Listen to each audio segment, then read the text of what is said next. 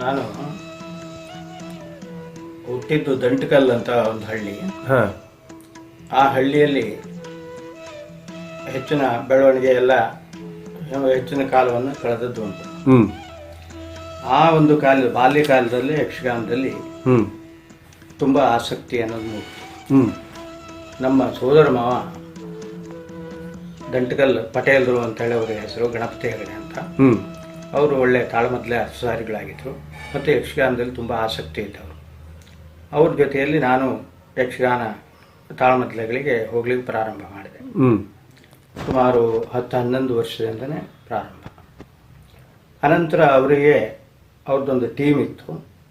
ಆ ಟೀಮ್ನವರಿಗೆಲ್ಲ ಆಲೋಚನೆ ಏನು ಬಂತು ಅಂದರೆ, ನಾವು ಈ ಯಕ್ಷಗಾನ ಆಟ ಏನಿದೆ, ಆಟ ಕುಣಿಯೋದನ್ನು, ಬಯಲಾಟದ ನೃತ್ಯವನ್ನು ಅಭ್ಯಾಸ ಮಾಡಬೇಕು, ಕಾರ್ಯಕ್ರಮ ಮಾಡಬೇಕು ಅನ್ನೋ ಆಲೋಚನೆ ಬಂತು. ಆಗ ಅವರು ಕೆರೆಮನೆ ಶಂಭು ಹೆಗಡೆ ಅವ್ರನ್ನ ಸಂಪರ್ಕ ಮಾಡಿದರು. ಶಂಭು ಹೆಗಡೆ ಅವರು ನಮ್ಮಲ್ಲಿ ಒಂದು 3 ತಿಂಗಳ ತರಬೇತಿ ಶಿಬಿರ ಅನ್ನೋದನ್ನು ಮಾಡಿಕೊಟ್ರು. ಅವ್ರ ಜೊತೆಯಲ್ಲಿ ನೆಬ್ಬೂರು ಭಾಗವತರಿದ್ದರು. ನಂತರ ಮಹಾಬಲ ಹೆಗಡೆ ಕೂಡ ಸಂದರ್ಭದಲ್ಲಿ ಬರ್ತಿದ್ರು. ಕಿನ್ನೀರು ನಾರಾಯಣ ಹೆಗಡೆ ಅಂತ ಮೃದಂಕಾರರು, ಅವರು ಎಲ್ಲ ಬರ್ತಿದ್ರು. ಆ ಸಮಯದಲ್ಲಿ ನಾನು ಹೈಸ್ಕೂಲಿಗೆ ಹೋಗ್ಲಿಕ್ಕೆ ಪ್ರಾರಂಭ ಮಾಡಿದೆ. ಹೈಸ್ಕೂಲ್ ವಿದ್ಯಾಭ್ಯಾಸ ಮಾಡ್ತಾ ಇರುವಾಗಲೇ ರಜಾ ಏನಿರ್ತಿತ್ತು, ಶನಿವಾರ ಮತ್ತು ಆದಿತ್ಯವಾರ ಅವ್ರ ಕ್ಲಾಸಿಗೆ ಅಟೆಂಡ್ ಆಗ್ತಿದ್ದೆ. ಯಾಕಂದರೆ ಅದು ತುಂಬ ದೂರ ಆಗಿತ್ತು. ಹೆಗ್ಗರಣೆ ಅಂತ ನಾನು ಓದಿದ ಹೈಸ್ಕೂಲ್ ಅದು. ಹೆಗ್ಗರಣೆಯಿಂದ ಸುಮಾರು 7 ಮೈಲಿ ದೂರ, ಇಲ್ಲ 3. ಪ್ರತಿ ಸಲ ಶನಿವಾರ ದಿವಸ ಮಧ್ಯಾಹ್ನ ಅಲ್ಲಿಂದ ಶಾಲೆ ಮುಗಿಸಿ ಬಂದು ಶನಿವಾರ ಮತ್ತು ಆದಿತ್ಯವಾರ 2 ಕಳೆದು ಮತ್ತು ಸೋಮವಾರ ದಿವಸ ಬೆಳಗ್ಗೆ ಹೈಸ್ಕೂಲಿಗೆ ಹೋಗೋದು. ಈ ರೀತಿಯಲ್ಲಿ ನೃತ್ಯಾಭ್ಯಾಸ ಅನ್ನೋದನ್ನು ಮಾಡಿದೆ. ನೃತ್ಯಾಭ್ಯಾಸ ಮಾಡಿದ ಮೇಲೆ ನಮ್ಮದೇ ಒಂದು ಬಯಲಾಟದ ಮೇಳ ಅನ್ನೋದನ್ನು ಪ್ರಾರಂಭ ಮಾಡಿದೆ. ಅದರಲ್ಲಿ ಮೊದಲು ನಾನು ಸ್ತ್ರೀ ವೇಷವನ್ನು ಮಾಡ್ತಿದ್ದೆ. ಪ್ರಾರಂಭ ಮಾಡಿದ್ದು ಸ್ತ್ರೀ ವೇಷದಿಂದ, ಆನಂತರ ಪುರುಷ ವೇಷಗಳನ್ನು ಮಾಡ್ತಾ ಉಳಿದೆ. ಮತ್ತು ನಮ್ಮ ಮೇಳಕ್ಕೆ ಆಗಾಗ ಅತಿಥಿ ಕಲಾವಿದರಾಗಿ ಶಂಭು ಹೆಗಡೆ ಮತ್ತು ಗಜಾನನ ಹೆಗಡೆ ಅವರನ್ನು ಕರೆಸ್ಕೊಳ್ತಾ ಇದ್ವಿ. ಕೆರೆಮನೆ ವೆಂಕಟಾಚಲ ಭಟ್ ಅನ್ನೋರು ತುಂಬ ಮುಖ್ಯವಾದ ವೇಷಧಾರಿಗಳು. ನಮ್ಮ ಸೋದರ ಮಾವ ಗಣಪತಿ ಹೆಗಡೆ, ನಾವೆಲ್ಲ ಸೇರಿ ಬಯಲಾಟದ ಮೇಳವನ್ನು ನಡೆಸ್ಕೊಂಡು ಹೋಗ್ತಾ ಇದ್ವಿ. ಸಾಕಷ್ಟು ನಮ್ಮಲ್ಲಿ ಬಹಳ ಆಟ ನಡೆಯೋದಿಲ್ಲ, ವರ್ಷಕ್ಕೊಂದು 25-30 ಆಟಗಳು ನಡೀತಾ ಇದ್ವು. ಮುಂದೆ ಹೀಗೆ ಇದರಲ್ಲಿ ಈ ರೀತಿಯಲ್ಲಿ ಒಳ್ಳೆ ವೇಷಧಾರಿ, ಚೆನ್ನಾಗಿ ಅರ್ಥ ಹೇಳ್ತಾರೆ, ತಾಳಮದ್ದಲೆ ಜೊತೆ ನಡೀತಾ ಇತ್ತು. ಕರೆಕ್ಟ್. ಆ ರೀತಿಯಲ್ಲಿ ನನಗೆ ಹೆಚ್ಚಿನ ಅವಕಾಶ ಸಿಕ್ತು. ಸಣ್ಣವನಾಗಿದ್ದರೂ ಕೂಡ ನಮ್ಮ ಮೇಳದಲ್ಲಿ ಸ್ವಲ್ಪ ಮಾತುಗಾರಿಕೆ ಇದ್ದದ್ರಿಂದ ಹೆಚ್ಚಿನ ಒಂದು ಅವಕಾಶ ಅನ್ನೋದು ಸಿಕ್ತು. ಅನಂತರದಲ್ಲಿ ಮುಂದೆ ನಾನು ವಿಶೇಷವಾಗಿ ಯಕ್ಷಗಾನದಲ್ಲಿ ಅನುಭವವನ್ನು ಗಳಿಸ್ಕೊಂಡಿದ್ದು ಅಂದರೆ ಇರುಗುಂಜಿ ಮೇಳದ ಜೊತೆಗೆ. ಆ ಒಂದು ಸಮಯದಲ್ಲಿ ಕಾಲೇಜಿನಲ್ಲಿ ಓದ್ತಾ ಇರುವಾಗಲೇ ಕೆಲವು ಸಂದರ್ಭದಲ್ಲಿ ನನ್ನನ್ನು ಇಡುಗುಂಜಿ ಮೇಳಕ್ಕೆ ಕರೆಸ್ಕೊಂಡಿದ್ದು. ವಿಶೇಷವಾಗಿ ಮಹಾಬಲ ಹೆಗಡೆ ಮತ್ತು ಶಿವರಾಮ ಹೆಗಡೆ ಅವರ ಜೊತೆಗೆ ಒಂದು ಮುಂಬೈ ಮತ್ತು ನಾಸಿಕ್ ಟೂರ್ಗೆ ಹೋಗೋ ಸಂದರ್ಭ ಬಂತು. ಆ ಸಮಯದಲ್ಲಿ ಶಂಭು ಹೆಗಡೆ ದಿಲ್ಲಿಯಲ್ಲಿ ಇದ್ದರು. ಅವ್ರ ಬದಲಿಗೆ ನನ್ನನ್ನು ತಗೊಂಡು ಹೋದರು. ಅಲ್ಲಿ ನನಗೆ ಅಂದರೆ ಅಪರೂಪದ ಅವಕಾಶ ಅದು. ಕರೆಕ್ಟ್. ಯಾಕಂದರೆ ಶಿವರಾಮ ಹೆಗಡೆ ಅವರಂಥವ್ರ ಜೊತೆಯಲ್ಲಿ, ಶಿವರಾಮ ಹೆಗಡೆ ಮಹಾಬಲ ಹೆಗಡೆ ಅವ್ರ ಜೊತೆಯಲ್ಲಿ ವೇಷ ಮಾಡುವಂಥದ್ದು. ಅಲ್ಲಿ ಸುಧನ್ವ ಅರ್ಜುನದಲ್ಲಿ ಮಹಾಬಲ ಹೆಗಡೆ ಸುಧನ್ವ, ಶಿವರಾಮ ಹೆಗಡೆ ಅವ್ರದ್ದು ಅರ್ಜುನ, ನಂದು ಕೃಷ್ಣ, ಗಜಾನನ ಹೆಗಡೆ ಅವ್ರದ್ದು ಸ್ತ್ರೀ ವೇಷ ಪ್ರಭಾವತಿ. ಈ ರೀತಿಯಲ್ಲೆಲ್ಲ ಮುಖ್ಯವಾಗಿ ಕೆಲವು ಆಟಗಳನ್ನು ನಾನು ಮಾಡಿದ್ವಿ. ಅವ್ರಿಗೂ ಎಲ್ಲ ತುಂಬ ಸಂತೋಷ ಆಯಿತು.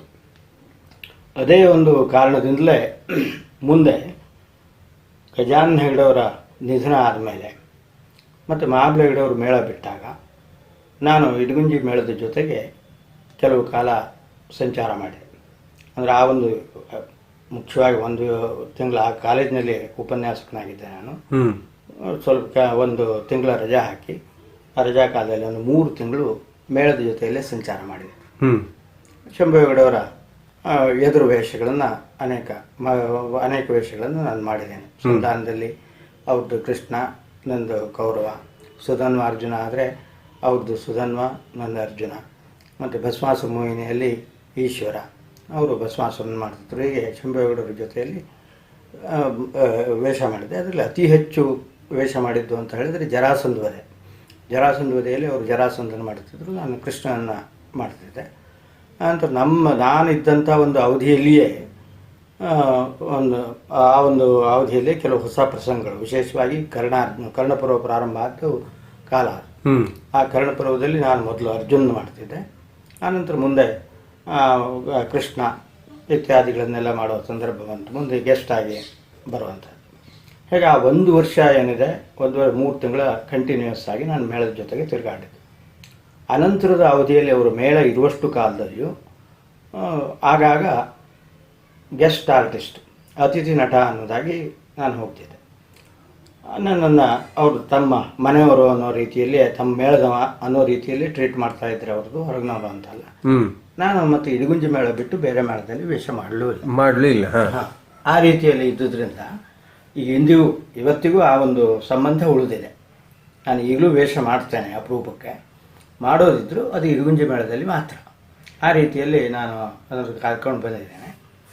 ಇದು ನಮ್ಮ ಒಂದು ಅನುಭವ. ಅಂದರೆ ಈ ಹಿರಿಯ ಕಲಾವಿದರು ಅಂತ ಏನಿದ್ದಾರೋ, ಆ ಹಿರಿಯ ಕಲಾವಿದರಲ್ಲಿ ಶಿವರಾಮ್ ಹೆಗಡೆ, ಮಹಾಬಲ ಹೆಗಡೆ, ಶಂಭು ಹೆಗಡೆ, ಮತ್ತು ಈಗಿನ ತಲೆಮಾರಿನ ಶಿವಾನಂದ ಹೆಗಡೆ ಮತ್ತು ಇವ್ರ ಮಗ ಶ್ರೀಧರ ಹೆಗಡೆ, ಇವರೆಲ್ಲರ ಜೊತೆಯಲ್ಲಿ ವೇಷ ಮಾಡಿದ ಅನುಭವ ನನಗುಂಟು. ಅದೊಂದು ಹೆಮ್ಮೆಯಿಂದ ಹೇಳ್ಕೊಳ್ಬೋದಾದ ಸಂಗತಿ. ಇನ್ನು ಈ ತಾಳಮದ್ದಲೆ ಕ್ಷೇತ್ರದಲ್ಲಿಯೂ ಹಾಗೇನೆ. ತಾಳಮದ್ದಲೆ ಕ್ಷೇತ್ರದಲ್ಲಿ ಪ್ರಾರಂಭದಿಂದಲೂ ನಮ್ಮಲ್ಲಿಯೇ ಒಂದು ಗ್ರೂಪ್ ಇತ್ತು. ಆ ಒಂದು ಗ್ರೂಪ್ನಲ್ಲಿ ಕೆರೆಮನೆ ವೆಂಕಟಾಚಲ ಭಟ್ರು, ಹಸಿರುಗೋಡು ಲಕ್ಷ್ಮೀನಾರಾಯಣ ಹೆಗಡೆ, ದಂಟಕಲ್ ಗಣಪತಿ ಹೆಗಡೆ ಇತ್ಯಾದಿ ಈ ಒಂದು ಗ್ರೂಪ್ನಲ್ಲಿ ನಾನು ಒಬ್ಬ ಕಿರಿಯ ಸದಸ್ಯನಾಗಿ ಪಾಲ್ಗೊಂಡೆ. ಮುಂದೆ ನನಗೆ ಅವಕಾಶಗಳು ಸಿಗ್ತಾ ಹೋದವು. ಹಾಗಾದ್ದರಿಂದ ಹೆಚ್ಚು ಈ ದೊಡ್ಡ ದೊಡ್ಡ ಕಲಾವಿದರ ಜೊತೆಯಲ್ಲೆಲ್ಲ, ಈಗ ಉದಾಹರಣೆಗೆ ಶೇಣಿಯವರ ಜೊತೆಯಲ್ಲಿ ನಾನು ಸಾಕಷ್ಟು ಅರ್ಥ ಹೇಳಿದ್ದೇನೆ. ಈಗ ಇದರಲ್ಲಿ ಸುರ್ನವಲ್ಲಿ ಮಠದಲ್ಲಿ ಒಂದು ತಾಳಮದ್ದಲೆ ನಡೀತು. ಆ ತಾಳಮದ್ದಲೆಯಲ್ಲಿ ಶಂಕರ ವಿಜಯದಲ್ಲಿ ಪ್ರಾರಂಭದ ಶಂಕರಾಚಾರ್ಯ ನಂದು, ಅನಂತರ ಶೇಣಿಯವರು, ಬುಚ್ಚನ್ ಶಾಸ್ತ್ರಿಗಳು, ಮಂಡನ ಮಿಶ್ರ, ಈ ರೀತಿಯಲ್ಲಿ ನಡೆದದ್ದು. ಆ ಒಂದು ಶಂಕರಾಚಾರ್ಯನ ಕೇಳಿದ ಮೇಲೆ ಶೇಣಿಯವರಿಗೆ ನನ್ನ ಮೇಲೆ ಬಹಳ ಪ್ರೀತಿ ಹೋಗ್ತು. ಹುಡುಗ ಅಡ್ಡಿಲ್ಲ ಅನ್ನೋ ರೀತಿಯಿಂದ ಅವರು ಹೆಚ್ಚು ಇಲ್ಲಿ ಈ ಕಡೆ ಇದ್ದಾಗ ಅವ್ರನ್ನ ಕರೀರಿ ಅಂತ ಹೇಳ್ತಿದ್ರು. ಆ ಜೊತೆ ನಮ್ಮ ಗಡಿಗೆ ಹೊಳೆ ಸುಬ್ರಾಯ ಭಟ್ರು ಅಂತ, ಅವರು ಶೇಣಿಯವ್ರನ್ನ ತುಂಬ ಆದರ್ಶದಿಂದ ಕಂಡವರು. ಅವರು ಪ್ರತಿ ವರ್ಷ ಅವ್ರನ್ನ ಕರೆಸಿ ತಾಳ್ಮದ್ದಲೆ ಮಾಡಿಸ್ತಾ ಇದ್ದರು. ಅವರು ನನಗೆ ಅತ್ಯಂತ ಆತ್ಮೀಯರಾಗಿದ್ದರಿಂದ ಅವರು ನನ್ನನ್ನು ಕರೆಸ್ಕೊಡ್ತಿದ್ರು ಶೇಣಿಯವ್ರ ಸೆಟ್ಟಿನ ಜೊತೆಯಲ್ಲಿ ಹೇಳೋದಕ್ಕೆ. ಆ ಒಂದು ದೃಷ್ಟಿಯಿಂದ ಅಲ್ಲಿ ಆ ಒಂದು ಅವಕಾಶ ಸಿಕ್ತು. ಅದಾದಮೇಲೆ ದಕ್ಷಿಣೋತ್ತರ ಕನ್ನಡ ಜಿಲ್ಲೆಯ ಬಹುಮಟ್ಟಿಗಿನ ಎಲ್ಲ ಖ್ಯಾತ ಅರ್ಥಧಾರಿಗಳ ಜೊತೆಯಲ್ಲಿ ನಾನು ಅರ್ಥ ಹೇಳಿದ್ದೇನೆ ಅಂತ ಹೇಳ್ಬೋದು. ಆದರೂ ವಿಶೇಷವಾಗಿ ತಾಳಮದ್ದಲೆ ಕ್ಷೇತ್ರದಲ್ಲಿ ನನಗೆ ವಿಶೇಷವಾದ ಅನುಭವ ಇದೆಲ್ಲ ದೊರೆತದ್ದು ನಮ್ಮ ವಾಸುದೇವ ಸ್ವಾಮಿಯವರ ಜೊತೆಯಲ್ಲಿ ಸಂಯಮಂ ಅನ್ನೋ ಒಂದು ಮಂಡಳಿ ಏನಿದೆಯೋ ಅದ್ರ ಜೊತೆಯಲ್ಲಿ ತಿರುಗಾಟ. ಅಲ್ಲಿ ಒಂದು 6 ವರ್ಷ ಅವ್ರ ಜೊತೆಯಲ್ಲಿ ನಾನು ತಿರುಗಾಡಿದ್ದೇನೆ. ಅದು ನನಗೆ ತಾಳಮದ್ದಲೆಯಲ್ಲಿ ತುಂಬ ಸಹಾಯವನ್ನು ಮಾಡಿದೆ. ತಾಳಮದ್ದಲೆ ಕ್ಷೇತ್ರದಲ್ಲಿ ಹೇಗೆ ಏನು ಅನ್ನೋದನ್ನು ತಿಳ್ಕೊಳ್ಳೋದಕ್ಕೆ, ಅಥವಾ ತಾಳಮದ್ದಲೆಯನ್ನು ಗಂಭೀರವಾಗಿ ತೆಗೆದುಕೊಳ್ಳೋದಕ್ಕೆ, ಗಂಭೀರವಾಗಿ ತೆಗೆದುಕೊಳ್ಳೋದಕ್ಕೆ ಅದು ಹೆಚ್ಚಿನ ಒಂದು ಅವಕಾಶವನ್ನು ಕೊಟ್ಟಿದೆ ಅನ್ನೋದಾಗಿ ಹೇಳ್ಬೋದು. ಇನ್ನು ಇದರ ಜೊತೆಯಲ್ಲಿ ನಾನು ಸುಮಾರು 15-16 ಯಕ್ಷಗಾನ ಪ್ರಸಂಗಗಳನ್ನು ಬರೆದಿದ್ದೇನೆ. ಅದರಲ್ಲಿ ಸೀತಾವಿಯೋಗ ಅಥವಾ ಲವಕುಶರ ಕಾಳಗ ಅನ್ನೋದೇನಿದೆ, ಅದು ಈಗ ಅತ್ಯಂತ ಜನಪ್ರಿಯವಾದಂಥ ಒಂದು ಪ್ರಸಂಗ ಆಗಿದೆ. ಲವಕುಶ ಅನ್ನುವ ಹೆಸರಿನಲ್ಲಿ ಏನು ಬಡಗತಿಟ್ಟಿನಲ್ಲಿ ಎಲ್ಲೆಲ್ಲಿ ಆಟ ಆಡ್ತಾರೋ ಅದು ನನ್ನ ಪ್ರಸಂಗವೇ.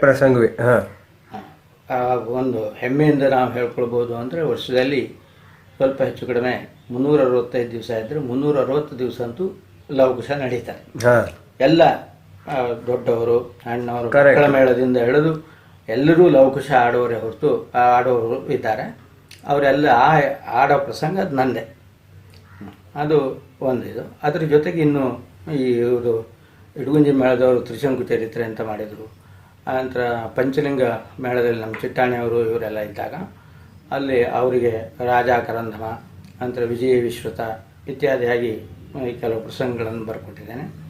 ಅದನ್ನೆಲ್ಲ ಆಡಿ ಜನಪ್ರಿಯ ಆಗಿದೆ. ಈ ಪ್ರಸಂಗಕರ್ತ ಅಂತ ಒಂದು ನಮಗೆ ಟೈಟ್ಲು ಉಂಟು. ಟೈಟ್ಲು ಉಂಟು. ನಂತರ ಇನ್ನು ವಿಮರ್ಶಾತ್ಮಕ ಲೇಖನಗಳು ಅನ್ನೋದನ್ನು ಸಾಕಷ್ಟು ಬರೆದಿದ್ದೇನೆ. ಅನೇಕ ಗೋಷ್ಠಿಗಳಲ್ಲಿ ಭಾಗವಹಿಸಿದ್ದೇನೆ. ಈಗ ನೀವು ನೋಡಿದ ಹಾಗೆ ಯಕ್ಷಗಾನ ಮಕರಂದದಿಂದ ಹಿಡಿದು ಇಲ್ಲಿಯವರೆಗೂ ಅಂದರೆ ಅನೇಕ ಗ್ರಂಥಗಳಲ್ಲಿ ನನ್ನ ಬರಹಗಳನ್ನು ನೀವು ಕಾಣಬಹುದು. ಇದರ ಜೊತೆಯಲ್ಲಿ ನಮಗೆ ಈ ಯಕ್ಷಗಾನ ಸಮ್ಮೇಳನ ಇಲ್ಲಿ ಶಿರ್ಸಿಯಲ್ಲಿ ಅಖಿಲ ಭಾರತ ಯಕ್ಷಗಾನ ಸಾಹಿತ್ಯ ಸಮ್ಮೇಳನ ಅಂತ ನಡೀತು. ಆ ಸಮ್ಮೇಳನದ ಅಧ್ಯಕ್ಷನಾಗಿದ್ದೆ. ನಂತರ ಭುವನಗಿರಿಯಲ್ಲಿ ತಾಳಮದ್ದಲೆ ಸಮ್ಮೇಳನ ಅಂತ ನಡೀತು. ಅದು ಮೊಟ್ಟ ಮೊದಲನೇದು ಅಂತ ದಾಖಲೆ. ಹೌದು. ಆಗ ತಾಳಮದ್ದಲೆ ಸಮ್ಮೇಳನದ ಅಧ್ಯಕ್ಷ ನಾನೇ. ಹೀಗೆ ಈ ಗೋಷ್ಠಿಗಳಲ್ಲಿ, ವಿಚಾರ ಸಂಕಿರಣಗಳಲ್ಲಿ ಇದರಲ್ಲೆಲ್ಲ ಭಾಗವಹಿಸುವ ಒಂದು ಅಭ್ಯಾಸ ಬಹಳ ಮೊದಲಿನ ಕಾಲದಿಂದಲೂ ಇದೆ. ಮತ್ತು ಯಕ್ಷಗಾನ ಕಲಾವಿದರ ಮೇಲೆ, ವಿಶೇಷವಾಗಿ ಮಹಾಬಲಿ ಹೆಗಡೆ ಅವ್ರ ಮೇಲೆ ಮೊಟ್ಟ ಮೊದಲೊಂದು ಪ್ರಮುಖವಾದ ಭಾಷಣ ಮಾಡುವ ಒಂದು ಅವಕಾಶ ಸಿಕ್ತು ನನಗೆ. ಯಕ್ಷರಂಗ ಅವರು ಏರ್ಪಡಿಸಿದ್ದ ಅಭಿನಂದನಾ ಸಮಾರಂಭದಲ್ಲಿ ಮಾಡಿದ್ದು. ಅದೇ ಪುಸ್ತಕ ರೂಪದಲ್ಲಿ ಪ್ರಕಟ ಆಗಿದೆ, ತುಂಬ ಜನಪ್ರಿಯ ಆಗಿದೆ. ಅದರ ಜೊತೆ ಕೆರೆಮನೆ ಶಂಭು ಹೆಗಡೆ ಅವ್ರ ಮೇಲೆ ಒಂದು ಪುಸ್ತಕ ಬಂದಿದೆ. ಮತ್ತು ಈಗ ಮಹಾಬಲಿ ಹೆಗಡೆ ಅವ್ರ ಮೇಲೆ ಮತ್ತೊಂದು ಪುಸ್ತಕ ಬರಲಿಕ್ಕಿದೆ. ಇದು ಯಕ್ಷಗಾನಕ್ಕೆ ಸಂಬಂಧಪಟ್ಟಿದ್ದು. ಇನ್ನು ವಿದ್ವತ್ ಕ್ಷೇತ್ರಕ್ಕೆ ಸಂಬಂಧಪಟ್ಟಿದ್ದು ಅದು ಬೇರೆಯೇ ಇದೆ. ಈ ನಮ್ಮ ಪ್ರಭಾಕರ್ ಜೋಶಿ ಮತ್ತು ನಾವು ಸೇರಿ ಮಾಡಿದ ಭಾರತೀಯ ತತ್ವಶಾಸ್ತ್ರ ಪ್ರವೇಶ, ಅದು ತುಂಬ ಏನು ಈಗ ಪ್ರಸಿದ್ಧವಾದಂಥ ಒಂದು ಪುಸ್ತಕ ಆಗಿದೆ. ದ್ವಿತೀಯ ಮುದ್ರಣವನ್ನು ಕಂಡಿದೆ. ಅದ್ರ ಜೊತೆಗೆ ನಾನು ಸ್ವಂತ ಇದರಲ್ಲಿ ಬರೆದಿದ್ದು ಅಲಂಕಾರ ತತ್ವ ಅಂತ, ಅದು ಕೂಡ ವಿಶೇಷವಾದ ಇದನ್ನು ಪಡೆದಿದೆ. ಭಾರತೀಯ ದರ್ಶನಗಳು ಮತ್ತು ಭಾಷೆ ಅನ್ನುವಂಥ ಒಂದು ಪುಸ್ತಕಕ್ಕೆ ಸಾಹಿತ್ಯ ಅಕಾಡೆಮಿಯ ಒಂದು ಬಹುಮಾನ ಪ್ರಶಸ್ತಿ ಅದು ಸಿಕ್ಕಿದೆ. ಧ್ವನ್ಯಾಲೋಕ ಮತ್ತು ಲೋಚನ ಅನ್ನೋದನ್ನು ಸಂಸ್ಕೃತ ವಿಶ್ವವಿದ್ಯಾಲಯ ಪ್ರಕಟಿಸಿದೆ. ಸಿದ್ಧಾಂತ ಬಿಂದು ಎನ್ನತಕ್ಕಂಥ ಒಂದು ಕೃತಿಗೆ ಉತ್ತಮ ಅನುವಾದ ಅಂತ ಸಂಸ್ಕೃತ ವಿಶ್ವವಿದ್ಯಾಲಯ ನನಗೆ ಪ್ರಶಸ್ತಿಯನ್ನು ಕೊಟ್ಟಿದೆ. ಇತ್ಯಾದಿ ಇತ್ಯಾದಿ ಇದೆ. ನಮ್ಮ ಪ್ರಕಾರ ನಾನು ವೃತ್ತಿಯಲ್ಲಿ ಅಧ್ಯಾಪಕನಾಗಿದ್ದು, ಸಂಸ್ಕೃತ ಓದ್ದವನು, ಸಂಸ್ಕೃತ ಅಧ್ಯಾಪಕನಾಗಿದ್ದು, ಅನಂತರ ಸಿದ್ದಾಪುರದ ಮಹಾತ್ಮ ಗಾಂಧಿ ಶತಾಬ್ದಿ ಕಾಲೇಜಿನಲ್ಲಿ ಪ್ರಿನ್ಸಿಪಾಲ್ ಆಗಿ ರಿಟೈರ್ ಆಗಿ ಇಲ್ಲಿ ಶಿರ್ಸಿಯಲ್ಲಿ ನಡೆಸ್ಕೊಂಡಿದ್ದೇನೆ. 10 ವರ್ಷ ಆಯಿತು. ಈಗ ನಾವು ಯಕ್ಷಗಾನದ ವಿಚಾರವಾಗಿ ಮುಖ್ಯವಾಗಿ ನಾವು ಮಾತಾಡೋದಿದ್ರೆ, ಈ ಯಕ್ಷಗಾನವನ್ನು ವೃತ್ತಿಯಾಗಿಯೇ ಸ್ವೀಕಾರ ಮಾಡುವಂತಹ ಯುವಕರಿಗೆ ನಿಮ್ಮ ಸಲಹೆ ಏನು? ಅಂದರೆ ಯಾವ ಮನೋಧರ್ಮದಿಂದ ಅವರು ಬಂದರೆ ಅವರಿಗೂ ಏಳಿಗೆ ಆಗಬೇಕು, ಯಕ್ಷಗಾನ ಕ್ಷೇತ್ರಕ್ಕೂ ಏನಾದರೂ ಒಂದು ಕೊಡುಗೆ ಸಲ್ಲಬೇಕು. ಯಕ್ಷಗಾನವನ್ನು ವೃತ್ತಿಯನ್ನಾಗಿ ನಾನು ಸ್ವತಃ ಸ್ವೀಕಾರ ಮಾಡೋದು ಅಲ್ಲ. ಹೌದು. ಹಾಗಾಗಿ ವೃತ್ತಿ ಕಲಾವಿದರ ಬಗ್ಗೆ ಹೇಳಲಿಕ್ಕೆ ನಾನು ಅಧಿಕಾರಸ್ಥ ಅಲ್ಲ. ವೃತ್ತಿಯಾಗಿ ಸ್ವೀಕರಿಸದೇ ಇದ್ದ ಮೇಲೆ ಬೇರೆಯವರಿಗೆ ಹೀಗೆ ನೀವು ವೃತ್ತಿಯಾಗಿ ಸ್ವೀಕಾರ ಮಾಡಿ, ಹೀಗೆ ಮಾಡಿ, ಹಾಗೆ ಮಾಡಿ ಅಂತ ಹೇಳುವ ನೈತಿಕ ಅಧಿಕಾರ ನನಗೆ. ಕರೆಕ್ಟ್. ಆದರೂ ನಾನು ಏನು ನಿರೀಕ್ಷೆ ಮಾಡ್ತೇನೆ ಅಂದರೆ, ಏನು ವೃತ್ತಿ ಅಂತ ಕೈಕೊಂಡಿರ್ತಾರೋ ಆ ವೃತ್ತಿಗೆ ಎಷ್ಟು ಸಾಧ್ಯವೋ ಅಷ್ಟು ನಿಷ್ಠರಾಗಿರಿ ಅನ್ನೋದು, ಇಷ್ಟನ್ನೇ ನಾನು ಹೇಳಬಲ್ಲೆ. ಕರೆಕ್ಟ್. ಸುಮ್ಮನೆ ಜೀವನೋಪಾಯಕ್ಕೆ ಅಂತ ಅದನ್ನು ಅವಲಂಬನೆ ಮಾಡಿಕೊಂಡು ಆ ಯಕ್ಷಗಾನದ ಹೆಸರಿನಲ್ಲಿ ಏನೇನೂ ಮಾಡಬೇಡಿ.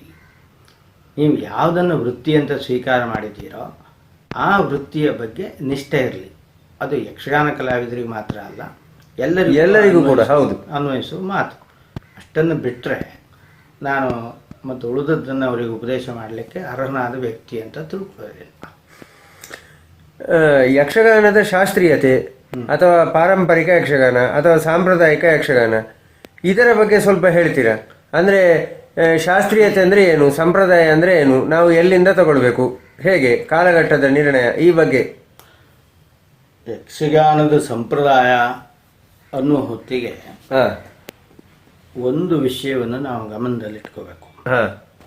ಸಂಪ್ರದಾಯ ಅನ್ನೋದು ಹೇಗಿದೆಯೋ ಹಾಗೆ ಮುಂದುವರೆದುಕೊಂಡು ಹೋಗೋದು ಅಲ್ಲ. ಯಾವುದೇ ಸಂಪ್ರದಾಯ ಅಂತ ಇದ್ದರೆ, ಈ ನಾವು ಅನುಸರಿಸುವ ಸಂಪ್ರದಾಯಗಳು ವೈದಿಕ ಸಂಪ್ರದಾಯವನ್ನು ಸೇರಿ ಎಲ್ಲ ಸಂಪ್ರದಾಯಗಳು ಬದಲಾವಣೆಯನ್ನು ಹೊಂದುತ್ತಾನೆ ಹೋಗ್ತವೆ. ಕರೆಕ್ಟ್. ಹಿಂದಿನದನ್ನು ಸ್ವೀಕರಿಸುವುದು ಅನ್ನೋ ಹೊತ್ತಿಗೆ, ಹಿಂದಿನದನ್ನು ನಾವು ತೆಗೆದುಕೊಳ್ಳೋ ಹೊತ್ತಿಗೆ ಆ ಕಾಲಕ್ಕೆ ತಕ್ಕಂತೆ ಒಂದು ಚೂರು ಬದಲಾವಣೆ ಆಗೇ ಆಗ್ತದೆ. ಯಕ್ಷಗಾನ ಸಂಪ್ರದಾಯವೂ ಅಷ್ಟೇ, ಅದು ಬದಲಾಯಿಸ್ತಾನೆ ಬಂದಿದೆ ಮತ್ತು ಬದಲಾಯಿಸ್ತಾನೆ ಹೋಗ್ತದೆ. ಅದರ ವಿಷಯದಲ್ಲಿ ಏನೂ ಅನುಮಾನ ಇಟ್ಟುಕೊಳ್ಳೋ ಹಾಗಿಲ್ಲ. ಯಾಕಂದರೆ ಈ ಯಕ್ಷಗಾನ ಅನ್ನೋದು ಬದುಕಿದ್ದೇ ಈ ಜನರ ಒಂದು ಹೃದಯದ ಸ್ಪಂದನ, ಕರೆಕ್ಟ್, ಅದನ್ನು ತಿಳಿದುಕೊಂಡು ಅದಕ್ಕೆ ತಕ್ಕ ಹಾಗೆ ನಡ್ಕೊಳ್ಳೋ ಮೂಲಕವಾಗಿ ಅವರು ಬದುಕೊಂಡು ಯಕ್ಷಗಾನ ಬದುಕಿದೆ. ಅದಿಲ್ಲದೆ ಇದ್ದರೆ ಅದು ಯಾವತ್ತೋ ಒಂದು ಮೂಲೆಯನ್ನು ಸೇರಬೇಕಂತ ಒಂದು ಸಂದರ್ಭ ಇತ್ತು. ಆಯಾ ಕಾಲದ ಅಂದರೆ ಯುಗಧರ್ಮ ಅಂತ ನಾವು ಹೇಳ್ಬೋದು. ಆ ಯುಗಧರ್ಮವನ್ನು ಅದು ತನ್ನಷ್ಟಕ್ಕೆ ನಾನು ಹೇಗೆ ಗ್ರಹಿಸಿಕೊಳ್ತದೆ ಅಂತ ಹೇಳಲಿಕ್ಕೆ ಕಷ್ಟ, ಕರೆಕ್ಟ್. ಆದರೆ ಅದು ಗ್ರಹಿಸಿಕೊಳ್ಳುತ್ತದೆ, ಅದಕ್ಕೆ ತಕ್ಕ ರೀತಿಯಲ್ಲಿ ಪ್ರತಿಕ್ರಿಯೆಯನ್ನು ವ್ಯಕ್ತಪಡಿಸ್ತದೆ. ಈ ಕಾರಣದಿಂದ ಬದುಕಿದೆ. ಆದ್ದರಿಂದ ಈಗಿನ ಯಕ್ಷಗಾನವೂ ಅಷ್ಟೇ. ಈಗಿನ ಯಕ್ಷಗಾನ ಹಿಂದಿನ ಹಾಗಿಲ್ಲ ಅಂತಂದರೆ ಅದು ಆಕ್ಷೇಪದ ಸಂಗತಿ ಅಲ್ಲ, ಅದು ಸಹಜವಾದ್ದೇ. ಮತ್ತದು ಆ ರೀತಿಯಲ್ಲಿ ಆಗಬೇಕಾದ್ದೆ. ಎಲ್ಲ ಕಡೆಗಳಲ್ಲಿಯೂ ಯಾವುದೇ ಸಾಹಿತ್ಯದ ವಿಷಯ ತಗೊಳ್ಳಿ, ಸಂಸ್ಕೃತಿಯ ವಿಷಯ ತಗೊಳ್ಳಿ, ಯಾವುದನ್ನು ತಗೊಂಡ್ರೂ ಅದು ಬದಲಾವಣೆಯನ್ನು ಹೊಂದುತ್ತಾನೇ ಹೋಗ್ತದೆ. ಆ ಬದಲಾವಣೆಯನ್ನು ನಾವು ಏರುಗಾಲ ಇಳಿಗಾಲ ಅಂತ ಖಂಡಿತ ತಿಳಿಬಾರ್ದು. ಅದು ಶುದ್ಧ ತಪ್ಪು ಅಂತ ನಾನು ಹೇಳ್ತೇನೆ. ಈ ಹಿಂದೆ ಭಾಳ ಯಕ್ಷಗಾನ ತುಂಬ ಉನ್ನತವಾದ ಸ್ಥಾನದಲ್ಲಿತ್ತು, ಈಗ ಇಳಿದಿದೆ ಅಂತನ್ನುವ ಮಾತೇನಿದೆ, ಇದು ಎಲ್ಲ ಕಾಲದಲ್ಲಿಯೂ ಆಡುವ ಮಾತು. ಹೌದು ಹೌದು, ಅದು ಎಲ್ಲ ಕಾಲದಲ್ಲಿಯೂ ಆಡುವ ಮಾತು. ಯಾಕಂದ್ರೆ ನಾನೇ ಗ್ರಹಿಸುವ ಹಾಗೆ ಈಗ ಶಿವರಾಮ ಹೆಗಡೆಯವರ ವೇಷಗಳನ್ನು ನಾನು ನೋಡಿದ್ದೇನೆ. ಶಿವರಾಮ ಹೆಗಡೆಯವ್ರನ್ನ ಮೆಚ್ಚಿಕೊಂಡ ಅಭಿಮಾನಿಗಳು ಅವ್ರು ಏನು ಹೇಳ್ತಿದ್ರು, ಇವರಿಗೆ ಸಮಾನರಾದವರು ಇನ್ಯಾರೂ ಇಲ್ಲ, ಮುಂದೆ ಬಂದವ್ರನ್ನ ಯಾರನ್ನವರು ಹೋಗ್ತಿರ್ಲಿಲ್ಲ. ಹಾಗೆ ಸ್ವತಃ ನಮ್ಮ ನಾಜಗಾರ್ ಗಂಗಾಧರ ಶಾಸ್ತ್ರಿ ಅಂಥವರು ಅವರು ಸ್ವತಃ ಶಿವರಾಮ ಹೆಗಡೆ ಏನು ನೋಡ್ತೀರಿ ನೀವು, ಮೂಡ್ಕಣಿ ನಾರಾಯಣ ಹೆಗಡೆಯವ್ರನ್ನ ನೋಡಬೇಕಾಗಿತ್ತು ಅಂತ ನನಗೆ ಹೇಳ್ತಿದ್ರು. ನಮಗೆ ಮೂಡ್ಕಣಿ ನಾರಾಯಣ ಹೆಗಡೆಯವ್ರ ಮುಂದೆ ಇವರೇನೂ ಅಲ್ಲ ಅಂತ. ಹೀಗೆ ಏನು ಈಗ ಶಿವರಾಮ ಹೆಗಡೆಯವ್ರ ಎದುರಿಗೆ ಶಂಭು ಹೆಗಡೆ ಏನೂ ಅಲ್ಲ, ಶಂಭು ಹೆಗಡೆ ಎದುರಿಗೆ ಕೊಂಡದ ಕುಳಿಯವರು ಏನೂ ಅಲ್ಲ, ಹೀಗೆ ಹೇಳ್ತಾ ಹೋದರೆ ಹಾಗೆ ಈ ರೀತಿಯ ಅದನ್ನೇ ನಾವು ನಂಬುವುದು ಅಂತ ಆದರೆ ಈ ಯಕ್ಷಗಾನ ಮೇಲಿನಿಂದ ಕೆಳಗೆ ಬಂದಿದೆ ಅಂತ ತಿಳ್ಕೊಬೇಕು. ಹೌದು, ಕರೆಕ್ಟ್. ಒಂದೊಂದು ಹೆಜ್ಜೆ ಇಳಿತಾ ಬಂದಿದೆ. ಅದನ್ನು ಅತ್ಯಂತ ಪ್ರಾಚೀನ ಕಾಲದಿಂದ ನಾವು ಪ್ರಾರಂಭ ಮಾಡಿದರೆ ಈಗ ಹಾಗಿದ್ರೆ ಯಕ್ಷಗಾನ ಪಾತಾಳದಲ್ಲಿದೆ ಅಂತ ತಿಳ್ಕೊಬೇಕಾಗ್ತದೆ. ಹೌದು, ಈ ರೀತಿಯ ತಿಳುವಳಿಕೆ ಇದೆಯಲ್ಲ, ಇದು ನಾನ್ ಸೆನ್ಸ್ ಅಂತ ನಾನು ಹೇಳ್ತೇನೆ. ಅದು ಅಲ್ವೇ ಅಲ್ಲ. ಒಂದೊಂದು ಕಾಲಕ್ಕೆ ತಕ್ಕ ಹಾಗೆ ಅದು ತಮ್ಮ ದಾರಿಯನ್ನು ಸ್ವಲ್ಪ ಮಟ್ಟಿಗೆ ಬದಲು ಮಾಡಿಕೊಳ್ಳೇಬೇಕಾದ್ದು ಅನಿವಾರ್ಯ. ಅದು ಇಳಿಗಾಲ ಅಲ್ಲ. ನಾವು ಹಿಂದಿನವ್ರು ಭಾಳ ದೊಡ್ಡವರು, ಈಗಿನವ್ರು ಸಣ್ಣವರು ಅಂತ ಯಾಕೆ ಹೇಳ್ತೇವೆ ಅಂತ ಕೇಳಿದರೆ, ನಾವು ಸಣ್ಣವರಿದ್ದಾಗ ಅವರನ್ನು ನೋಡಿದ್ದೇವೆ, ನೋಡಿ ಮೆಚ್ಚಿದ್ದೇವೆ. ಕರೆಕ್ಟ್. ಅದರ ಇಂಪ್ರೆಷನ್ನು ನಮ್ಮ ತಲೆಯಲ್ಲಿ ಹಾಗೆ ಇದೆ. ಕರೆಕ್ಟ್. ಆ ಕಾರಣದಿಂದ ಅದನ್ನು ನಾವು ಇಲ್ಲಿ ಕಾಣಲಿಲ್ಲ ಅನ್ನೋ ಹೊತ್ತಿಗೆ ಯಕ್ಷಗಾನ ಹೋಯಿತು ಅಂತ ಹೇಳ್ತೇವೆ. ಅದಲ್ಲ. ಈಗ ಅವ್ರು ಜೀವಂತವಾಗಿ ಇಲ್ಲದೇ ಇದ್ದವ್ರನ್ನ, ನಮ್ಮ ನೆನಪಿನಲ್ಲಿದ್ದವರು ಮತ್ತು ಇಲ್ಲಿ ಎದುರಿಗಿದ್ದವರು, ಇವರನ್ನು ಹೋಲಿಸ್ಲಿಕ್ಕೆ ಆಗೋದಿಲ್ಲ. ಆ ಕಾಲ ಬೇರೆ, ಈ ಕಾಲ ಬೇರೆ. ಆ ಕಾಲದಲ್ಲಿ ಅವರು ಸಂದರೆ, ಈ ಕಾಲದಲ್ಲಿ ಇವರು ಸಲ್ತಾರೆ. ಕರೆಕ್ಟ್. ಆದ್ದರಿಂದ ಯಕ್ಷಗಾನ ಸಂಪ್ರದಾಯ ಅನ್ನೋದೇನಿದೆ ಅದರ ಕೆಲವು ಮೂಲ ಲಕ್ಷಣಗಳೊಂದಿಗೆ ಇವತ್ತಿಗೂ ಮುಂದುವರೆದುಕೊಂಡು ಬಂದಿದೆ ಮತ್ತು ಅದು ಮುಂದುವರ್ಕೊಂಡು ಹೋಗ್ತದೆ. ಅದರ ಬಗ್ಗೆ ನನಗೆ ಯಾವ ಸಂಶಯವೂ ಇಲ್ಲ. ಮತ್ತು ಅದು ಈ ಕಾರಣದಿಂದ ಅದು ಉಳ್ಕೊಳ್ತದೆ. ಆಯಾ ಕಾಲದ ಜನರ ಅಭಿರುಚಿ, ಮನೋಧರ್ಮ ಇದನ್ನು ಗ್ರಹಿಸ್ಕೊಂಡು ಅದಕ್ಕೆ ಏನು ಬೇಕೋ ಅದನ್ನು ಕೊಡುವ ಮೂಲಕವಾಗಿ ಅದು ಉಳಿದುಕೊಂಡು ಬಂದಿದೆ, ಉಳಿದುಕೊಂಡು ಬರ್ತದೆ. ಇನ್ನು ಯಕ್ಷಗಾನದ ಶಾಸ್ತ್ರೀಯತೆಯ ಬಗ್ಗೆ ನಾವು ಹೇಳೋದಿದ್ರೆ, ಅದು ಶಾಸ್ತ್ರೀಯ ಅನ್ನೋ ಒಂದು ಸಂಗತಿಯನ್ನು ಬಹುಮಟ್ಟಿಗೆ ಒಪ್ಕೊಳ್ಬೋದು. ಕರೆಕ್ಟ್. ಅಂದರೆ ಏನು, ಯಾವ ಅರ್ಥದಲ್ಲಿ ಯಕ್ಷಗಾನದ ಕೆಲವು ಭಾಗ, ಅದರ ಛಂದಸ್ಸು, ರಾಗ, ತಾಳ ಇತ್ಯಾದಿಗಳ ವಿಷಯದಲ್ಲಿ ಏನಿದೆ ಅಲ್ಲಿ ಶಾಸ್ತ್ರೀಯತೆಯ ಭಾಗ ಇದೆ. ಕಲಾವಿದರು ಅದನ್ನು ಅಳವಡಿಸಿಕೊಳ್ಳುವ ಹೊತ್ತಿಗೆ ಶಾಸ್ತ್ರೀಯತೆಯನ್ನು ಉಳಿಸ್ಕೊಂಡಿದ್ದಾರೋ ಇಲ್ವೋ ಅನ್ನುವಂಥ ಒಂದು ಅನುಮಾನ ಬರ್ತದೆ. ಕರೆಕ್ಟ್. ಅದರಲ್ಲಿ ಯಾವುದೇ ಕಲೆಯಾದರೂ ಅದರಲ್ಲಿ ಶಾಸ್ತ್ರೀಯ ಮತ್ತು ಜಾನಪದ ಎರಡೂ ಅಂಶಗಳು ಇರ್ತವೆ. ಕರೆಕ್ಟ್. ಎರಡೂ ಅಂಶಗಳು ಇರ್ತವೆ, ಅದು ಇರಲೇಬೇಕು. ಹೌದು, ಅದಿಲ್ಲದೆ ಇದ್ದರೆ ಅಂಥ ಕಲೆ ರಂಜಿಸಲಿಕ್ಕೆ ಸಾಧ್ಯವೇ ಇಲ್ಲ. ಆದ್ದರಿಂದ ಯಕ್ಷಗಾನ ಶಾಸ್ತ್ರೀಯವೋ ಅಲ್ಲವೋ ಎನ್ನುವ ವಿವಾದ ಇದೆಯಲ್ಲ, ಆ ವಿವಾದ ಅರ್ಥ ಇಲ್ಲದೆ ಇದ್ದಿದ್ದು ಅಂತ ನಾನು ಹೇಳ್ತೇನೆ. ಅದು ಎಲ್ಲೋ ಯಾವುದು ವಾಟರ್ ಟೈಟ್ ಕಂಪಾರ್ಟ್ಮೆಂಟ್ ಇದ್ದ ಹಾಗೆ ಇದು ಶಾಸ್ತ್ರೀಯ, ಇದು ಜಾನಪದ ಅಂತ ಮಾಡಲಿಕ್ಕೆ ಬರೋದಿಲ್ಲ. ಆದ್ದರಿಂದ ಯಕ್ಷಗಾನವನ್ನು ಶಾಸ್ತ್ರೀಯ ಹೌದು ಅಂತಲೇ ನಾವು ಹೇಳಬೇಕು. ಶಾಸ್ತ್ರೀಯವೇ ಹೌದು ಅದು. ಅದು ತನ್ನ ಒಂದು ಆ ಶಾಸ್ತ್ರೀಯತೆ ಅನ್ನೋದೇನಿದೆಯೋ ಆ ಶಾಸ್ತ್ರೀಯತೆಯಲ್ಲಿ ಉಳಿದ ಕಲೆಗಳ ಹಾಗೆ ಪೂರ್ತಿ ಅತ್ಯಂತ ಕಟುವಾಗಿ ಅದನ್ನು ಅನುಸರಿಸಲಿಲ್ಲ, ಫ್ಲೆಕ್ಸಿಬಲ್ ಆಗಿದೆ, ಅದನ್ನು ಒಪ್ಕೊಳ್ಬೇಕು. ಆದ್ದರಿಂದ ನಿಮಗೆ ಶಾಸ್ತ್ರೀಯ ಅಂತ ಹೇಳಲಿಕ್ಕೆ ಆಕ್ಷೇಪ ಇದ್ದರೆ ಪಾರಂಪರಿಕ ಅಂತಹ ಕಲೆ, ಟ್ರೆಡಿಷನಲ್ ಆರ್ಟ್ ಅನ್ನೋ ರೀತಿಯಲ್ಲಿ ಅದನ್ನು ಕನ್ಸಿಡರ್ ಮಾಡ್ಬೋದು. ಅಂದ್ರೆ ಈಗ ಪರಂಪರೆ ಅಂತ ಹೇಳುವಾಗ ನಾವು ಕಾಲಘಟ್ಟದ ನಿರ್ಣಯ ಅಂತ ಏನಿಲ್ಲ. ಇಲ್ಲ, ಪರಂಪರೆಯಲ್ಲಿ ಕಾಲಘಟ್ಟದ ನಿರ್ಣಯ ಇಲ್ಲ. ಆ ಕಾಲಘಟ್ಟದ ನಿರ್ಣಯ ಮಾಡ್ಲಿಕ್ಕೆ ಹೋದ್ರೆ ನಿಮ್ಮ ಪರಂಪರೆಯ ಕಲ್ಪನೆಯೇ ತಪ್ಪಾಗ್ತದೆ. ಕರೆಕ್ಟ್. ಈಗ ಯಾಕಂದ್ರೆ ಈಗ ಇನ್ನು ಮುಂದಿನವರು ಈಗಿನ ಕಲಾವಿದರನ್ನು ನೋಡಿದ ಜನ ಏನ್ ಹೇಳ್ತಾರೆ, ಮುಂದಿನ ಕಲಾವಿದರನ್ನು ನೋಡಿದ ಕೂಡ ಪರಂಪರೆ ಹೋಯ್ತು ಅಂತ ಹೇಳ್ತಾರೆ. ಕರೆಕ್ಟ್. ನಾವು ಹೇಳಿದಾಗ ಅವ್ರು ಹೇಳ್ತಾರೆ ಅಷ್ಟೇ. ಆದ್ದರಿಂದ ಅದನ್ನ ಇಟ್ಕೊಳ್ಳಿಕ್ಕೆ ಆಗೋದಿಲ್ಲ. ಪರಂಪರೆ ಅಂದರೆ ಬದಲಾವಣೆಯನ್ನು, ಈ ಸಂಪ್ರದಾಯ ಅನ್ನೋದು ಬದಲಾವಣೆಯನ್ನು ತನ್ನ ಜೊತೆಯಲ್ಲೇ ಇಟ್ಕೊಂಡಿರ್ತದೆ. ಈಗ ನೀವು ಹೇಳಿದ ಮಾತನ್ನು ನಾವು ಇದು ಮಾಡಿದರೆ, ಹಾಗಾದರೆ ಈಗ ಅತಿ ಉದ್ದ ಪದ ಅಥವಾ ಏನೇ ಎಲ್ಲ ಆಗ್ತದೆ ಅದನ್ನೆಲ್ಲ ಅಸಂಬದ್ಧ ಅಂತ ನಾವೇನು ಈಗ ಎಲ್ಲರೂ ಹೇಳ್ತಾ ಇದ್ದಾರೆ, ಅದು ಹಾಗಾದರೆ ಹೇಳುದು ಆಗುದಿಲ್ವಾ? ಹಾಗಲ್ಲ. ಈಗ ಬದಲಾವಣೆಯಲ್ಲಿ ಬದಲಾವಣೆ ಆಗಿದೆಯಲ್ಲ, ಆಗುವಲ್ಲಿ ಮತ್ತೆ ಔಚಿತ್ಯ ಅನೌಚಿತ್ಯ ಅನ್ನೋದು ಇದ್ದೇ ಇದೆ. ಕರೆಕ್ಟ್. ಈ ಹಿಂದೆ ಉದಾಹರಣೆಗೆ ಅಂದ್ರೆ ವಿಕಾಸ ಎನ್ನುವಂಥದ್ದು ವಿಕಾರ ಆಗಬಾರ್ದು. ಅದು ವಿಕಾಸ ಬೇಕು ನಮಗೆ, ಬದಲಾವಣೆ ಆಗ್ತದೆ. ಆ ಬದಲಾವಣೆಯಲ್ಲಿಯೂ ಹಿತ ಉಚಿತ ಅನುಚಿತ ಅನ್ನೋದು ಇದ್ದೇ ಇರ್ತದೆ. ಕರೆಕ್ಟ್. ಈಗ ಔಚಿತ್ಯ ಅನೌಚಿತ್ಯ ಎಂಬ ಜ್ಞಾನ ಇಲ್ಲದೆ ಇದ್ದರೆ, ಅದನ್ನು ನಾವು ಅಳವಡಿಸಿಕೊಡದೇ ಇದ್ದರೆ ಯಾವ ಕಲಾತ್ಮಕತೆ ಅನ್ನೋದಕ್ಕೆ ಅರ್ಥವೇ ಇಲ್ಲ. ಕರೆಕ್ಟ್. ಅದರಲ್ಲಿ ಈ ಹಂತದಲ್ಲಿ ನಮಗೆ ಆಕ್ಷೇಪಣೀಯವಾದ ಕೆಲವು ಭಾಗಗಳಿವೆ. ಅದನ್ನ ನಾನೇ ಹೇಳೋದೇನು ಅಂದರೆ, ಅದು ಯಾವಾಗಲೂ ಇತ್ತು ಅಂತ. ಕರೆಕ್ಟ್. ಹಿಂದಿನವರು ಇದ್ರಲ್ಲ, ಹಿಂದಿನವರು ಕೂಡ ಇಂಥ ಆಕ್ಷೇಪಾರ್ಹ ವಿಚಾರಗಳನ್ನು ಮಾಡಿದ್ದಾರೆ. ಈಗ ಉದಾಹರಣೆಗೆ ನಾನು ಸ್ಪಷ್ಟವಾಗಿ ಹೇಳ್ತೇನೆ, ಚಿಟ್ಟಾಣಿಯವರು ಪ್ರಾರಂಭ ಮಾಡಿದರು ಕುಣಿತ. ಚಿಟ್ಟಾಣಿಯವರ ಕುಣಿತಗಳೆಲ್ಲವೂ ಸಾಂಪ್ರದಾಯಿಕವಾಗಿದ್ವಾ? ಅವ್ರನ್ನ ನಾವೇ ಟೀಕೆ ಮಾಡಿದ್ದಿತ್ತು. ಇಂತಿಂಥ ಕುಣಿತ, ಇದನ್ನು ಏನು ಕಮೋಡ್ ಕುಣಿತ, ಶಡಿ ಕುಣಿತ, ಹೀಗೆಲ್ಲ ನಾವು ಹೇಳ್ತಿದ್ವಿ. ಕರೆಕ್ಟ್. ಆ ಕ್ಷಣದಲ್ಲಿ ಅದೆಲ್ಲ ಹೊಸದಾಗಂಟು. ಈಗ ಅವೆಲ್ಲ ಆಕ್ಸೆಪ್ಟಬಲ್ ಆಗಿದೆ. ಕರೆಕ್ಟ್. ಹೌದು.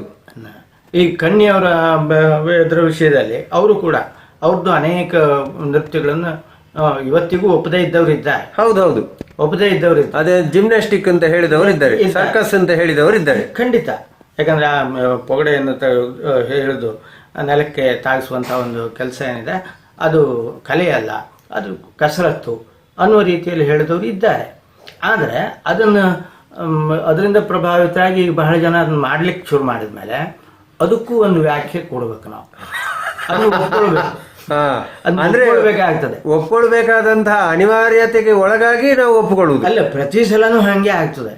ಯಾಕಂದ್ರೆ ಕಲೆಯ ವಿಷಯದಲ್ಲಿ ನಾವು ತೀರ್ಮಾನ ಮಾಡೋ ಹೊತ್ತಿಗೆ ಇಂಥದ್ದೇ ನಿರ್ದಿಷ್ಟವಾದ ಸೂತ್ರ ಅಂತ ಇಲ್ಲ. ಕರೆಕ್ಟ್. ಅಂದ್ರೆ ಸೌಂದರ್ಯ ಶಾಸ್ತ್ರ ಅನ್ನೋದೇನಿದೆಯಲ್ಲ, ಸೌಂದರ್ಯ ಅನ್ನೋದು ವಸ್ತುವಿನಲ್ಲಿಯೋ ಅಥವಾ ದೃಷ್ಟಿಯಲ್ಲಿಯೋ ಅನ್ನುವ ಪ್ರಶ್ನೆ ಬಂದಾಗ ನಮ್ಮ ದೃಷ್ಟಿಯಲ್ಲಿ ಇರೋದು. ಆದರೆ ಕೆಲವೊಂದಷ್ಟು ಸೂತ್ರಗಳನ್ನು ನಾವು ಸ್ವಲ್ಪ ಆಚೆ ಈಚೆ ಸೆಟ್ಲ್ ಮಾಡಬೇಕು. ಹೌದು, ಕರೆಕ್ಟ್, ಮಾಡಲೇಬೇಕು. ಹಾಗಾದ್ರೆ ಏನಾಗ್ತದೆ, ಹೆಚ್ಚಿನ ಪ್ರೇಕ್ಷಕರು ಒಪ್ಪಿಕೊಂಡ ಮೇಲೆ ನಮಗೆ ಬೇರೆ ದಾರಿ ಇಲ್ಲ, ಒಪ್ಪಿಕೊಂಡ ಅನಿವಾರ್ಯ. ಇದು ಚಿಟ್ಟಾಣಿಯವರು ಕೂಡ ಬೆಳಿಗ್ಗೆ ಅದನ್ನೇ ಹೇಳ್ತಾ ಇದ್ರು. ಅಂದ್ರೆ ಈಗಿನದ್ದು ಸಂಪೂರ್ಣ ನಾವು ತಪ್ಪು ಅಂತ ಹೇಳಿಕ್ ಬರುದಿಲ್ಲ, ಯಾಕೆಂತಂದ್ರೆ ಪ್ರೇಕ್ಷಕರಿಗೆ ಬೇಕಲ್ಲ, ನೀವೇನ್ ಮಾಡ್ತೀರಾ ಅಂತ ಕೇಳ್ತಾ ಇದ್ರು. ಅಂದ್ರೆ ನಾವು ಆಗ ಅದಕ್ಕೆ ರಾಜಿಯನ್ನು ಮಾಡಿಕೊಳ್ಬೇಕಾಗ್ತದೆ ಅಷ್ಟರ ಮಟ್ಟಿಗೆ. ರಾಜಿ ಅಂತ ಹೇಳೋದೇನಿದೆಯಲ್ಲ, ಅದನ್ನ ಹೇಳಿದಾಗ ನನಗದು ಸಮ್ಮತ ಇಲ್ಲ ಅಂತ ಹೇಳ್ದಂಗೆ ಆಗ್ತದೆ. ಕರೆಕ್ಟ್, ಇದು ಕರೆಕ್ಟ್. ಹೌದು. ಈಗ ನಾವು ರಾಜಿ ಮಾಡ್ಕೊಳ್ಳೋದಲ್ಲ, ಅದು ಸಹಜವಾದ ಬೆಳವಣಿಗೆ ಅಂತಲೇ ಒಪ್ಪಿಕೊಂಡು ಬಿಡುದು, ರಗಳೇ ಇಲ್ಲ. ಸಹಜವಾದ ಬೆಳವಣಿಗೆ. ಪ್ರೇಕ್ಷಕರ ಅಭಿರುಚಿಗೆ ತಕ್ಕಂತೆ ಕಲಾವಿದರು ಆ ರೀತಿಯಲ್ಲಿ ಬದಲಾವಣೆ ಮಾಡ್ಕೊಳ್ತಾ ಹೋಗ್ತಾ ಇದ್ದಾರೆ. ಅದರಲ್ಲಿ ಏನು ಯಾವುದು ಸರಿ ಯಾವುದು ತಪ್ಪು ಅನ್ನೋ ಒಂದು ಸೂತ್ರವನ್ನು ಇಟ್ಟುಕೊಂಡು ಹೆಚ್ಚು ಕಡಿಮೆ ಅನ್ನೋದನ್ನು ಹೇಳಬೇಕಾಗ್ತದೆ. ಇದು ಸರಿಯೋ. ಹಾಗಾದರೆ ಈ ಕುಣಿತದ ಇದರಲ್ಲಿ ಈಗ ಪೊಗಡೆಯನ್ನು ನೆಲಕ್ಕೆ ತಾಗಿಸೋದು ಹಾಗೆ ಇಟ್ಕೊಳ್ಳೋಣ, ಅದನ್ನು ನಾನು ಒಪ್ಕೊಳ್ತೇನೆ. ಅದು ಯಾವ ಪಾತ್ರಕ್ಕೆ? ಹಾ, ಈ ಒಂದು ತಾರತಮ್ಯ ಜ್ಞಾನ ಬೇಕು. ತಾರತಮ್ಯ ಜ್ಞಾನ ಬೇಕು. ನೀವು ಕರ್ಣನನ್ನು ಮಾಡಿಕೊಂಡು ಕರ್ಣನಂಥವನ್ನ ಆ ಒಂದು ಮುಂಡಾಸನ್ನು ನೆಲಕ್ಕೆ ತಾಗಿಸಿದ್ರೆ ಅದು ಅನುಚಿತ ಆಗ್ತದೆ. ಕರೆಕ್ಟ್. ಈಗ ಅಭಿಮನ್ಯುವಿನಂಥವನು ಋಷಿಕೇತುವಿನಂಥವನು ಯಾವುದೋ ಒಂದು ಸಂದರ್ಭದಲ್ಲಿ ಹಾಗೆ ಮಾಡಿದ ಅಂತಂದ್ರೆ ಅದು ಅಕ್ಸೆಪ್ಟೇಬಲ್. ಹಾಗೆ ಆ ಪಾತ್ರದ ಸ್ಥಿತಿಗತಿಗಳನ್ನು ನೋಡಿಕೊಂಡು ಮತ್ತು ಆ ಪದ್ಯದ ಹೊಂದಾಣಿಕೆ, ಪದ್ಯದ ಅರ್ಥದಲ್ಲಿ ಏನಾದರೂ ಆ ಒಂದು ವ್ಯವಹಾರಕ್ಕೆ ಅವಕಾಶ ಇದೆಯೋ ಇಲ್ಲೋ ಅದನ್ನು ನೋಡಿಕೊಂಡು ಅದು ಆ ಸಂದರ್ಭದಲ್ಲಿ ಸರಿಯೋ ತಪ್ಪು ಅಂತ ಹೇಳಬೇಕು. ಯಾಕಂದರೆ ಈ ಕಸರತ್ತು ಅನ್ನೋದು ಇದೆಯಲ್ಲ, ಕಸರತ್ತು ಎಲ್ಲ ಕಲೆಗಳಲ್ಲಿಯೂ ಇದೆ. ಈಗ ನೀವು ಕೂಚಿಪುಡಿ ತಗೊಳ್ಳಿ. ಕೂಚಿಪುಡಿಯಲ್ಲಿ ಬಟ್ಟಲು ಇಟ್ಕೊಂಡು ಕುಣಿತಾರೆ. ಅದನ್ನು ನೀವು ಕಲೆ ಅಂತ ಹೇಳ್ತೀರಾ, ಕಸರತ್ತು ಅಂತ ಹೇಳ್ತೀರಾ? ಅದನ್ನು ಈಗ ಕಲೆ ಅಂತ ಒಪ್ಪಿಕೊಂಡಾಗಿದೆಯಲ್ಲ ಜನ. ಅದನ್ನು ಒಪ್ಪಿಕೊಳ್ತಾರೆ, ಮತ್ತೆ ಇದನ್ನು ಒಪ್ಪಿಕೊಳ್ಳಿಕ್ಕೆ ದಾಖಲೆ ಏನು? ಕರೆಕ್ಟ್. ಇಂಥವು ಎಲ್ಲ ಕಡೆಗೂ ಇವೆ, ಎಲ್ಲ ಕಲೆಗಳಲ್ಲಿಯೂ ಇವೆ. ಅವುಗಳನ್ನು ನಾವು ಆ ರೀತಿಯ ಉಳಿದ ಕಡೆಯಲ್ಲಿ ಹೇಗೆ ಸ್ವೀಕಾರ ಮಾಡಿದ್ದೇವೋ ಹಾಗೆ ಇಲ್ಲೂ ಸ್ವೀಕಾರ ಮಾಡೋದು ಯೋಗ್ಯ. ರಾಜ್ಯ ಮಾಡ್ಕೊಳ್ಳೋದಲ್ಲ. ಹೌದೌದು, ಅದೇ ಸ್ವೀಕಾರ ಮಾಡ್ಕೊಳ್ಳೋದು. ಈಗ ಇಲ್ಲಿ ಇನ್ನೊಂದು ಪ್ರಶ್ನೆ ಹೇಳ್ತದೆ ನೋಡಿ. ಹೆಚ್ಚಿನವರು ಹೇಳ್ತಾರೆ, ಏನು ಪ್ರೇಕ್ಷಕರ ಅಭಿರುಚಿ ಕೀಳುಮಟ್ಟಕ್ಕೆ ಇಳಿದಿದೆ, ಅದರಿಂದಾಗಿ ಪ್ರೇಕ್ಷಕರಿಗೆ ಬೇಕಾಗಿ ಕಲಾವಿದ ಮನಸ್ಸಿಗೆ ಬಂದದ್ದನ್ನು ಕೊಡ್ತಾ ಇದ್ದಾನೆ ಅಂತ ಹೇಳ್ತಾರೆ. ಈಗ ಹಾಗಾದ್ರೆ ಈಗ ಈ ರೀತಿ ಬದಲಾವಣೆಗಳು ಕಾಲದ ಕ್ರಮೇಣ, ಈಗ ನೀವು ಹೇಳಿದ್ದನ್ನು ನಾವು ಇದು ಗಮನ ಇಟ್ಟರೆ ಕಾಲಾನುಕೂಲಕ್ಕೆ ಸಮವಾಗಿ ಬದಲಾವಣೆಗಳು ಸಹಜದ ಧರ್ಮ. ಸರಿ, ಸಹಜದ ಧರ್ಮ ಅಂತಾದಾಗ ಪ್ರೇಕ್ಷಕ ಕೇಳಿಯೇ ಅದನ್ನು ಕೊಡುವುದಾ ಅಥವಾ ಅವರಾಗಿ ಕೊಡುವುದಾ? ಅದರ ನಡುವಿನ ಆ ಒಂದು ಹೊಂದಾಣಿಕೆ ಏನು? ಪ್ರೇಕ್ಷಕರು ಇಂಥದ್ದನ್ನು ಕೇಳಿ ಅಂತ ಕೊಡೋದಿಲ್ಲ, ಕೇಳಿ ಅಂತ ಇಂಥದ್ದು ಕೊಡಿ ಅಂತ ಕೇಳೋದಿಲ್ಲ. ಕರೆಕ್ಟ್, ಅದು ಸರಿ. ಆದರೆ ಪ್ರೇಕ್ಷಕರಿಗೆ ಏನು ಬೇಕಾಗ್ತದೆ, ಯಾವುದನ್ನು ಇವರು ಮೆಚ್ಚಿ ಯಾರು ಅನ್ನೋದನ್ನು ಕಲಾವಿದನ ಅಂತಃಪ್ರಜ್ಞೆ ಸೂಚಿಸ್ತದೆ. ಅವನು ಕಲ್ಪನೆ ಮಾಡಿಕೊಳ್ಳುವುದು. ಹೌದು, ಯಾವ ಕಾಲದಲ್ಲಿಯೂ ಪ್ರೇಕ್ಷಕ ನನಗೆ ಇಂಥದ್ದು ಬೇಕು ಅಂತ ಕೇಳೋದಿಲ್ಲ. ಹೌದು, ಕರೆಕ್ಟ್. ಯಾಕಂದ್ರೆ ಕೇಳಲಿಕ್ಕೆ ಅವನಿಗೆ ಬರೋದೇ ಇಲ್ಲ, ಅವನಿಗೆ ಗೊತ್ತಿಲ್ಲ. ಆದರೆ ಯಾವುದನ್ನು ಕೊಟ್ಟಾಗ ಅವನು ಸಂತೋಷ ಪಡ್ತಾನೆ ಅನ್ನೋದನ್ನು ನೋಡಿಕೊಂಡು ಕಲಾವಿದ ಅದನ್ನು ಕೊಡ್ತಾನೆ. ಇದಲ್ವ ಸೂತ್ರ? ಕರೆಕ್ಟ್. ಈಗ ಒಬ್ಬನ ಅಭಿರುಚಿ, ಅವನು ಬಾಯಿ ರುಚಿ ಯಾವುದು ಅಂತೇಳಿ ಈಗ ಮನೆಯಲ್ಲಿ ಹೆಂಡತಿ ಇದ್ರೂ ಗೊತ್ತಾಗ್ತದೆ. ಹೆಂಡತಿ ಇದ್ದವಳು ಗಂಡನ ಅಭಿರುಚಿ ಏನು, ಅವನ ಆಸಕ್ತಿ ಏನು, ಯಾವುದನ್ನು ಅವನು ಮೆಚ್ಕೊಳ್ತಾನೆ ಅನ್ನೋದನ್ನು ತಿಳ್ಕೊಳ್ಳೋದು ಹೇಗೆ? ಅವನು ಕೇಳಿ ತಿಳ್ಕೊಳ್ತಾಳ? ಅವನು ಮಾಡೇ ಹಾಕ್ತಾಳೆ. ಮಾಡಿದ್ರಲ್ಲಿ ಇವನು ಊಟ ಮಾಡುವಾಗ ಹೆಂಗಿದ್ದ, ಯಾವ ರೀತಿಯಲ್ಲಿ ಅದನ್ನು ಅನುಭವಿಸಿದ, ಇದನ್ನು ಗ್ರಹಿಸ್ಕೊಂಡು ಇದು ಇವನಿಗೆ ಇಷ್ಟ, ಇದು ಅವನಿಗೆ ಸೇರೋದಿಲ್ಲ ಅನ್ನೋದನ್ನು ತೀರ್ಮಾನ ಮಾಡ್ತಾಳೆ. ಕರೆಕ್ಟ್. ಅದೇ ರೀತಿಯಲ್ಲಿ ಕಲಾವಿದ ಪ್ರೇಕ್ಷಕರನ್ನ ಅಬ್ಸರ್ವ್ ಮಾಡ್ತಾನೆ. ಅವನ ಅಭಿರುಚಿ ಏನು ಅನ್ನೋದನ್ನು ತಿಳ್ಕೊಂಡು ಅದಕ್ಕೆ ಕೊಡ್ತಾನೆ, ಅಷ್ಟೇ ಅದು. ಆದ್ದರಿಂದ ಪ್ರೇಕ್ಷಕ ಕೇಳುವುದು, ಪ್ರೇಕ್ಷಕ ಎಲ್ಲಿ ಕೇಳಿದಾನೆ ಇದನ್ನು ಕೊಡಿ ಅಂತ ಅವನು ಕೇಳಿದಾನ ಅಂತ ನೀವು ಕೇಳೋದೇನಿದೆಯಲ್ಲ, ಇದು ನೀವು ಒಟ್ಟು ಸೈಕಾಲಜಿಯನ್ನು ಗೊತ್ತಿಲ್ಲದೆ, ಪ್ರೇಕ್ಷಕರ ಮನೋವೃತ್ತಿ ಏನು ಅಂತ ಗೊತ್ತಿಲ್ಲದೆ ಕೇಳೋ ಪ್ರಶ್ನೆ. ಕರೆಕ್ಟ್. ಈ ಹೊಸ ಪ್ರಸಂಗ ಬೇಕು ಅಂತ ಪ್ರೇಕ್ಷಕ ಕೇಳಿದ್ನೋ? ಇಲ್ಲ, ನನಗೆ ಕೊಡಿ ಅಂತ ಕೇಳಲಿಲ್ಲ. ಆದರೆ ಕೊಟ್ಟಾಗ ಅದನ್ನು ನಾವು ಚಪ್ಪರಿಸಲಿಲ್ವಾ? ಹೌದು, ಅದೇ. ಈಗ ಪ್ರಶ್ನೆ ಏನು ಅಂತಂದ್ರೆ, ಏನು ಹಾಳನ್ನು ಕೊಟ್ಟರು ಪ್ರೇಕ್ಷಕ ತಗೊಳ್ತಾನೆ, ಅದರಿಂದಾಗಿ ಅದು ಬೆಳೆಯಿತು ಅನ್ನುವಂಥ ವಾದ ಉಂಟು. ಅದಕ್ಕೆ ನಾನು ಕೇಳುದು ಅಂದ್ರೆ, ಈಗ ನಾವೇನು ಹೇಳ್ತೇವೆ, ಈಗ ಒಂದಾದ ನಂತರ ಒಂದು ಸ್ವಲ್ಪ ಕೆಳಗಡೆ ಬಂತು, ಅದಕ್ಕೆ ನೀವು ಉತ್ತರ ಕೊಟ್ರಿ, ಅದು ಕೆಳಗಡೆ ಬಂದದ್ದಲ್ಲ, ನಾವು ಅದನ್ನು ಸಹಜವಾದ ಒಂದು ಪ್ರಕ್ರಿಯೆ ಅಂತ ಒಪ್ಪಿಕೊಳ್ಬೇಕು ಅಂತ.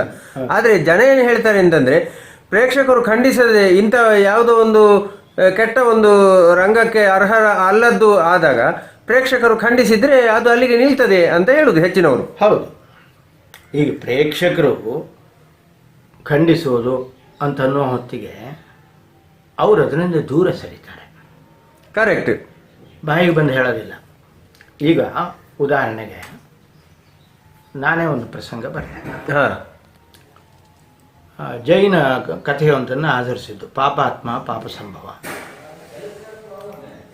ಆ ಒಂದು ಕಥೆ ಅತ್ಯಂತ ಶಾಕಿಂಗ್ ಆಗಿತ್ತು. ಅಲ್ಲಿ ತಾಯಿ ಮತ್ತು ಮಗನ ಸಂಬಂಧ, ಅವರದ್ದು ನಡುವೆ ಒಂದು ಲೈಂಗಿಕ ಸಂಬಂಧ ಬರ್ತಕ್ಕಂಥ ಒಂದು ಕಥೆ. ಕರೆಕ್ಟ್. ಅದು ಜೈನ ಅದರಲ್ಲಿ ಇದೆ. ಅದನ್ನು ಸ್ವೀಕರಿಸಲಿಲ್ಲ ಅಂದ್ರೇನು? ಅವರು ಆಟದವ್ರಿಗೆ ಬಂದು ಹೇಳಿದರು, ಇಂಥ ಕಥೆ ಎಲ್ಲ ಆಡಬೇಡಿ ಅಂತ ಒಂದು ಮಾತು ಬಂತು. ಅನಂತರ ಸ್ವಾಭಾವಿಕವಾಗಿ ಅದರಿಂದ ದೂರ ಹೋಗ್ತಾರಲ್ಲ, ಆಗ ಆ ಪ್ರಸಂಗ ಹಿಂತೆಗೊಳ್ಬೋದು. ಅದನ್ನು ಆಡೋದನ್ನು ಬಿಟ್ಟರು. ಹೀಗೆ ಈ ರೀತಿಯಲ್ಲಿ ನಾನಾ ರೀತಿಯಲ್ಲಿ ಪ್ರತಿಕ್ರಿಯೆ ವ್ಯಕ್ತಪಡಿಸ್ತಾರೆ. ಅದನ್ನು ನೇರವಾಗಿ ಬಂದು ನಿಮಗೆ ಹೇಳ್ತಾರೆ ಅಂತ ಅಲ್ಲ, ಬರ್ದೇನೆ ಇರ್ಬೋದು, ನಿಮ್ಮ ಟೆಂಟ್ನ ಕಡೆ ಸುಳಿದೇ ಇರ್ಬೋದು. ಇದರಲ್ಲಿ ಈ ಬಯಲಾಟದಂತಲ್ಲಿ ಅಂಥ ಪ್ರಶ್ನೆ ಬರೋದಿಲ್ಲ. ಆದರೆ ಟಿಕೆಟ್ ಇಟ್ಟು ಆಟ ಆಡಬೇಕಿದ್ರೆ ಅವ್ರು ಈ ರೀತಿಯಲ್ಲಿ ಹೋಗ್ತಾರಲ್ವ, ಕರೆಕ್ಟ್, ಅವ್ರಿಗೆ ಸೇರ್ಲಿಲ್ಲ ಅನ್ನೋದು ಅರ್ಥ. ಹೌದು, ಬರುದಿಲ್ಲ ಅಂತ ಲೆಕ್ಕ. ಬರುದಿಲ್ಲ ಅಂತ ಲೆಕ್ಕ. ಈ ಮತ್ತೆ ಮತ್ತೆ ಅದನ್ನು ನೋಡಬೇಕು ಅನ್ನೋ ಆಸೆಯಿಂದ ಬರ್ತಾನೆ ಅಂತ ಹೇಳಿದ್ರೆ ಆಗದ ಅವ್ರಿಗೆ ಮೆಚ್ಚುಗೆ ಆಗಿದೆ ಅಂತ ಲೆಕ್ಕ. ಹೌದು ಹೌದು, ಇದು ಸರಳವಾದ ಲೆಕ್ಕ. ಹಾಗಾಗಿ ಈಗ ಯಾವುದೋ ಮೊನ್ನೆ ಇದರಿಂದ ಸಿನಿಮಾದಿಂದ ಬಂತಲ್ಲ, ಅದು ವಜ್ರಮಾನಸಿ. ಹಾಂ, ವಜ್ರಮಾನಸಿ ಎಂಬ ಪ್ರಸಂಗ, ಅದನ್ನು ರಚನೆ ಮಾಡಿದರು. ಅದನ್ನ ಜನ ಸ್ವೀಕರಿಸಿದಾರೋ ಇಲ್ವೋ? ಸ್ವೀಕರಿಸಿದ್ದಾರೆ. ಅಂದರೆ ಅವ್ರಿಗೆ ಖುಷಿ ಆಯಿತು, ಮೆಚ್ಚುಗೆ ಆಯಿತು ಅಂತ ಆಯಿತು. ಅದನ್ನು ಆಡ್ಲಿಕ್ಕೆ ಹೋಗ್ತಾರೆ, ಅದಿಲ್ಲದೆ ಇದ್ರೆ ಬಿಡ್ತಾರೆ. ಕರೆಕ್ಟ್. ಹಾಗಾಗಿ ಪ್ರೇಕ್ಷಕ ಎಲ್ಲ ಸಮನೂ ಬಾಯಿ ಬಿಟ್ಟೇ ಹೇಳಬೇಕು ಅಂತಿಲ್ಲ, ಮೌನವಾಗಿಯೂ ಪ್ರತಿಕ್ರಿಯಿಸಬಲ್ಲ. ಕರೆಕ್ಟ್. ಸರ್, ಈಗ ಬಡಗುತಿಟ್ಟು ಮತ್ತು ಬಡಗುತಿಟ್ಟು ಅಂತ ಎರಡು ಉಂಟು. ಬಡಗುತಿಟ್ಟು ಅಂದರೆ ನಡುತಿಟ್ಟು ಅಥವಾ ಬಡಗು ಅಂತ ಇಲ್ಲಿ ಎರಡು ಉಂಟು. ತೆಂಗುತಿಟ್ಟು ಅದು ಪ್ರತ್ಯೇಕ ಮತ್ತೆ ಬೇರೆ. ಇದರಲ್ಲಿ ಬಡಗು ಮತ್ತು ಬಡಗು ತಿಟ್ಟಿನಲ್ಲಿ ಇರುವಂತಹ ವ್ಯತ್ಯಾಸಗಳೇನು ನೀವು ಕಂಡುಕೊಂಡ ಹಾಗೆ? ಅಂದರೆ ಈಗ ವ್ಯತ್ಯಾಸಗಳು ಇಲ್ಲದೆ ಇರ್ಬೋದು, ಒಂದು ಕಾಲದಲ್ಲಿ ಇದ್ದಾಗ ಯಾವೆಲ್ಲ ವ್ಯತ್ಯಾಸಗಳು ಇತ್ತು? ಒಂದು, ಈ ತಿಟ್ಟುಗಳ ನಡುವಿನ ವ್ಯತ್ಯಾಸ ಅನ್ನುವ ವಿಷಯದಲ್ಲಿಯೇ ಒಂದು ಸಂಗತಿ ನಾವು ತಿಳ್ಕೊಳ್ಬೇಕು. ಇಲ್ಲಿ ತಾತ್ವಿಕವಾದ ಭೇದ ಇಲ್ಲ. ಕರೆಕ್ಟ್. ಅಲ್ಲಲ್ಲ, ತಾತ್ವಿಕವಾದ ಭೇದ ನಾನು ಪ್ರಶ್ನೆಯನ್ನು ಮಾಡಿದ್ದಲ್ಲ. ಕಾಲದಲ್ಲಿ ಸಂಪರ್ಕ ಸಾಧನಗಳು, ಪರಸ್ಪರ ಸಂಪರ್ಕ ಇರಲಿಲ್ಲ. ಕರೆಕ್ಟ್. ಅಂಥ ಒಂದು ಸಮಯದಲ್ಲಿ ಹುಟ್ಟುಕೊಂಡಂಥ ಭೇದಗಳು. ಹೌದು. ಅಂಥ ಭೇದಗಳು ಅನ್ನೋದನ್ನು ನಾವು ಗ್ರಹಿಸೋದಿದ್ರೆ, ಈಗ ಬಡಗು ತಿಟ್ಟಿನಲ್ಲಿ ನಡುವು ತಿಟ್ಟು ಅಂತ ನೀವೇನು ಹೇಳ್ತೀರಿ, ನಡುತಿಟ್ಟು ಈ ನೃತ್ಯ ಕುಣಿತ ಇದೆಯಲ್ಲ, ಕುಣಿತಕ್ಕೆ ಹೆಚ್ಚಿನ ಪ್ರಾಶಸ್ತ್ಯವನ್ನು ಕೊಟ್ಟು. ಕರೆಕ್ಟ್. ಅಲ್ಲಿ ಹಾವಭಾವಗಳಿಗೆ ವಿಶೇಷವಾದ ಅವಕಾಶ ಇರಲಿಲ್ಲ. ವೇಷಭೂಷಣಗಳ ರಂಗು ಅವುಗಳ ಅದ್ಭುತವಾದ ಈ ಒಂದು ಮುಂಡಾಸು ಅಂದರು ಅಥವಾ ಬೇರೆ ಬೇರೆ ವೇಷಭೂಷಣಗಳಿಗೆ ಮಹತ್ವ ಕೊಟ್ಟರು. ಮುಖಭಾವದ ಬಗ್ಗೆ ಹೆಚ್ಚು ಚಿಂತೆ ಮಾಡಲಿಲ್ಲ. ಹಾಗೆ ಕುಣಿತ, ನಾನಾ ರೀತಿಯ ಕುಣಿತಗಳನ್ನು ಅವರು ಬಳಸ್ಕೊಳ್ಳಿ. ನೃತ್ಯ ಪ್ರಧಾನ ಅಂತ ನಾನು ಹೇಳ್ತೇನೆ. ಬಡಗು ಅಥವಾ ಉತ್ತರ ಕನ್ನಡದ ತಿಟ್ಟು ಅಂತ ಇದೆಯಾ, ಈ ಉತ್ತರ ಕನ್ನಡ ತಿಟ್ಟಿನಲ್ಲಿ ಮೂಲತಃ ಅಭಿನಯಕ್ಕೆ ಪ್ರಾಧಾನ್ಯ. ಹೆಚ್ಚೆಚ್ಚು ಈ ಪದ್ಯಗಳ ಅಭಿನಯ ಏನಿದೆ, ಭಾವಾಭಿನಯಕ್ಕೆ ಇಲ್ಲಿ ವಿಶೇಷವಾದಂತಹ ಪ್ರಾಧಾನ್ಯ ಇತ್ತು.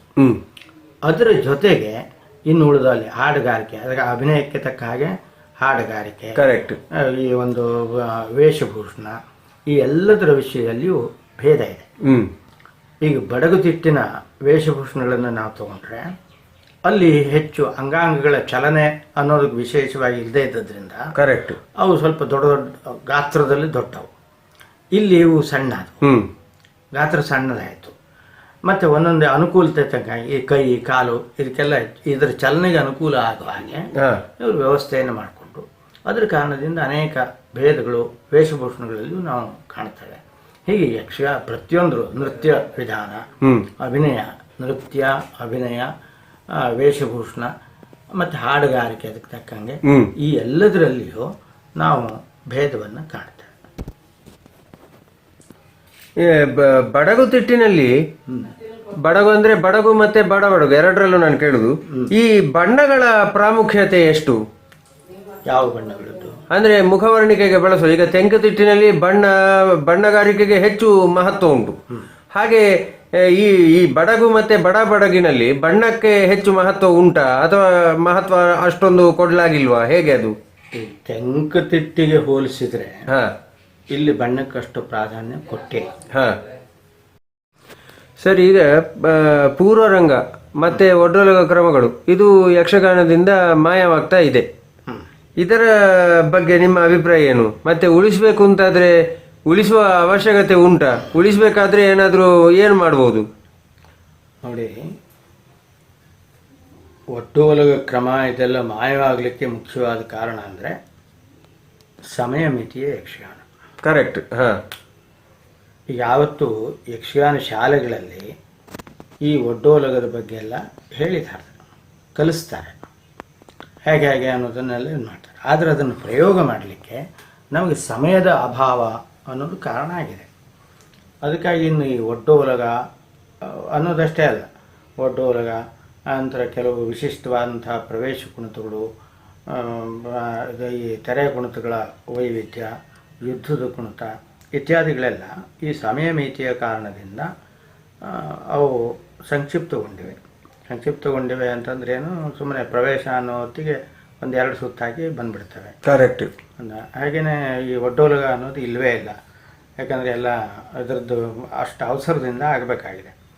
ಅದಿಲ್ಲದೆ ಅಂಥ ಇಡೀ ರಾತ್ರಿ ನಡೆಯುವಂಥ ಒಂದು ಇದರಲ್ಲಿ ಈಗಲೂ ಮೇಳಗಳಲ್ಲಿ ಆ ಒಡ್ಡೋಲಗ ಅನ್ನೋದನ್ನು ಮಾಡ್ತಾರೆ, ಆ ಒಡ್ಡೋಲಗ ಕಲಿಸ್ತಾರೆ.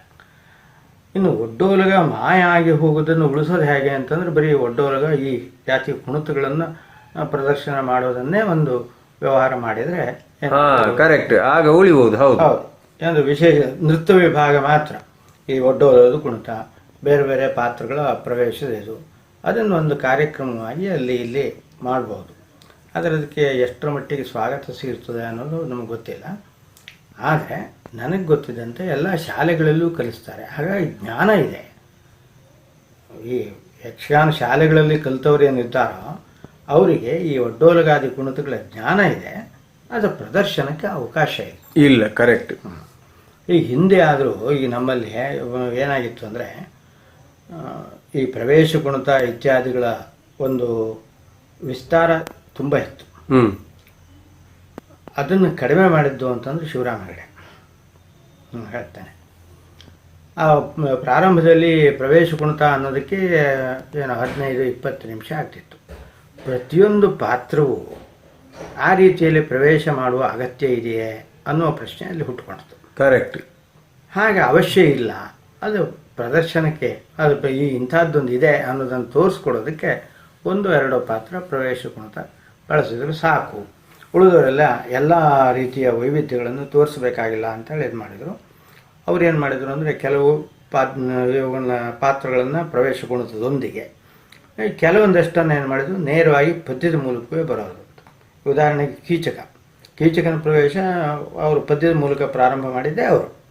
ಆ ರೀತಿಯಲ್ಲಿ ಬದಲಾವಣೆಗಳು ಆಗ್ತಾ ಹೋಗ್ತಾ ಇರ್ತವೆ. ಆದರೆ ಅವುಗಳ ಜ್ಞಾನ ಇರಬೇಕಾದ ಅವಶ್ಯ. ಜ್ಞಾನ ಇದ್ದರೆ ಸಾಕು ಅಂತ ಕಾಣ್ತದೆ. ಈಗಿನ ಅದಕ್ಕಿಂತ ಹೆಚ್ಚು ನಾವೇನೂ ಮಾಡೋ ಹಾಗಿಲ್ಲ.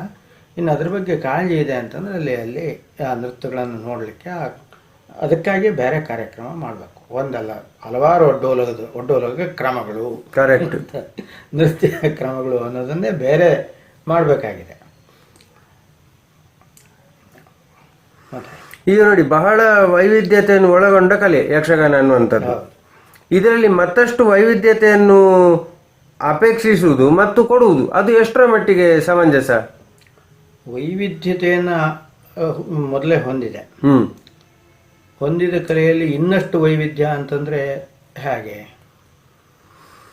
ಅಂದ್ರೆ ಯಾವುದೇ ರೀತಿಯಲ್ಲಿ, ಅಂದ್ರೆ ಎಲ್ಲ ರೀತಿಯಲ್ಲೂ ಈಗ ವೈವಿಧ್ಯತೆ ಕೊಡಬೇಕು, ಹೊಸತನ್ನು ಕೊಡಬೇಕು ಅನ್ನುವಂತ ಪ್ರಯತ್ನ ಶುರುವಾಗಿದೆ. ಹೌದು. ಆ ಹೊಸತನ್ನು ಕೊಡುವ ಪ್ರಯತ್ನ ಯಾಕೆ? ಆಲ್ರೆಡಿ ಇದರಲ್ಲಿ ಬಹಳಷ್ಟು ವೈವಿಧ್ಯತೆ ಉಂಟಲ್ಲ. ಹೌದು, ಸಾಕಷ್ಟು ವೈವಿಧ್ಯ ಇದೆ. ಆದ್ರೆ ಅದೇ ವೈವಿಧ್ಯವನ್ನ ನೋಡಿ ನೋಡಿ ಜನಕ್ಕೆ ಸಾಕಾಗೋಗ್ತದೆ. ನಮ್ಮ ಬದಲಾವಣೆಗಳಿಗೆಲ್ಲ ಕಾರಣವೇ ಅದು. ಕರೆಕ್ಟ್, ಅದು ಹೌದು. ಈ ಒಂದೇ ರೀತಿಯಲ್ಲಿ ಎಷ್ಟೇ ಒಳ್ಳೇದಾದ್ರೂ, ಅತ್ಯಂತ ಸಿಹಿಯಾದ ತಿಂಡಿ ಆದರೂ ಅದನ್ನೇ ತಿಂತಾ ಇದ್ರೆ ಬೇಸರ ಬರ್ತದೆ. ಇದು ಬೇಡ, ಇನ್ನು ಬೇರೆದಿರಲಿ ಅಂತ ಅನ್ನಿಸ್ತದೆ. ಕರೆಕ್ಟ್. ಹಾಗೆ ಈಗ ಇದು ಒಂದೇ ರೀತಿಯಲ್ಲಿ ಇದ್ದದ್ದನ್ನು ನೋಡೋ ಹೊತ್ತಿಗೆ ಜನಕ್ಕೆ ಇನ್ನೇನೋ ಬೇಕು ಅನ್ನೋ ಒಂದು ಅಪೇಕ್ಷೆ ಸ್ವಾಭಾವಿಕವಾಗಿ ಹುಟ್ಟುತ್ತದೆ. ಅದನ್ನು ಈಡೇರಿಸೋದಕ್ಕೆ ಮತ್ತೆ ಇವರು ಪ್ರಯತ್ನ ಮಾಡ್ತಾರೆ ಅಷ್ಟೇ. ಹಾಗಾಗಿ ಆ ವೈವಿಧ್ಯ ಇದೆ, ವೈವಿಧ್ಯ ಇಲ್ಲ ಅಂತ ನಾನು ಹೇಳೋದಿಲ್ಲ. ಅದರಲ್ಲಿ ಕೆಲವೊಂದು ವೈವಿಧ್ಯಗಳು ಮಾಯವಾಗ್ತವೆ, ಮತ್ತು ಅದರ ಜಾಗಕ್ಕೆ ಬೇರೆದು ಬರ್ತದೆ. ನಂತರ ಮತ್ತು ಇದು ಹಳಸಿ ಹೋಗ್ತದೆ, ಹಳಸಿದ ಮೇಲೆ ಮತ್ತೆ ಹೊಸ್ತು ಬರ್ತದೆ. ಇದು ಯಾವತ್ತೂ ನಡ್ಕೊಂಡು ಬಂದಿದ್ದು ಮತ್ತು ಹೀಗೆ ನಡ್ಕೊಂಡು ಹೋಗೋದೇನೆ. ಅದರಲ್ಲಿ ಏನು ವ್ಯತ್ಯಾಸ ಆಗೋದು ಅಂತ ನಾನು ಕಾಣೋದಿಲ್ಲ. ಹಾಗೆ ಇರ್ತದೆ, ಹಾಗೆ ಮುಂದುವರಿತದೆ. ಇನ್ನು ನಾವು ತಾಳಮದ್ದಲೆಯ ವಿಚಾರಕ್ಕೆ ಬಂದರೆ, ಈ ತಾಳಮದ್ದಲೆಯ ಮೂಲ ಉದ್ದೇಶ ಏನಿರಬೇಕು ಅಂತ ನಿಮ್ಮ ಅಭಿಪ್ರಾಯ ಸರ್? ತಾಳಮದ್ದಲೆಯನ್ನು ನಾನು ಕಾಣುವುದು ಅಂತಂದ್ರೆ ಅದು ರಸಾತ್ಮಕವಾಗಿ ಇದ್ದರೆ ಒಳ್ಳೆಯದು. ರಸಾತ್ಮಕವಾಗಿ ಇರೋದು ಅಂತಂದರೆ ಶುದ್ಧವಾಗಿ ಕೇವಲ ಭಾವನಾತ್ಮಕವಾದ ವ್ಯವಹಾರ ಅನ್ನೋದಷ್ಟೇ ಅಲ್ಲ, ಅದು ಎರಡೂ ಬೆರೆತಿರಬೇಕಾಗ್ತದೆ. ಒಂದು ವೈಚಾರಿಕತೆ ಮತ್ತು ಭಾವನಾತ್ಮಕತೆ, ಅದು ಎರಡರ ಮಿಶ್ರಣದಿಂದ ಒಂದು ವಿಶಿಷ್ಟವಾದ ಪಾಕ ಸಿದ್ಧ ಆಗ್ತದೆ.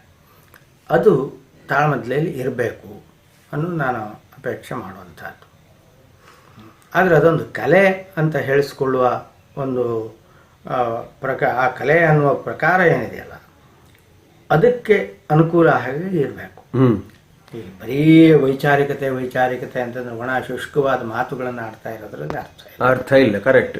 ಭಾವುಕ ಇದು ಅಂತಂದ್ರೆ ಒಂದೇ ಈ ರಂಗದಲ್ಲಿ ಮಾಡ್ದಂಗೆ ಕಣ್ಣೀರು ಸುರಿಸೋದು, ಗುದ್ದಾಡೋದು ಇದನ್ನು ಮಾಡ್ತಾ ಇದ್ರು ಅರ್ಥ ಇಲ್ಲ.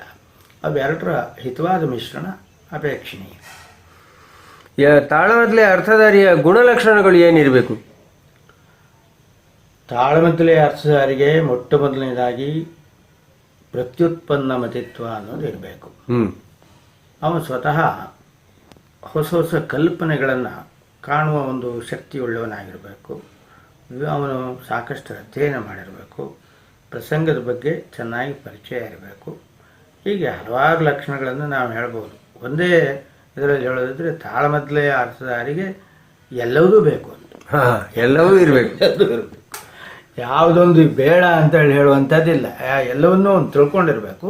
ಪ್ರಯೋಗ ಮಾಡಬೇಕಿದ್ರೆ ಯಾವುದು ಎಲ್ಲಿ ಅಂತ ಗೊತ್ತಿರಬೇಕಷ್ಟೆ. ಈ ತಾಳಮದ್ದಲೆಗಳಲ್ಲಿ ಪಾತ್ರ ಚಿತ್ರಣ ಎನ್ನುವಂಥದ್ದು ಯಾವ ರೀತಿ ಇದ್ರೆ ಒಳ್ಳೆಯದು? ಯಾಕೆಂತಂದ್ರೆ ಯಾವುದೇ ವೇಷಭೂಷಣಗಳು ಇಲ್ಲದೆ ಪರಿಣಾಮ ಮಾಡುವ ಹೊತ್ತಿಗೆ ಪಾತ್ರ ಚಿತ್ರಣ ಬಹಳಷ್ಟು ಪರಿಣಾಮಕಾರಿಯಾಗಿರಬೇಕು. ಅದು ಯಾವ ರೀತಿಯಲ್ಲಿ ಮಾಡಬಹುದು? ಇದನ್ನು ಮಾಡಲಿಕ್ಕೆ ಸಾಧ್ಯ ಇದೆ. ಈಗ ಮಾತಿನ ಮೂಲಕವಾಗಿಯೇ ನಾವು ಆ ಪಾತ್ರವನ್ನು ಕಟ್ಟಿಕೊಡಲಿಕ್ಕೆ ಸಾಧ್ಯ. ಈ ಒಂದು ಪಾತ್ರದ ದುಷ್ಟ ಸ್ವಭಾವ ಇರ್ಬೋದು, ಆ ಸ್ವಭಾವವನ್ನು ಪ್ರತಿನಿಧಿಸುವ ಮಾತುಗಳು ಅದರಲ್ಲಿ ಇರಬೇಕಾಗ್ತದೆ. ಹಾಗೆ ಅತ್ಯಂತ ಮೃದುವಾದ ಸ್ವಭಾವಗಳು ಅಂತಂದರೆ ಅದು ಅಂದರೆ ಧ್ವನಿಯ ಮೂಲಕ ನಮ್ಮ ಒಂದು ಒಟ್ಟಾರೆ ನಿಲುವು ಅನ್ನೋದನ್ನು ಪಾತ್ರದ ನಿಲುಮೆ ಅನ್ನೋದನ್ನು ಪ್ರತಿಪಾದಿಸುವುದರ ಮೂಲಕ ಹೀಗೆ ಅದನ್ನು ಮಾಡ್ಬೋದು. ಪಾತ್ರ ಅಲ್ಲಿ ರಂಗದ ವೇಷಭೂಷಣಾದಿಗಳು ಇಲ್ಲದೇ ಇದ್ದರೂ ಯಶಸ್ವಿಯಾಗಿ ಪಾತ್ರ ಚಿತ್ರಣವನ್ನು ಮಾಡುವ ಎಲ್ಲ ಸಾಧ್ಯತೆಗಳು ಇವೆ. ಮಾತ್ರ ಹೇಳಬೇಕು. ಈ ಅರ್ಥಗಾರಿಕೆಯಲ್ಲಿ ಅರ್ಥಧಾರಿ ಕುಳಿತುಕೊಳ್ಳುವ ಭಂಗಿ, ಹಾವಭಾವ, ಉಡುಗೆ ತೊಡುಗೆ ಇವೆಲ್ಲ ಎಷ್ಟು ಮುಖ್ಯ ಆಗ್ತದೆ ಸರ್? ಅವುಗಳಿಗೆ ಬಹಳವಾದ ಪ್ರಾಮುಖ್ಯ ತಾಳಮದ್ದಲೆಯಲ್ಲಿ ಇರಲಿಲ್ಲ. ಆದರೆ ಈಗೀಗ ಸ್ವಲ್ಪ ನೋಟಕ್ಕೆ ಸೊಗಸಾಗಬೇಕು ಅನ್ನೋ ಹೊತ್ತಿಗೆ ಹೇಗಾದರೂ ಬಂದು ಕೂತ್ಕೊಂಡ್ರೆ ಆ ಕಲ್ಪನೆಯನ್ನು ಮಾಡ್ಕೊಳ್ಳಿಕ್ಕೆ ಕಷ್ಟ ಆಗ್ತದೆ ಅನ್ನುವ ದೃಷ್ಟಿಯಿಂದ ಅದನ್ನು ಅಪೇಕ್ಷೆ ಮಾಡುವ ಒಂದು ಪ್ರವೃತ್ತಿ ಬೆಳೆದರೆ ಅದು ಒಳ್ಳೆಯದೇನೆ. ಅಂದರೆ ಒಂದು ಉಡುಗೆ ತೊಡುಗೆ ಈ ಭಾರತೀಯತೆಯನ್ನು ಪ್ರತಿನಿಧಿಸುವಂತಹ ಒಂದು ವೇಷಭೂಷಣವನ್ನು ಅವನು ತೊಟ್ಟಿರಬೇಕು. ಮತ್ತು ಕುಳಿತುಕೊಳ್ಳುವ ಭಂಗಿ ಅಸಹ್ಯ ಹುಟ್ಟಿಸುವ ಹಾಗೆ ಇರಬಾರ್ದು. ಕರೆಕ್ಟ್, ಅಷ್ಟೇ. ಯಾಕಂದರೆ 4 ಜನ ನಿಮ್ಮನ್ನು ನೋಡ್ತಾ ಇದ್ದಾರೆ ಅನ್ನೋ ಹೊತ್ತಿಗೆ ಅದಕ್ಕೊಂದು ಒಂದು ಗಾಂಭೀರ್ಯವನ್ನು ನಾವು ತಂದುಕೊಳ್ಬೇಕಾಗ್ತದೆ. ಸುಮ್ಮನೆ ಏನೇನೋ ಚೇಷ್ಟೆಯನ್ನು ಮಾಡೋದು ಇದೆಲ್ಲ ಅಷ್ಟು ಸಮಂಜಸ ಅಂತ ಅನಿಸೋದಿಲ್ಲ. ಅದರಿಂದ ಏನಾಗ್ತದೆ ಕೇಳಿದರೆ ಆ ಕಲೆಯನ್ನು ಆಸ್ವಾದನೆ ಮಾಡುವ ವ್ಯಕ್ತಿ ಏನಿರ್ತಾನೆ ಆ ಮನುಷ್ಯನಿಗೆ ಏನೋ ಬೇರೆ ಕಡೆಗೆ ಅವನು ಡೈವರ್ಟ್ ಆಗ್ತಾನೆ. ಕರೆಕ್ಟ್. ಅವನು ಡೈವರ್ಟ್ ಆಗದೇ ಇದ್ದಂಗೆ ನೋಡಿಕೊಳ್ಳುವ ರೀತಿಯಲ್ಲಿ ಒಂದು ಶಿಸ್ತಿನಿಂದ ವ್ಯವಹರಿಸುವುದು ಚಂದ. ಈಗ ಪಾತ್ರಧಾರಿಗಳು ಪಾತ್ರ ನಿರ್ವಹಿಸುವಾಗ ಅವರು ಪ್ರಸಂಗಕ್ಕೆ ನಿಷ್ಠರಾಗಿರ್ಬೇಕಾ ಅಥವಾ ಮೂಲ ಕಾವ್ಯಕ್ಕೆ ನಿಷ್ಠರಾಗಿ ಇರಬೇಕಾ? ಪ್ರಸಂಗಕ್ಕೆ. ಅದರಲ್ಲಿ ಇದೇ ಇಲ್ಲ, ಯಾವ ಸಂಶಯವೂ ಇಲ್ಲ. ಯಾಕಂದರೆ ನಮಗೆ ಪ್ರಸಂಗವೇ ಪರಮಾಧಾರವೇ ಹೊರತು ಮೂಲ ಕಾವ್ಯ ಅಲ್ಲ. ಮತ್ತು ಒಂದು ವಿಷಯ ನಾವು ಗಮನಿಸಬೇಕಾದ್ದು ಅಂದರೆ ಮೂಲ ಕಾವ್ಯದ ಕಥೆಯನ್ನು ಹೇಳಲಿಕ್ಕಾಗಿ ತಾಳಮದ್ದಲೆ ಇದೆ ಅನ್ನೋದಾಗಿ ತಿಳ್ಕೊಳ್ಳೋದೇ ತಪ್ಪು. ನಾವು ಸಂಸ್ಕೃತ ಸಾಹಿತ್ಯವನ್ನು ನಾಟಕಗಳನ್ನು ಓದ್ದವನು. ಆ ಒಂದು ಕಾರಣದಿಂದ ನಾನು ಹೇಳ್ತೇನೆ, ಸಂಸ್ಕೃತದಲ್ಲಿ ಸ್ಪಷ್ಟವಾಗಿ ಧ್ವನ್ಯಾಲೋಕದಲ್ಲಿ ಆನಂದವರ್ಧನ ಸ್ಪಷ್ಟವಾಗಿ ಹೇಳ್ತಾನೆ, ನೀವು ಕಥೆ ಅನ್ನೋದನ್ನು ಕೇಳಬೇಕು ಆದರೆ ಮೂಲ ಕಾವ್ಯಕ್ಕೆ ಹೋಗಿ. ನಾಟಕ ಬರಬೇಡಿ, ನಾಟಕದ ಅಗತ್ಯ ಇಲ್ಲ. ನಾಟಕದಲ್ಲಿ ನೀವು ಪ್ರತಿಪಾದನೆ ಮಾಡಬೇಕಾದ್ದು ರಸವನ್ನು. ಹಾಗೆಯೇ ಈ ಪ್ರಸಂಗ ಅನ್ನೋದೇನಿದೆಯೋ, ಪ್ರಸಂಗ ಇದ್ದದ್ದು ಕೇವಲ ಕಥೆ ಹೇಳೋದಕ್ಕಲ್ಲ. ಅಲ್ಲ, ಕರೆಕ್ಟ್. ಆದ್ದರಿಂದ ಇಲ್ಲಿ ನಮಗೆ ಮುಖ್ಯವಾದದ್ದು ಪ್ರಸಂಗ ಕವಿ ಆ ಕಥೆಯನ್ನು ಯಾವ ರೀತಿಯಲ್ಲಿ ತೆಗೆದುಕೊಂಡು ಹೋಗಿದ್ದಾನೆ ಅನ್ನುವ ಒಂದು ಅಂಶ ಮುಖ್ಯವಾಗ್ತದೆ ಹೊರತು ಮೂಲ ಕಾವ್ಯದ ಅಂಶ ಅಲ್ಲ. ಯಾಕಂದರೆ ಮೂಲ ಕಾವ್ಯದಲ್ಲಿ ಇದ್ದದ್ದನ್ನು ಒಂದು ಬದಲಾಯಿಸಿರ್ಬೋದು. ಕರೆಕ್ಟ್.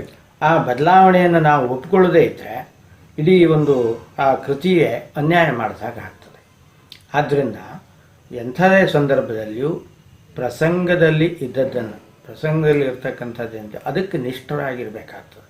ಅದಿಲ್ಲದೆ ಇದ್ದರೆ ಅದಕ್ಕೆ ಇಡೀ ಶಿಸ್ತೇ ಹೊರಟು ಹೋಗ್ತದೆ. ತಾಳಮದ್ದಲೆ ಅರ್ಥಗಾರಿಕೆಯಲ್ಲಿ ಸಂದೇಶ ಮುಖ್ಯವೋ ಅಥವಾ ಪದದ ಭಾವಾರ್ಥ ಮುಖ್ಯವೋ? ಸಂದೇಶ ಅಂತನ್ನೋದಕ್ಕೆ ಅತ್ಯಂತ ವೇಗಾದ ಅರ್ಥ ಇದೆ. ಯಾವುದು ಏನು ಸಂದೇಶ ಕೊಡ್ತದೆ ಅನ್ನೋ ಒಂದು ರೀತಿಯಲ್ಲಿ ಈಗ ಪ್ರಚಾರಕ್ಕೆ ಮಾಡಿದ ಹಾಗೆ ಅಥವಾ ಜಾಹೀರಾತು ಮಾಡಿದ ಹಾಗೆ ಯಾವುದಾದ್ರೂ ಕಲಾತ್ಮಕವಾದ ಕಾರ್ಯಕ್ರಮ ಮಾಡಲಿಕ್ಕೆ ಆಗ್ತದ? ಹಾಗೆ ಮಾಡಿಕೂಡುದು. ಪ್ರಚಾರದ ಉದ್ದೇಶಕ್ಕಾಗಿ ನಾವು ಕಲೆ ಅನ್ನೋದು ಇಲ್ಲವೇ ಇಲ್ಲ. ಕರೆಕ್ಟ್. ಆದರೆ ಸಂದರ್ಭದಲ್ಲಿ ಅದನ್ನು ಬಳಸಬಾರದು ಅಂತ ನಾನು ಹೇಳೋದಿಲ್ಲ. ಆದರೆ ಒಟ್ಟಾರೆ ತಾಳಮದ್ದಲೆ ಅಂತ ಹೇಳಿದರೆ ಅದು ಪದ್ಯಗಳ ಒಂದು ಆ ಪ್ರಸಂಗದ ಚಿತ್ರಣ ನಡೆಸೋದೆ, ಪ್ರಸಂಗ ಕಟ್ಟಿಕೊಡುವಂಥ ಒಂದು ಅಂಶ ಅಂತ ಅದು ಮುಖ್ಯವೇ ಹೊರತು ಅಲ್ಲಿ ಸಂದೇಶವನ್ನು ಕೊಡಲಿಕ್ಕಾಗಿ ನೀವು ಶ್ರಮ ಪಡಬೇಕಾದಿಲ್ಲ. ಅದು ತನಗೆ ತಾನೇ ಸಂದೇಶ ಕೊಟ್ಟುಕೊಳ್ಳಿ. ಹೌದು. ಸುಮ್ಮನೆ ನೀವು ಎಲ್ಲಿಂದನೋ ಹೇರಿ ಇದು ಇಂಥ ಒಂದು ಸಂದೇಶವನ್ನು ಕೊಡುತ್ತದೆ ಅಂಥೇಳಿ ಪ್ರವಚನ ಮಾಡಬೇಕಾದ ಅಗತ್ಯ ಇಲ್ಲ. ಈ ತಾಳಮದ್ದಲೆಗಳಲ್ಲಿ ಸಂಸ್ಕೃತ ಶ್ಲೋಕಗಳನ್ನು ಅತ್ಯಂತ ಹೆಚ್ಚಾಗಿ ಉಪಯೋಗಿಸುವ ಕೆಲವು ಪರಿಪಾಠ ಕೆಲವರಲ್ಲಿ ಉಂಟು. ಇದರ ಬಗ್ಗೆ ನೀವು ಏನು ಹೇಳ್ತೀರಿ? ಅಂದರೆ ಈ ದಾಸರ ಪದಗಳು, ವಚನಕಾರರ ವಚನ, ಇದನ್ನೆಲ್ಲ ಮಂಕುತಿಮ್ಮನ ಕಗ್ಗ, ಇದನ್ನೆಲ್ಲ ತಾಳಮದ್ದಲೆಯಲ್ಲಿ ಬಳಸಿಕೊಳ್ಳಬಹುದಲ್ವಾ? ಸಂಸ್ಕೃತ ಶ್ಲೋಕಗಳನ್ನು ಬಳಸುವ ಹೊತ್ತಿಗೂ ಒಂದು ಮಿತಿ ಇರಬೇಕು. ಈ ತೀರಾ ಹೆಚ್ಚಿನ ಸಂಖ್ಯೆಯಲ್ಲಿ ಪ್ರತಿ ಇದರಲ್ಲಿಯೂ ಸಂಸ್ಕೃತ ಶ್ಲೋಕವನ್ನು ಬಳಸೋದು ಅಸಹ್ಯ ಹುಟ್ಟಿಸ್ತದೆ. ಕರೆಕ್ಟ್. ಸ್ಪಷ್ಟವಾಗಿ ನಾನು ಹೇಳ್ತೇನೆ. ಈಗ ಕೆಲವು ಸಲ 200-300 ಶ್ಲೋಕಗಳನ್ನು ಒಂದು ಅರ್ಥದಲ್ಲಿ ಹೇಳೋರು ಉಂಟು. ಹೌದೌದು.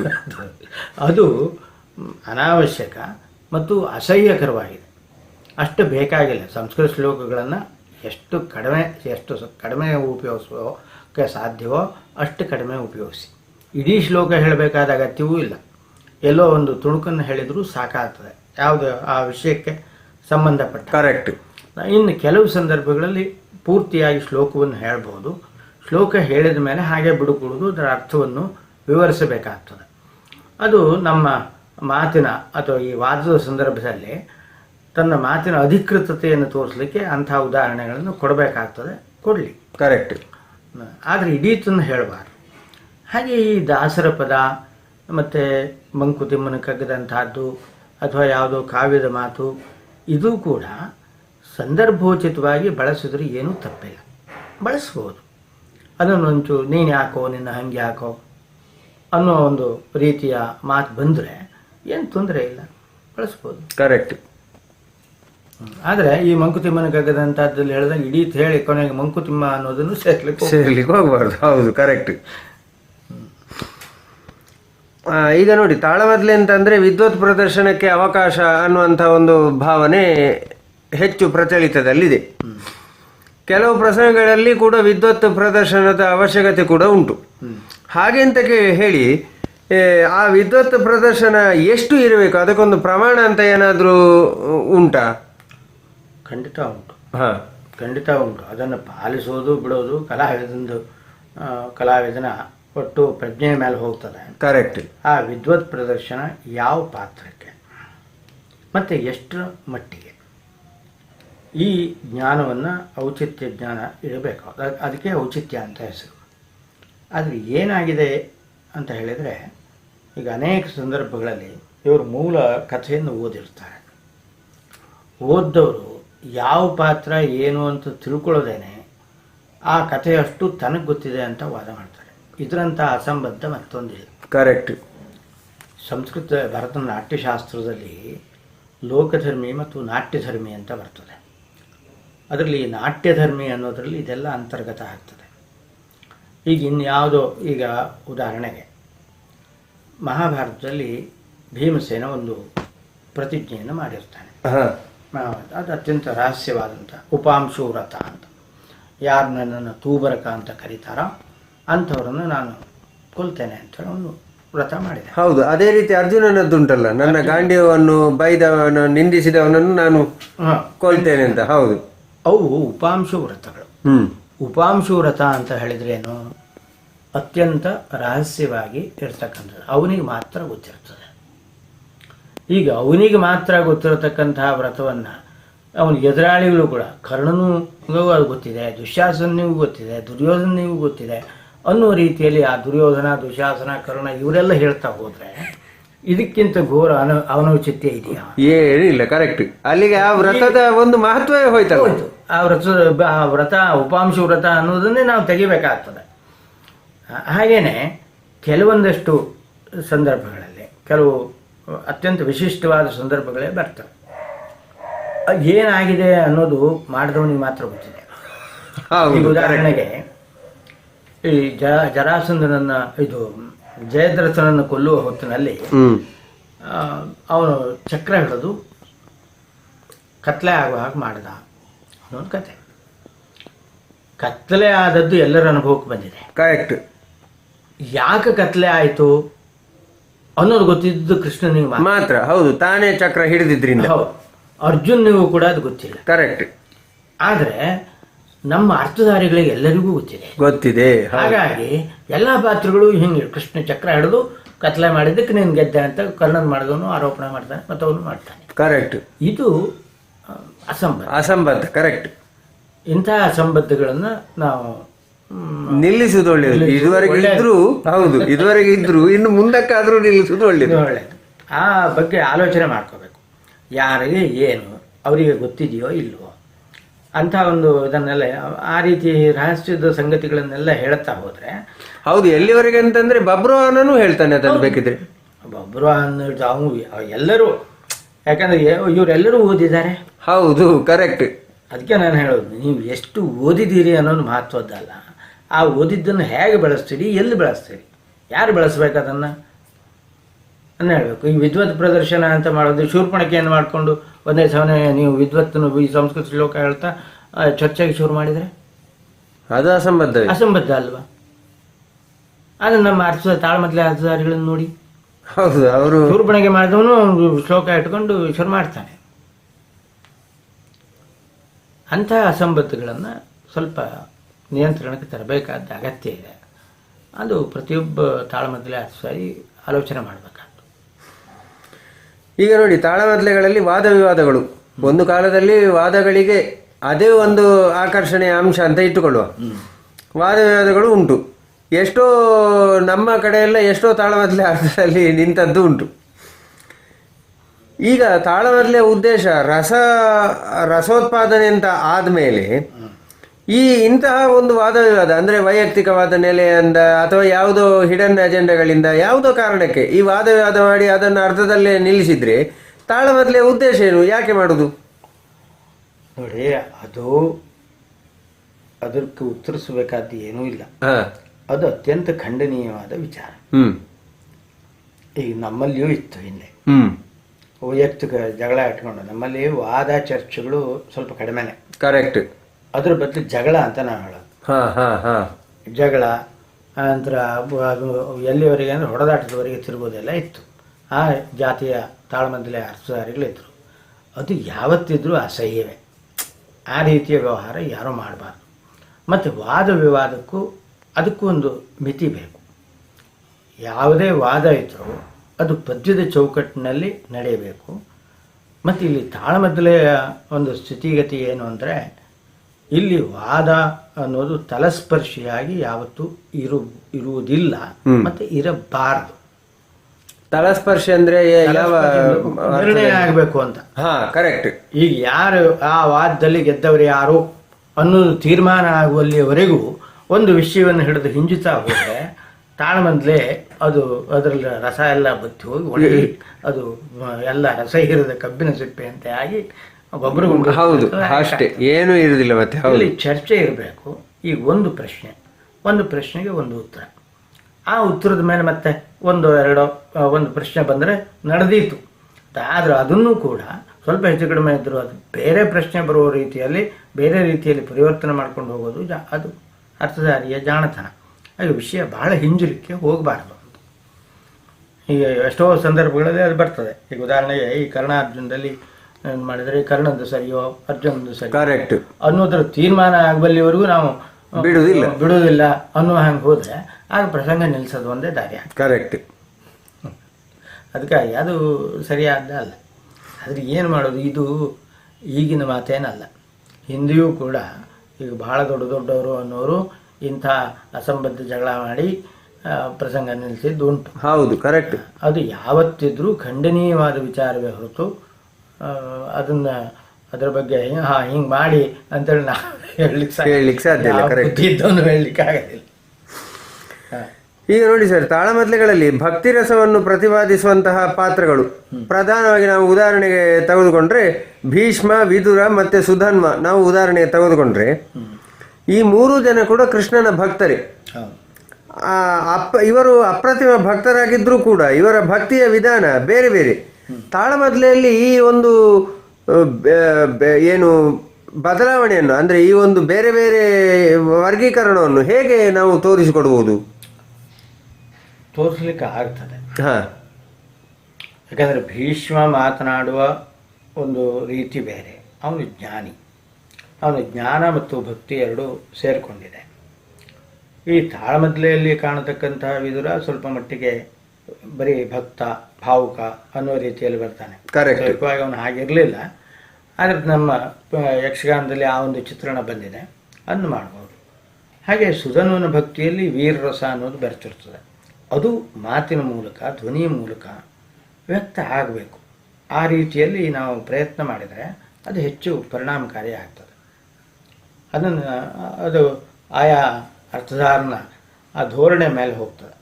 ಈಗ ವಿಶೇಷವಾಗಿ ನನಗೆ ಈ ತೆಂಕಿನ ಅರ್ಥಧಾರರ ಬಗ್ಗೆ ಇದ್ದ ಆಕ್ಷೇಪ ಅದು ಪಾತ್ರಕ್ಕೆ ತಕ್ಕ ಹಾಗೆ ಧ್ವನಿ ಮತ್ತು ಭಾವನೆಗಳ ಬದಲಾವಣೆಯನ್ನು ಮಾಡತಕ್ಕಂಥ ಶಕ್ತಿ ಕೆಲವರಲ್ಲಿ ಇದೆ. ಅಂದರೆ ಅದನ್ನು ಅವರು ಬಳಸ್ತಾರೆ, ಉಳಿದವರು ಅದನ್ನು ಬಳಸೋದೇ ಇಲ್ಲ. ನೀವು ಎಲ್ಲದನ್ನು ಒಂದೇ ರೀತಿಯಲ್ಲಿ ಹೇಳ್ಕೊಂಡು ಹೋಗುವಂಥ ಒಂದು ಪ್ರವೃತ್ತಿ ಮತ್ತು ಬರೀ ಮಾತನ್ನು ಬೆಳೆಸೋದಕ್ಕೆ ಹೋಗ್ತಕ್ಕಂಥ ಒಂದು ಪ್ರವೃತ್ತಿ ಅದು ಕಾಣುತ್ತದೆ ಹೆಚ್ಚು ಅರ್ಥಧಾರಿಗಳಲ್ಲಿ. ನಮ್ಮಲ್ಲಿ ಸ್ವಲ್ಪ ಮಟ್ಟಿಗೆ ಆ ಒಂದು ಬದಲಾವಣೆಯನ್ನು ಜನ ಅಳವಡಿಸ್ಕೊಳ್ಳಿಕ್ಕೆ ಪ್ರಯತ್ನ ಮಾಡ್ತಾರೆ.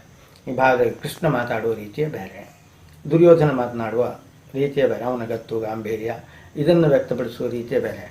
ಇದಕ್ಕೆ ಸ್ವಲ್ಪ ಮಟ್ಟಿಗೆ ಧ್ವನಿಯಲ್ಲಿ ಬದಲಾವಣೆ ಮತ್ತು ಆ ಮಾತನ್ನು ಇಡುವ ಒಂದು ಕ್ರಮದಲ್ಲಿ ಬದಲಾವಣೆ, ಇಂತಹ ಸೂಕ್ಷ್ಮಗಳನ್ನು ಅಳವಡಿಸ್ಕೊಂಡ್ರೆ ಒಳ್ಳೆಯದು ಅಂತ ಅನ್ನಿಸ್ತದೆ. ಅದಾಗ್ತದೆ. ಆ ರೀತಿಯಲ್ಲಿ ಭಕ್ತಿ ಒಂದೇ ಇದ್ದರೂ ಕೂಡ ಅದರ ಭೇದವನ್ನು ನಾವು ಈ ಮೂಲಕವಾಗಿ ತೋರಿಸಬಹುದು. ಈಗ ತಾಳಮದ್ದಲೆಗಳಲ್ಲಿ ಸ್ತ್ರೀ ಪಾತ್ರಗಳನ್ನು ನಿರ್ವಹಿಸುವಾಗ ಇರುವ ಸವಾಲುಗಳು ಏನು? ಮತ್ತು ಸ್ತ್ರೀ ಪಾತ್ರ ಪ್ರಧಾನವಾಗಿರುವ ಪ್ರಸಂಗಗಳಲ್ಲಿ ಅರ್ಥಗಾರಿಕೆ ಯಾವ ರೀತಿ ಇರಬೇಕು? ಇದು ಸ್ತ್ರೀ ಪಾತ್ರವನ್ನು ನಿರ್ವಹಿಸುವ ಸವಾಲು ರಂಗದಲ್ಲಿಯೂ ಮತ್ತು ತಾಳಮದ್ದಲೆಯಲ್ಲಿಯೂ ಎರಡರಲ್ಲಿಯೂ ಇದ್ದದ್ದೇ. ಯಾಕಂದರೆ ಪುರುಷನಾದವನೊಬ್ಬ ಸ್ತ್ರೀಯಾಗಿ ವ್ಯವಹರಿಸಬೇಕಾದಂಥ ಒಂದು ಸ್ಥಿತಿ ಏನಿದೆ ಅದು ಎರಡೂ ಕಡೆಗೂ ಸಮಸ್ಯೆ ಅನ್ನೋದು ಇದ್ದೇ ಇದೆ. ಆದರೂ ಹೇಗೆ ರಂಗದಲ್ಲಿ ಅವರು ಅದನ್ನು ಬಗೆಹರಿಸ್ಕೊಳ್ತಾರೋ ಅದೇ ರೀತಿಯಲ್ಲಿ ನಾವು ತಾಳಮದ್ದಲೆಯಲ್ಲಿಯೂ ಕೂಡ ಬಗೆಹರಿಸಿಕೊಳ್ಳಲಿಕ್ಕೆ ಸಾಧ್ಯ ಇದೆ. ಅಂದರೆ ಒಂದು ಪಾತ್ರದ ಸ್ವಭಾವಾದಿಗಳನ್ನು ತಿಳಿದು ಅದರ ರೀತಿಯಲ್ಲಿ ಹೇಳ್ಕೊಂಡು ಹೋಗಬೇಕು. ಹಾಗೆ ಒಂದು ರೀತಿಯಿಂದ ಮಾತ್ರ ಅಲ್ಲ, ನಾನು ಹೇಳಿದ ಹಾಗೆ ಆ ಧ್ವನಿಯಲ್ಲಿಯೂ ಕೂಡ ಸ್ವಲ್ಪ ಮಾರ್ಧವತೆ ಇದು ಇರುವ ಹಾಗೆ ನೋಡಿಕೊಂಡು ಆ ಭಾವಗಳನ್ನು ಅರ್ಥ ಮಾಡಿಕೊಂಡು ಪಾತ್ರದ ಭಾವವನ್ನು ಅರ್ಥ ಮಾಡಿಕೊಂಡು ಅದರ ನಿರೂಪಣೆ ಮಾಡಲಿಕ್ಕೆ ಸಾಧ್ಯ ಇದೆ, ಮಾಡ್ಬೋದು. ಅನೇಕರು ಮಾಡಿದ್ದಾರೆ. ಅದಕ್ಕೆ ಸ್ತ್ರೀ ಪಾತ್ರಕ್ಕೆ ಒಬ್ಬ ಸ್ಪೆಷಲ್ಲಾಗಿ ಕೇವಲ ಸ್ತ್ರೀ ಪಾತ್ರಧಾರಿಯೇ ಆಗಬೇಕು ಅಂತ ಇಲ್ಲ. ಪುರುಷ ಪಾತ್ರವನ್ನು ಮಾಡ್ತಕ್ಕಂಥವನು ಮಾಡ್ಬೋದು. ಆದರೆ ಆ ಮಾತಿನ ಧಾಟಿಯಲ್ಲಿ ಸ್ವಲ್ಪ ನಯ ನಾಜೂಕು ಬರುವ ಹಾಗೆ ನೋಡಿಕೊಂಡ್ರೆ ಸಾಕಾಗ್ತದೆ. ಯಾಕಂದರೆ ತಾಳಮದ್ದಲೆಯ ಪ್ರೇಕ್ಷಕರು ಬಹಳ ಅಪೇಕ್ಷೆ ಮಾಡೋದಿಲ್ಲ. ಕರೆಕ್ಟ್, ಹೌದು ಹೌದು, ಅದು ಕರೆಕ್ಟ್. ಈಗ ರಂಗದಲ್ಲಿ ಹೇಗೆ ಅಪೇಕ್ಷೆ ಮಾಡ್ತಾರೋ ಆ ರೀತಿಯಲ್ಲಿ ತಾಳಮದ್ದಲೆಯ ಪ್ರೇಕ್ಷಕ ಸ್ತ್ರೀ ಪಾತ್ರವನ್ನು ಅಪೇಕ್ಷೆಯನ್ನು ಮಾಡುವುದೂ ಇಲ್ಲ. ಅದು ಸ್ವಲ್ಪ ಮಟ್ಟಿಗೆ ಅದರ ಸ್ತ್ರೀತ್ವ ವ್ಯಂಜಕವಾದಂತಹ ಮಾತುಗಳು ಬರಬೇಕಾದ್ದು ಆ ಪಾತ್ರಕ್ಕೆ ಒಂದು ನ್ಯಾಯ ಒದಗಿಸ್ಕೊಡುವ ದೃಷ್ಟಿಯಿಂದ. ಅದಕ್ಕಿಂತ ಹೆಚ್ಚಾದ ಸ್ವಭಾವ ಚಿತ್ರಣ ಆಗಬೇಕು, ಅದಕ್ಕೆ ಪ್ರಯತ್ನ ಮಾಡಬೇಕು. ಆ ದೃಷ್ಟಿಯಿಂದ ಯೋಚನೆ ಮಾಡಿದರೆ ಸ್ತ್ರೀ ಪಾತ್ರ ನಿರ್ವಹಣೆ ಅಂಥ ಒಂದು ಸಮಸ್ಯೆಯನ್ನು ತಾಳಮದ್ದಲೆಯನ್ನಂತೂ ಖಂಡಿತ ಕೊಡೋದು. ಕರೆಕ್ಟ್. ಯಾಕಂದರೆ ಇಲ್ಲಿ ನಿಮ್ಮ ವ್ಯಕ್ತಿತ್ವ ಏನು ಲೆಕ್ಕಕ್ಕೆ ಬರೋದಿಲ್ಲ. ಈಗ ನಾನು ಕೂಡ ಸ್ತ್ರೀ ವೇಷವನ್ನು ಒಂದು ಸ್ತ್ರೀ ಪಾತ್ರವನ್ನು ನಿರ್ವಹಣೆ ಮಾಡ್ಬೋದು, ಕರೆಕ್ಟ್, ತೊಂದರೆ ಇಲ್ಲ. ರಂಗದಲ್ಲಿ ಆದರೆ ಹಂಗಾಗೋದಿಲ್ಲ ನೋಡಿ. ಆ ಒಂದು ದೃಷ್ಟಿಯಿಂದ ಈ ಅನುಕೂಲತೆಯನ್ನು ಬಳಸ್ಕೊಂಡು ಹೋಗ್ಬೋದು, ಏನು ತೊಂದರೆ ಇಲ್ಲ. ತಾಳಮದ್ದಲೆಯಲ್ಲಿ ಭಾಗವತರು ಹಾಡುವಾಗ ಅರ್ಥಧಾರಿ ಹಾಡುವುದು ಮತ್ತು ಅಭಿನಯಿಸುವುದು ಇದು ಎಷ್ಟು ಅವಶ್ಯಕ? ತಾಳಮದ್ದಲೆಯಲ್ಲಿ ಪಾತ್ರಧಾರಿ ಇದ್ದವನು ಅವನಿಗೆ ಹಾಡಲಿಕ್ಕೆ ಬರ್ತದೆ ಅಂತ ಹೇಳಾದರೆ ಹಾಡಬಹುದು, ಬರದೇ ಇದ್ರೆ ಭಾಗವತರಿಗೆ ತೊಂದರೆ ಆಗ್ತದೆ. ಹೌದು, ಕರೆಕ್ಟ್. ರಾಗ, ತಾಳ ಮತ್ತು ಇದು ಯಾವ ಜ್ಞಾನ ಮಟ್ಟು ಒಂದ್ರ ಜ್ಞಾನವೂ ಇಲ್ಲದೆ ಹೇಳಿದರೆ ಅದರಿಂದ ಭಾಗವತನಿಗೆ ಕಿರಿಕಿರಿ ಆಗ್ತದೆ. ಭಾಗವತರ ಜೊತೆಗೆ ಹಾಡುವುದು ಮತ್ತು ಅಭಿನಯಿಸುವುದು ಅನ್ನೋದಕ್ಕೆ ಎರಡು ಮುಖ್ಯವಾದ ಉದ್ದೇಶಗಳಿವೆ. ಒಂದು, ಪ್ರೇಕ್ಷಕರ ಗಮನ ಬೇರೆ ಕಡೆಗೆ ಹೋಗದೇ ಇದ್ದಂಗೆ ನೋಡ್ಕೊಳ್ಳೋದು. ಕರೆಕ್ಟ್. ಯಾಕಂದರೆ ತಾಳಮದ್ದಲೆಯಲ್ಲಿ ಕುಳಿತಂಥ ಪ್ರೇಕ್ಷಕ ಪದ್ಯ ಬರೋ ಹೊತ್ತಿಗೆ ಅವನು ಸ್ವಲ್ಪ ಬೇರೆನೇ ಆಗಿಬಿಡ್ತಾನೆ. ಅದೇ ಪಾತ್ರಧಾರಿ ಸ್ವಲ್ಪ ಮಟ್ಟಿಗೆ ಹಾವ ಮಾಡ್ತಾನೆ ಅಂತನ್ನೋ ಹೊತ್ತಿಗೆ ಅವನ ಲಕ್ಷ್ಯ ಈ ಕಡೆಗೆ ಇರ್ತದೆ. ಕರೆಕ್ಟ್. ಎರಡನೇದಾಗಿ, ಈ ಭಾಗವತನ ಜೊತೆಯಲ್ಲಿ ನಾವು ಹಾಡುವುದರಿಂದ ಆ ಪಾತ್ರದ ಭಾವವನ್ನು ಅನುಭವಿಸಲಿಕ್ಕೆ ಅನುಕೂಲ ಆಗ್ತದೆ. ಕರೆಕ್ಟ್. ಆ ಒಂದು ಕಾರಣದಿಂದ ಅಂದರೆ ಸ್ವಲ್ಪ ಮಟ್ಟಿಗೆ ಹಸ್ತಾಭಿನಯ ಗೊತ್ತಿದ್ರೆ ಹಸ್ತಾಭಿನಯ, ಅದ್ರ ಜೊತೆಗೆ ಭಾಗವತನ ಜೊತೆ ಧ್ವನಿಗೂಡಿಸ್ಬೋದು. ಧ್ವನಿಗೂಡಿಸ್ಲಿಕ್ಕೆ ಆಗದೇ ಇದ್ದರೂ ನಾವು ನಮ್ಮಷ್ಟಕ್ಕೆ ಅಂದರೆ ಸ್ವಲ್ಪ ಆ ಭಾಗವತನಿಗೆ ತೊಂದರೆ ಆಗದೇ ಇದ್ದಂಗೆ ಧ್ವನಿ ಎತ್ತಿ ಕೇವಲ ಹಸ್ತಾಭಿನಯವನ್ನು ಮಾಡ್ಬೋದು. ಆಟದಲ್ಲೂ ಏನು ಮಾಡ್ತೇವೆ, ಮಾಡೋ ಹೊತ್ತಿಗೆ ಪ್ರತಿ ಸಲ ನಾವು ಹಾಡ್ಕೊಳ್ಳೋದಿಲ್ಲ, ಹಾಡಬೇಕಾದ ಅಗತ್ಯ ಇಲ್ಲ. ಅದರ ಜೊತೆಯಲ್ಲಿ ನಾವು ಆ ಭಾವವನ್ನು ಅನುಭವಿಸ್ತಾ ಹೋದರೆ ಅದು ನಮಗೆ ಅರ್ಥಧಾರಿಗೆ ಅನುಕೂಲ. ಕರೆಕ್ಟ್. ಮುಂದಿನ ಒಂದು ಪದ್ಯದ ಭಾವವನ್ನು ನಾವು ಈಗಿನಿಂದ ಆರೋಪಣೆ ಮಾಡ್ಕೊಂಡು ಹೋದಂಗೆ ಆಗ್ತದೆ. ಈ ದೃಷ್ಟಿಯಿಂದ ಈ ವಿಶೇಷವಾಗಿ ಉತ್ತರ ಕನ್ನಡ ಜಿಲ್ಲೆಯಲ್ಲಿ ಮೊದಲಿನೂ ಅದು ಇತ್ತು, ಹಸ್ತಾಭಿನಯ ಇದೆಲ್ಲ ಇತ್ತು. ಅನಂತರ ಅದು ಎಲ್ಲ ಬಿಟ್ಟು ಕೇವಲ ಕೂತ್ಕೊಂಡು ಕೈ ಕೊಟ್ಕೊಂಡು ಮಾತಾಡೋ ರೂಢಿ ಬಂತು. ಆದರೆ ಅದರ ಅನುಕೂಲತೆ ಅನ್ನೋದು ಇದನ್ನು ಇಟ್ಕೊಂಡು ಹೋಗಬೇಕು. ಆದರೆ ಹಾಡುವಾಗ ಸ್ವಲ್ಪ ಮಟ್ಟಿಗೆ ಎಚ್ಚರ ಬೇಕು. ಕರೆಕ್ಟ್. ಈ ನನ್ನ ಧ್ವನಿ ಶ್ರುತಿಗೆ ಸೇರೋದಿಲ್ಲ ಅನ್ನೋ ಹೊತ್ತಿಗೆ, ಅಥವಾ ನಮಗೆ ರಾಗಜ್ಞಾನ ಇಲ್ಲದೆ ಇದ್ದರೆ ಅಥವಾ ತಾಳಜ್ಞಾನ ಇಲ್ಲದೆ ಇದ್ದರೆ ಅಂಥ ಒಂದು ಸಮಯದಲ್ಲಿ ಭಾಗವತನನ್ನು ಮೀರಿಸಿ ಕೂಗುವ ಕೆಲಸ ಮಾಡಬಾರ್ದು. ಕರೆಕ್ಟ್. ಅದರಿಂದ ರಸಾಭಾಸ ಆಗ್ತದೆ. ಹಾಗಾಗಿ ರಸಾಭಾಸ ಆಗದೇ ಇದ್ದ ಒಂದು ಎಚ್ಚರವನ್ನು ಇಟ್ಟುಕೊಂಡು ಅಭಿನಯ ಇತ್ಯಾದಿಗಳನ್ನು ಮಾಡಿದರೆ ಅದರಿಂದ ಈ ಎರಡೂ ದೃಷ್ಟಿಯಿಂದ ಪ್ರೇಕ್ಷಕರಿಗೆ ಮತ್ತು ಅರ್ಥಧಾರಿಗೆ ಇಬ್ಬರಿಗೂ ಅನುಕೂಲವೇ ಹೊರತು ಅನಾನುಕೂಲ ಖಂಡಿತ ಅಲ್ಲ. ಈಗ ನೋಡಿ, ತಾಳಮದ್ದಲೆಯಲ್ಲಿ ಒಂದು ಹಾಡಿನ ಸಂಭಾಷಣೆಗೆ ಅಥವಾ ಮಾತುಗಾರಿಕೆಗೆ ಸಮಯದ ಚೌಕಟ್ಟಿನ ಅವಶ್ಯಕತೆ ಉಂಟು ಅಂತ ನಿಮಗೆ ಅನ್ನಿಸ್ತದ ಈಗಿನ ಕಾಲಮಿತಿಯ ಒಂದು ತಾಳಮದ್ದಲೆಗೆ ಆಗುವಾಗ? ಹೌದು, ಖಂಡಿತವಾಗಿ ಸಮಯದ ಒಂದು ಆಲೋಚನೆಯನ್ನು ನಾವು ಮಾಡ್ಕೋಬೇಕು.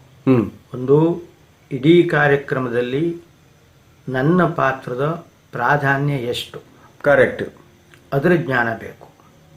ಅದರ ಜೊತೆಗೆ ಒಂದು ಪದ್ಯಕ್ಕೆ ಎಷ್ಟು ಹೊತ್ತಿನವರೆಗೆ ಹೇಳಬಹುದು.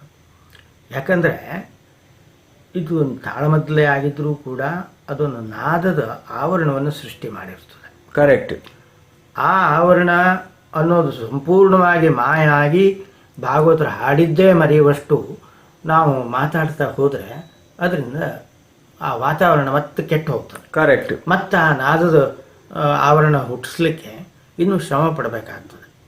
ಆದ್ದರಿಂದ ಈ ಎಲ್ಲೇ ಇದರಲ್ಲಿಯೂ ಕೂಡ ಈಗ ದೀರ್ಘಕಾಲದ ತಾಳಮದ್ದಲೆಯಲ್ಲಿಯೂ ಕೂಡ ಅತಿ ದೀರ್ಘವಾದ ಮಾತುಕತೆ ಖಂಡಿತ ಯೋಗ್ಯ ಒಳ್ಳೆಯದಲ್ಲ. ಹಾ, ಒಂದು ಮಿತಿಯೊಳಗೆ ಇರೋದು ಅಪೇಕ್ಷಣೀಯವಾದ್ದು. ಈ ಸಮಯ ಮಿತಿಯಲ್ಲಂತೂ ಇನ್ನೂ ಮಿತಿ ಆಗಬೇಕಾಗಿದೆ.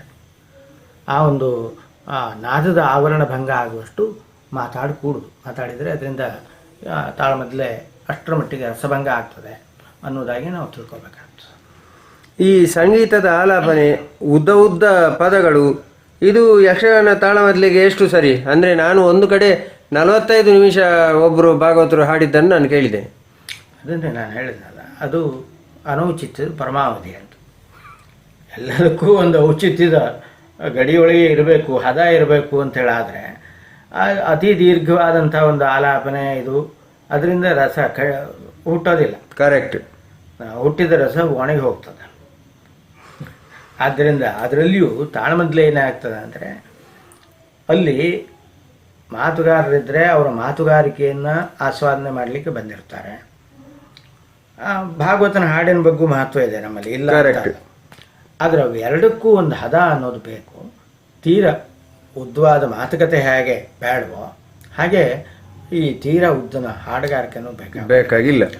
ಆದರೆ ಅವರಿಗೊಂದು ಅವಕಾಶ ಬೇಕು. ತಮ್ಮ ಒಂದು ಪ್ರೌಢಿಮೆಯನ್ನು ಪ್ರದರ್ಶನ ಮಾಡೋದಕ್ಕೆ ಒಂದು ಅವಕಾಶ ಬೇಕು.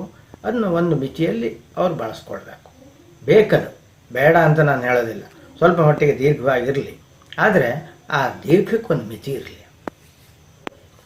ತಾಳಮದ್ದಲೆಯಲ್ಲಿ ಹಿಮ್ಮೇಳದವರಿಗೆ ತಮ್ಮ ಒಂದು ಪ್ರೌಢಿಮೆಯನ್ನು ಪ್ರದರ್ಶನ ಮಾಡಲಿಕ್ಕೆ ಹೆಚ್ಚಿನ ಅವಕಾಶಗಳಿವೆ. ಅದನ್ನು ನಾವು ಗಮನಿಸಬೇಕು. ಈಗ ರಂಗದಲ್ಲಿ ಅವರು ಅನೇಕ ಮಿತಿಗಳಿಗೆ ಒಳಪಟ್ಟಿರ್ತಾರೆ. ಆ ಮಿತಿ ಇದರಲ್ಲಿ ಇರೋದಿಲ್ಲ.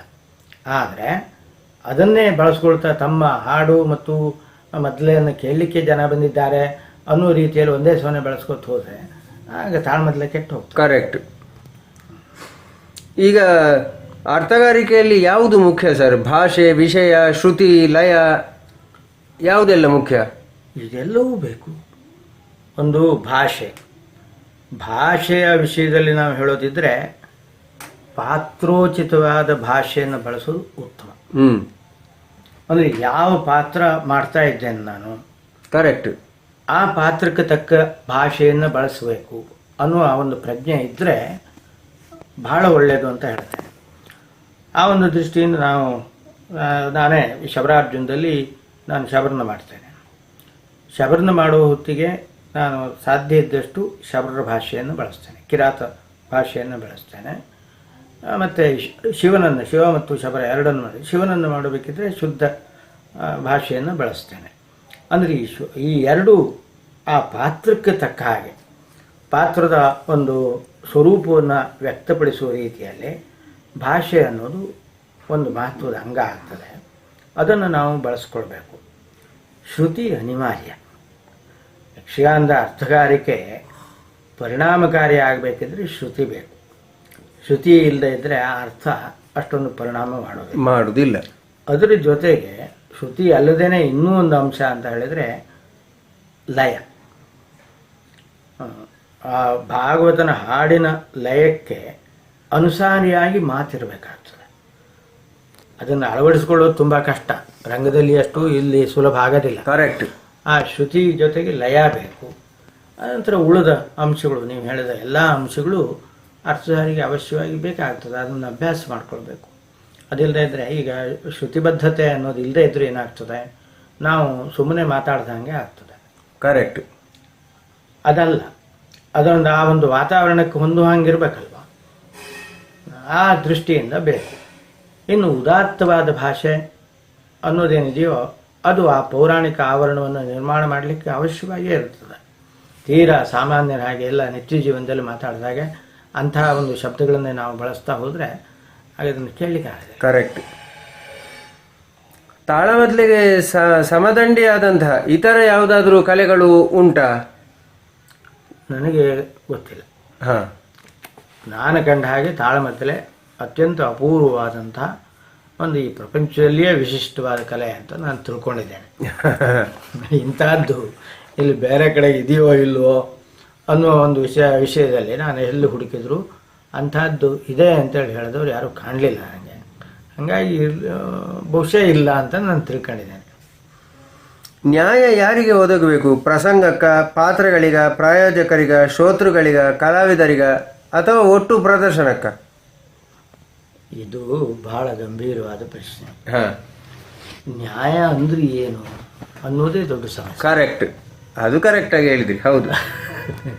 ಈ ನ್ಯಾಯ ಒದಗಿಸಬೇಕು ಅಂತ ನಾವೆಲ್ಲ ಕಡೆಗೆ ಹೇಳ್ತೇವೆ. ಹೌದು. ನ್ಯಾಯ ಒದಗಿಸುವುದು ಅಂತಂದ್ರೆ ಏನು ಅನ್ನೋದು ನಮಗೆ ಸ್ಪಷ್ಟವಾಗಿ ಇಲ್ಲ. ಈ ತಾಳಮದ್ದಳೆಗಳ ಅದರಲ್ಲಿ ಇಲ್ಲೂ ಒಂದು ವಿಷಯವನ್ನು ಅದನ್ನು ಅತ್ಯಂತ ಮೊಗಮ್ಮಾಗಿಟ್ಕೊಂಡು ನ್ಯಾಯ ಅನ್ನೋ ಶಬ್ದವನ್ನು ಸ್ಥೂಲವಾಗಿ ಇಟ್ಕೊಂಡ್ರೆ ನಾವು ಇಡೀ ಒಂದು ಪ್ರದರ್ಶನಕ್ಕೆ ನ್ಯಾಯ ಒದಗಿಸಬೇಕು ಅಂತ ನಾನು ಹೇಳ್ತೇನೆ. ಪ್ರದರ್ಶನಕ್ಕೆ ನ್ಯಾಯ ಒದಗಿಸೋದು ಅಂದರೆ ಏನು? ಅದರಲ್ಲಿ ಇವೆಲ್ಲ ಬರ್ತವೆ. ಕರೆಕ್ಟ್. ಒಂದು ಪಾತ್ರ, ಆ ಪಾತ್ರ ಅದ ಔಚಿತ್ಯವನ್ನು ತಿಳಿದು ಅದಕ್ಕೆ ಎಷ್ಟು ಬೇಕು ಅಷ್ಟು ಮಾತುಗಳನ್ನು ಆಡಿದರೆ, ಅಷ್ಟು ಮಾತುಗಳನ್ನು ಸಮರ್ಪಕವಾಗಿ ಆಡಿದರೆ ಪಾತ್ರಕ್ಕೆ ನ್ಯಾಯ ಸಿಕ್ಕಿದಾಗ ಆಯಿತು. ಇಡೀ ಒಂದು ಪ್ರಸಂಗ ಅಂತ ಇದ್ದರೆ ಒಂದು ಮುಖ್ಯವಾದ ನಾಯಕ ಪಾತ್ರ ಅಂತ ಇರ್ತದೆ. ಹಾಗೆ ಉಳಿದ ಗೌಣ ಪಾತ್ರಗಳು ಇರ್ತವೆ. ನೀವೊಬ್ಬ ಪೋಷಕ ಪಾತ್ರಧಾರಿ ಅಥವಾ ಗೌಣ ಪಾತ್ರಧಾರಿಯಾಗಿದ್ದು ನಾಯಕನನ್ನು ಹಿಂದೆ ಸರಿಸಿ ಮಾತಾಡಿದರೆ ಆಗ ಪಾತ್ರಕ್ಕೆ ಅನ್ಯಾಯ ಮಾಡಿದಾಗ ಆಗ್ತದೆ. ಕರೆಕ್ಟ್. ಯಾರ ನಾಯಕನ ಅವನನ್ನು ಹೊರಗೆ ತಳ್ಳಿ ತಾನು ಹೋಗಿ ಕೂತ್ಕೊಳ್ಳುವ ರೀತಿ ಆಗ್ತದೆ. ಈ ಒಂದು ಕಾರಣದಿಂದಲೇ ಇಲ್ಲಿ ನಾವು ಇನ್ನು ಪ್ರಸಂಗಕ್ಕೆ ನ್ಯಾಯ ಅನ್ನೋದಿದೆಯಲ್ಲ, ಪ್ರಸಂಗಕ್ಕೆ ನ್ಯಾಯ ಅಂತೇಳಿ ಹೇಳೋದು ಬಹಳ ಸಂಕೀರ್ಣವಾದಂಥ ಒಂದು ವಿಚಾರ. ಹೌದು, ಸಂಕೀರ್ಣವಾದ ವಿಚಾರ.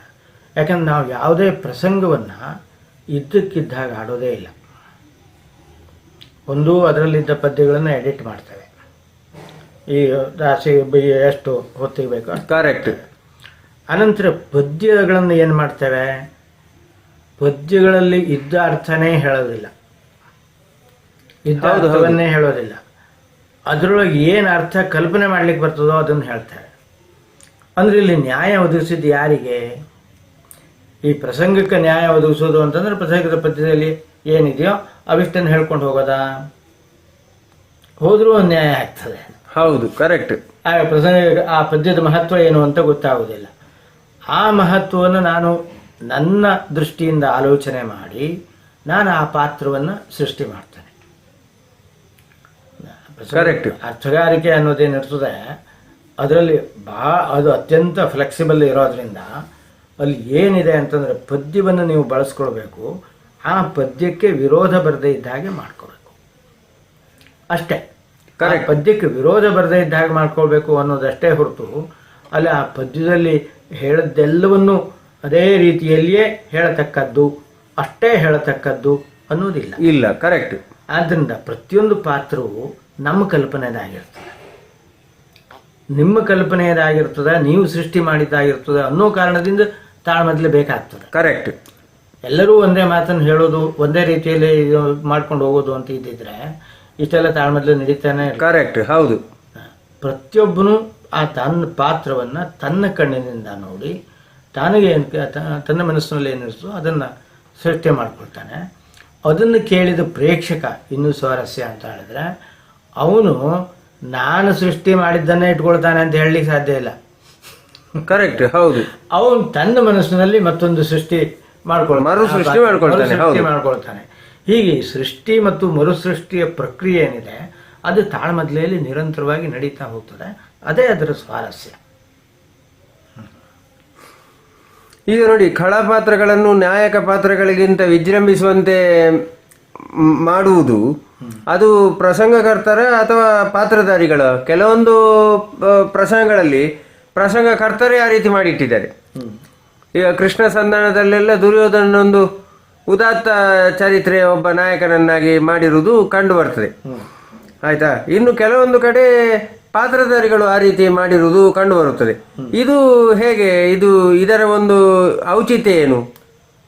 ಈ ಖಳಪಾತ್ರಗಳನ್ನು ವೈಭವೀಕರಣ ಮಾಡುವುದು ಅಥವಾ ಉದಾತ್ತವನ್ನಾಗಿ ಮಾಡೋದು ಅನ್ನೋದು ಪ್ರಸಂಗದ ಕವಿಗೆ ಆ ವಿಚಾರ ಬಂದು ಅವನು ಹಾಗೆ ಮಾಡಿದ್ದಾನೆ ಅಂತ ಹೇಳಾದ್ರೆ ಅವನಿಗೆ ಆ ಹಕ್ಕದ ಹೇಳಾದ್ರೆ ಅರ್ಥಧಾರಿಗೆ ಯಾಕಿಲ್ಲ? ಯಾಕೆ ಮಾಡಬಾರ್ದು? ಅದು ಕರೆಕ್ಟ್. ಯಾಕಂದರೆ ಈ ಸಂಕೀರ್ಣವಾದಂತಹ ಒಂದು ಚಿತ್ರ ಇದು. ಇಲ್ಲಿ ಹೀಗೆ ಅಂಥೇಳಿ ನಿರ್ಣಯ ಇಲ್ಲ. ನಾನು ಇದು ಹೀಗೆ ನನಗದು ಅದನ್ನು ಉದಾತ್ತಗೊಳಿಸಬೇಕು ಅಂತ ಕಂಡರೆ ಅದರಲ್ಲಿ ತಪ್ಪೇನಿದೆ? ಅಲ್ಲ, ಸಮಾಜಕ್ಕೆ ಒಂದು ಒಳ್ಳೆಯ ಸಂದೇಶ ಹೋಗುದಿಲ್ಲಲ್ಲ. ಯಾಕೆ ಹೋಗುದಿಲ್ಲ? ಅಲ್ಲ, ದುರ್ಯೋಧನ ಒಳ್ಳೆಯವನಾದ್ರೆ ಒಳ್ಳೆ ಸಂದೇಶ ಹೇಗೆ ಆಗ್ತದೆ? ದುರ್ಯೋಧನ ಒಳ್ಳೆಯ ಆಗೋದಿಲ್ಲ. ಅದನ್ನು ಹೇಳಿದ್ರಿಂದ ದುರ್ಯೋಧನ ಒಳ್ಳೆಯ ಆಗೋದಿಲ್ಲ. ಆದರೆ ದುರ್ಯೋಧನ ನೋಡುವ ದೃಷ್ಟಿಯಲ್ಲಿ ಸ್ವಲ್ಪ ವ್ಯತ್ಯಾಸ. ಹೌದು, ಕರೆಕ್ಟ್, ವ್ಯತ್ಯಾಸ ಆಗ್ತದೆ ಅಲ್ವಾ? ವ್ಯತ್ಯಾಸ ಆಗಿದ್ರಿಂದ ಏನು ತೊಂದರೆ ಇಲ್ಲ ಅಂತ ನಾನು ಹೇಳ್ತೇನೆ. ದುರ್ಯೋಧನನ್ನು ನೀವು ಶುದ್ಧ ಕೆಟ್ಟವನು, ಕಪ್ಪು ಬಣ್ಣದವನು ಅಂತಲೇ ಯಾಕೆ ತಿಳ್ಕೋಬೇಕು? ಅವನಲ್ಲಿಯೂ ಒಳ್ಳೆತನ ಇದೆ ಅನ್ನೋದನ್ನು ಯಾಕೆ ತಿಳ್ಕೋಬಾರ್ದು? ಕರೆಕ್ಟ್. ಇದರಿಂದ ಸಮಾಜಕ್ಕೆ ಹಾನಿ ಏನು? ಏನಿಲ್ಲಪ್ಪ, ಏನು ಹಾನಿ ಇದೆ? ಮತ್ತೆ ಅವನು ಒಳಿತುಕೊಳ್ಳೋ ಕೆಡುಕು ಎಲ್ಲರ ಹತ್ರನೂ ಉಂಟಲ್ಲ, ಇದ್ದೇ ಇರ್ತದೆ. ಆದ್ದರಿಂದ ಅವನಲ್ಲಿದ್ದ ಕೆಡಕಿನ ಜೊತೆಗೆ ಕೆಲವು ಒಳ್ಳೆಯ ಗುಣಗಳು ಇದ್ದವು ಅನ್ನೋದನ್ನು ನಾವು ತೋರಿಸಿದ್ರಿಂದ ಸಮಾಜ ಏನು ಕೆಟ್ಟು ಹೋಗುವುದಿಲ್ಲ. ಕರೆಕ್ಟ್. ಈಗ ನೋಡಿ, ಪ್ರಸಂಗದಲ್ಲೇ ಕೆಲವು ಅನಪೇಕ್ಷಿತ ವಿಚಾರಗಳ ಪದ್ಯಗಳು ಅಂತ ಇರ್ತವೆ. ಅಂದರೆ ನನಗೆ ಹಾಗೆ ಕಾಣ್ತದೆ. ಉದಾಹರಣೆಗೆ ಈ ಶಶಿವಂಶವಲ್ಲರಿ ಅಂತ ಒಂದು ಪ್ರಸಂಗ ತಗೊಂಡ್ರೆ ಅಲ್ಲಿ ಗುರುಪತ್ನಿಯನ್ನೇ ಮೋಹಿಸುವ ಶಿಷ್ಯನ ಕಥೆ ಉಂಟು. ಅದೇ ರೀತಿಯಾಗಿ ಈ ಸುಧನ್ವ ಅರ್ಜುನ ಪ್ರಸಂಗದಲ್ಲಿ ಸತಿಗೆ ಷೋಡಶದ ಋತು ಸಮಯ, ಅದನ್ನು ಕೆಲವರೆಲ್ಲ ಭಾರಿ ಒಂದು ಅಸಹ್ಯಕರ ರೀತಿಯಲ್ಲಿ ವಿವರಣೆ ಕೊಟ್ಟಿದ್ದನ್ನು ನಾನೇ ಕಿವಿಯಾರ ಕೇಳಿದ್ದೇನೆ ತಾಳಮದ್ಲಿಗಳಲ್ಲಿ. ಇದಕ್ಕೆ ಅವಕಾಶವನ್ನೇ ಕೊಡದೆ ಆ ಪದ್ಯಗಳನ್ನೇ ತೆಗೆದ್ರೆ ಏನು ಸಮಸ್ಯೆ ಆದೀತು? ಶಿವಂಶವಲ್ಲರಿ ಅನ್ನುವ ಪ್ರಸಂಗದ ಬಗ್ಗೆ ನನಗೆ ಗೊತ್ತಿಲ್ಲ. ಆದರೆ ನೀವು ಹೇಳಿದ ಇದರಿಂದ ಉದಾಹರಣೆ ಅನ್ನು ಇಟ್ಕೊಂಡ್ರೆ ಅದು ಈ ಚಂದ್ರ ಮತ್ತು ತಾರೆಯರ ಸಂಬಂಧ. ಕರೆಕ್ಟ್. ಚಂದ್ರ ಮತ್ತು ತಾರೆಯರ ಒಂದು ಸಂಬಂಧದ ಕಥೆ ಏನಿದೆ ಅದು ಪುರಾಣದಲ್ಲಿ ಇದ್ದದ್ದು. ಆ ಪುರಾಣದಲ್ಲಿ ಅದಕ್ಕೆ ಇರುವ ಅರ್ಥ, ಅದರ ಹಿನ್ನೆಲೆ ಅನ್ನೋದು ಬೇರೆನೇ ಇದೆ. ಹೌದು, ಕರೆಕ್ಟ್. ಆದರೆ ಅವರು ಆ ರೀತಿಯಲ್ಲಿ ಕಥೆಯನ್ನು ಇಟ್ಟಿದ್ದಾರೆ. ಅದನ್ನೀಗ ಹಿಂದಿನಿಂದ ಆ ಕಥೆಯನ್ನು ಒಪ್ಪಿಕೊಳ್ಳಲಾಗಿದೆ. ಅದರ ಸಾಂಕೇತಿಕತೆ ಏನು, ಅದು ಯಾವ ವಿದ್ಯಮಾನವನ್ನು ಹೇಳ್ತದೆ ಅನ್ನೋದು ನಿಮ್ಮ ವ್ಯಾಖ್ಯಾನಕ್ಕೆ ಬಿಟ್ಟದ್ದು. ಕರೆಕ್ಟ್.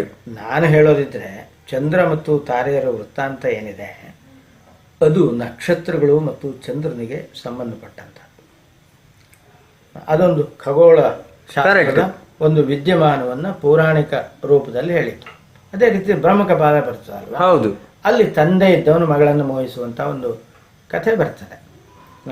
ಅಂಥದ್ದನ್ನು ಪ್ರತಿಪಾದನೆ, ಅಂಥದ್ದನ್ನು ನಾವು ಪೂರ್ಣ ಬಿಟ್ಟುಬಿಡಬೇಕು ಅಂತೇಳಂದರೆ ಆಗಲಿಕ್ಕಿಲ್ಲ. ಯಾಕಂದರೆ ಅದು ಪುರಾಣದಲ್ಲಿ ಇದ್ದದ್ರಿಂದ ಬಿಡಲಿಕ್ಕೆ ಆಗೋದಿಲ್ಲ, ಮಾಡಬೇಕು. ಆದರೆ ಮಾಡೋ ಹೊತ್ತಿಗೆ ಹೇಗೆ ಮಾಡಬೇಕು ಅನ್ನುವ ಒಂದು ಸಮಸ್ಯೆ ಇದ್ದೇ ಇದೆ.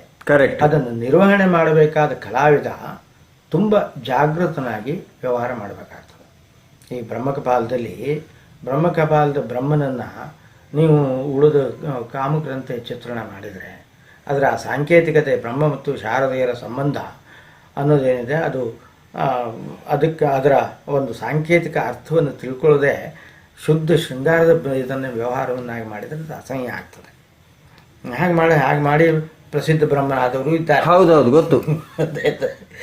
ಆ ರೀತಿಯ ಒಂದು ಚಿತ್ರಣ ಅನ್ನೋದು ಸರಿಯಲ್ಲ. ಅದು ಕಲಾವಿದನಿಗೆ ಬಿಟ್ಟದ್ದು, ಕಲಾವಿದನ ಪ್ರತಿ. ಅದು ಕಥೆಯನ್ನೇ ಬಹಿಷ್ಕರಿಸಬೇಕಾದ ಅಗತ್ಯ ಏನಿಲ್ಲ. ಇನ್ನು ಮತ್ತೊಂದು ಯಾವುದು ಹೇಳಿದ್ರಿ? ಅದೇ ಸುಧನ್ವ ಅರ್ಜುನದ ಪ್ರಭಾವತಿಯ ಸನ್ನಿವೇಶ ಏನಿದೆ ಅದು ಬಿಡತಕ್ಕದ್ದಲ್ಲ. ಅದನ್ನು ಅಸಹ್ಯಗೊಳಿಸಬಾರದು ಅಷ್ಟೇ. ಯಾಕಂದ್ರೆ ಸತಿಗೆ ಷೋಡಶದ ಋತು ಸಮಯ ಈ ಒಂದು ಪದ್ಯ ಏನು ಹೇಳ್ತದೆ ಆ ಹಿಂದಿನ ಒಂದು ಮೌಲ್ಯವನ್ನು ಹೇಳ್ತದೆ. ಸತಿಯ ಗರ್ಭ, ಆ ಒಂದು ಗರ್ಭವನ್ನು ಭ್ರೂಣವನ್ನು ಇಡತಕ್ಕಂತಹ ವ್ಯವಹಾರ, ಗರ್ಭಾಧಾನ ಕ್ರಿಯೆ ಅದು ಅತ್ಯಂತ ಪವಿತ್ರವಾದದ್ದು, ಅದೊಂದು ಯಜ್ಞಕ್ಕೆ ಸಮಾನವಾದದ್ದು ಅನ್ನೋದನ್ನು ಪ್ರತಿಪಾದನೆ ಮಾಡುವ ಪದ್ಯ ಅದು. ಕೇವಲ ಅದನ್ನು ಲೈಂಗಿಕವಾದ ಕಾಮನೆಯ ತೃಪ್ತಿಗೆ ಅನ್ನುವ ರೀತಿಯಲ್ಲಿ ಅದನ್ನು ಅಸಹ್ಯವಾಗಿ ಚಿತ್ರಣ ಮಾಡಬಾರ್ದು. ಆ ಧರ್ಮಶಾಸ್ತ್ರದಲ್ಲಿ ಎಲ್ಲದಕ್ಕಿಂತ ಹೆಚ್ಚಿನ ಮಹತ್ವ ಅದಕ್ಕಿದೆ. ಅಂದರೆ ಈ ಮಾನವ ಸಂತತಿಯ ಮುಂದುವರಿಕೆಯ ಬಗೆಗೆ ಧರ್ಮಶಾಸ್ತ್ರಗಳಲ್ಲಿ ಕಾಳಜಿಯನ್ನು ಹೇಳುವಂಥದ್ದು. ಅದನ್ನು ಅಶ್ಲೀಲಗೊಳಿಸಿದರೆ ಅದು ಆ ಕಲಾವಿದನಿಗೆ ನಾವು ಬುದ್ಧಿ ಹೇಳಬೇಕು ಹೊರತು ಪದ್ಯ ತೆಗಿಬೇಕಾದ ಅಗತ್ಯ ಇಲ್ಲ. ಕರೆಕ್ಟ್. ಈ ತಾಳಬದ್ಲಿ ಅಂತಲ್ಲ, ಯಾವುದೇ ಪ್ರದರ್ಶನಗಳಿಗೆ ಕಲಾ ವಿಮರ್ಶೆ ಎನ್ನುವಂಥದ್ದು ಬೇಕಾ ಬೇಡವಾ? ವಿಮರ್ಶೆ ಅನ್ನೋದು ಬೇಕು. ಹಾಂ, ವಿಮರ್ಶೆಯನ್ನು ನಾನು ಖಂಡಿತ ಒಪ್ತೇನೆ. ಆ ವಿಮರ್ಶೆ ಅನ್ನೋದನ್ನು ಸ್ವೀಕರಿಸೋದು ಬಿಡೋದು ಕಲಾವಿದನಿಗೆ ಬಿಟ್ಟದ್ದು. ಹೌದು. ಅಲ್ಲ, ಕೆಲವರೆಲ್ಲ ಹೇಳ್ತಾರೆ ವಿಮರ್ಶೆ ಮಾಡಬೇಕಾಗಿಲ್ಲ, ವಿಮರ್ಶೆ ಮಾಡುವುದೇ ತಪ್ಪು ಅಂತ ಹೇಳುವವರು ಇದ್ದಾರೆ. ಅವ್ರು ಹೇಳ್ತಾರಪ್ಪ, ಏನು ಮಾಡ್ಲಿಕ್ಕೆ ಬರ್ತದೆ. ಅಲ್ಲ, ಅದು ಹೇಳುವುದೇ ಒಂದು ವಿಮರ್ಶೆ ಅಲ್ವಾ? ಅಲ್ವಾ? ಕರೆಕ್ಟ್ ಅಲ್ವಾ ಸರ್? ಯಾವುದಕ್ಕೂ ವಿಮರ್ಶೆ ಬೇಡ ಅಂತ ಹೇಳಿದ್ರೆ, ವಿಮರ್ಶೆ ಅಂದ್ರೆ ಏನು? ನಿಮಗೆ ಏನು ಅನ್ನಿಸ್ತದೆ, ನೀವು ಅದನ್ನು ಕಲೆಯನ್ನು ಒಂದು ಪ್ರದರ್ಶನವನ್ನು ನೋಡುತ್ತೀರಿ. ನೋಡಿದಾಗ ನಿಮಗೆ ಅನಿಸಿದ ಭಾವನೆಗಳನ್ನು ವ್ಯಕ್ತಪಡಿಸೋದು, ಅದು ಅನಿಸಿಕೆ ಅಷ್ಟೇ. ವ್ಯಕ್ತಪಡಿಸುವುದು ಬೇಡ ಅಂತ ಹೇಳಿದ್ರೆ ನೀವು ಚಪ್ಪಾಳೆ ತಟ್ಟಲಿಕ್ಕಿಲ್ಲ. ಕರೆಕ್ಟ್. ಚಪ್ಪಾಳೆ ತಟ್ಟಲಿಕ್ಕೂ ಇಲ್ಲ, ಹ್ಞೂ ಅಂತ ಹೊಗಳಿಕ್ಕೂ ಇಲ್ಲ, ನಗಲಿಕ್ಕೂ ಇಲ್ಲ. ಅಲ್ಲ, ಕಲ್ಲಿನ ಹಾಗೆ ಕೂತ್ಕೊಳ್ಳುತ್ತೆ. ಹೌದು. ಅಲ್ಲ, ಈಗ ಏನು ನಿಮ್ಮ ಅನಿಸಿಕೆ ಹೇಳಲಿಕ್ಕಿಲ್ಲ ಅಂತಂದ್ರೆ ನೀವು ಹೊಗಳಿಕ್ಕೂ ಇಲ್ಲ, ತೆಗೊಳ್ಳಿಕ್ಕೂ ಇಲ್ಲ, ಸುಮ್ಮನೆ ಹೋಗಿ ನೋಡಿ ಬರ್ಬೇಕಷ್ಟೇ. ಈಗ ಹೊಗಳುವುದು ವಿಮರ್ಶೆ ಅಲ್ವಾ? ಹೊಗಳುವುದು ವಿಮರ್ಶೆ ಮತ್ತೆ. ಹೌದು ಹೌದು ಹೌದು. ಅದು ಕೆಲವು ವಿಮರ್ಶೆ ಮತ್ತು ಅನಿಸಿಕೆ ಅಂತೇಳೆಲ್ಲ ಕೆಲವರು ಇದನ್ನು ಇಟ್ಟುಕೊಂಡು ಇದು ಕೇವಲ ಅನಿಸಿಕೆ ಆಗ್ತದೆ, ವಿಮರ್ಶೆ ಮಾಡಲಿಕ್ಕೆ ಮತ್ತೇನೋ ಘನವಾದ ಬೇಕು ಅಂತ ಹೇಳ್ತಾರೆ. ಅದು ಅವರ ಜ್ಞಾನದ ಮಿತಿಯನ್ನು ತೋರಿಸ್ತದೆ. ವಿಮರ್ಶೆ ಅಂದರೆ ಅದು ನಿರ್ಣಯ ಅಲ್ಲ. ಕರೆಕ್ಟ್. ಜಜ್ಮೆಂಟ್ ಕೊಡುವ ಒಂದು ಇಂಥವನು ಅಲ್ಲಿ ಹೋಗಿ ಅಹವಾಲು ಸಲ್ಲಿಸಿ ಈ ಸುಪ್ರೀಂ ಕೋರ್ಟಿನ ತೀರ್ಮಾನ ಅನ್ನೋ ಅಲ್ಲೇ ಅಲ್ಲ. ನನಗೆ ನನ್ನ ಒಂದು ಅನಿಸಿಕೆಯನ್ನು ಸ್ವಲ್ಪ ಉಳಿದ ಜನರು ಒಪ್ಪುವ ರೀತಿಯಲ್ಲಿ ಒಂದು ಸುಸಂಸ್ಕೃತವಾದ ರೀತಿಯಲ್ಲಿ ಮಂಡಿಸುವುದೇನಿದೆ ಅದೇ ವಿಮರ್ಶೆ ಹೇಳ್ಕೊಳ್ತದೆ. ಅದರಲ್ಲಿ ಅದು ಬರೀ ಅನಿಸಿಕೆ ಆಯಿತು ಅಂದರೆ ಅದಲ್ಲ. ಹಾಗೆ ಆ ಒಂದು ಭೇದ ಇಲ್ಲ. ವಿಮರ್ಶೆ ಬೇಕೇ ಬೇಕು. ವಿಮರ್ಶೆ ಇದ್ದಾಗ ಮಾತ್ರ ನಮಗೆ ಎಷ್ಟೋ ಜನರಿಗೆ, ಅದು ವಿಶೇಷವಾಗಿ ಕಲಾವಿದರಿಗೆ ಅದರಿಂದ ಅನುಕೂಲ ಆಗ್ತದೆ. ವಿಮರ್ಶೆಯನ್ನು ಮಾಡಿದಂತಹ ವ್ಯಕ್ತಿ ಅವನು ಸರಿಯಾದ ಒಂದು ಮಾತನ್ನು ಹೇಳಿದ್ದಿದ್ರೆ ಅದನ್ನು ನಾವು ಅಳವಡಿಸ್ಕೊಳ್ಲಿಕ್ಕೆ ಆಗ್ತದೆ, ತೊಂದರೆ ಇಲ್ಲ. ಹಾಗೆ ಅವನ್ನ ಕೆಲವೊಂದು ಸಲ ಏನಾಗ್ತದೆ, ನಮಗೆ ನಾವು ಒಬ್ಬ ಕಲಾವಿದನಾಗಿ ನಾನು ಆಲೋಚನೆ ಮಾಡಿದರೆ ನಮ್ಮಲ್ಲಿದ್ದ ನಾವು ಮಾತಾಡ್ತೇವೆ. ಕರೆಕ್ಟ್. ಮಾತಾಡಿದ್ರಲ್ಲಿ ಎಷ್ಟೋ ನಮಗೆ ಗೊತ್ತಿಲ್ಲದೆ ಇದ್ದಂಗೆ ಅದರಿಂದ ಬೇರೆ ಬೇರೆ ರೀತಿಯ ಅರ್ಥಗಳು ಹುಟ್ಟುಕೊಳ್ತವೆ. ಬಹಳ ಒಳ್ಳೆಯ ಅಂಶಗಳು ಇರ್ತವೆ ಅದರಲ್ಲಿ. ಹಾಗೆ ಕೆಲವು ಸಲ ಅದರಿಂದ ಅಪಾರ್ಥ ಕೆಟ್ಟ ಅಂಶಗಳು ಇರ್ತವೆ. ಆ ಒಳ್ಳೆಯದು ಯಾವುದು ಅನ್ನೋದನ್ನು ತೋರಿಸೋಕ್ಕೂ ವಿಮರ್ಶೆ ಬೇಕು ನಮಗೆ. ಹಾಗೆ ಅದು ಏನೋ ಇಂಥದ್ದೊಂದು ಹೇಳಬಾರ್ದಾಗಿತ್ತು ಅನ್ನೋದಕ್ಕೂ ಹೇಳಿದರೆ ಹೀಗೆ ಆಗ್ತದಲ್ಲ ಅಂತ ಮತ್ತೊಬ್ಬ ಹೇಳಿದಾಗ ನಮಗೆ ಗೊತ್ತಾಗ್ತದೆ. ಕರೆಕ್ಟ್. ಆದ್ದರಿಂದ ಕಲಾವಿದನಾದವನ ಬೆಳವಣಿಗೆಗೆ ವಿಮರ್ಶೆ ಅನ್ನೋದು ಬೇಕು. ವಿಮರ್ಶೆ ಅಂದರೆ ಒಬ್ಬ ಪ್ರಾಜ್ಞನ ಅಭಿಪ್ರಾಯ. ಈಗ ಚೆನ್ನಾಗಿ ಅಡುಗೆ ಮಾಡೋದು ಅಂತ ಹೇಳಿದರೆ ಅಡುಗೆ ನಾನು ಹೇಗೆ ಬೇಕಾದರೂ ಮಾಡ್ತೇನೆ ಅಂತ ಹೇಳಲ್ಲ.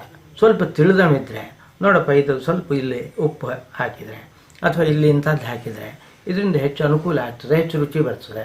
ಇನ್ನು ನೋಡು ಇಂಥದ್ದನ್ನು ಹೆಚ್ಚಿಗೆ ಹಾಕಿದ್ದು ಅದು ಕೆಟ್ಟು ಹೋಯಿತು ಅನ್ನೋ ಒಂದು ವಿಷಯ ತಿಳುವಳಿಕೆ ಬೇಡವಾ? ತಿಳುವಳಿಕೆ ಕೊಡುವ ವಿಮರ್ಶೆ. ಅಂಥ ವಿಮರ್ಶೆ ಬೇಕು ನಮಗೆ.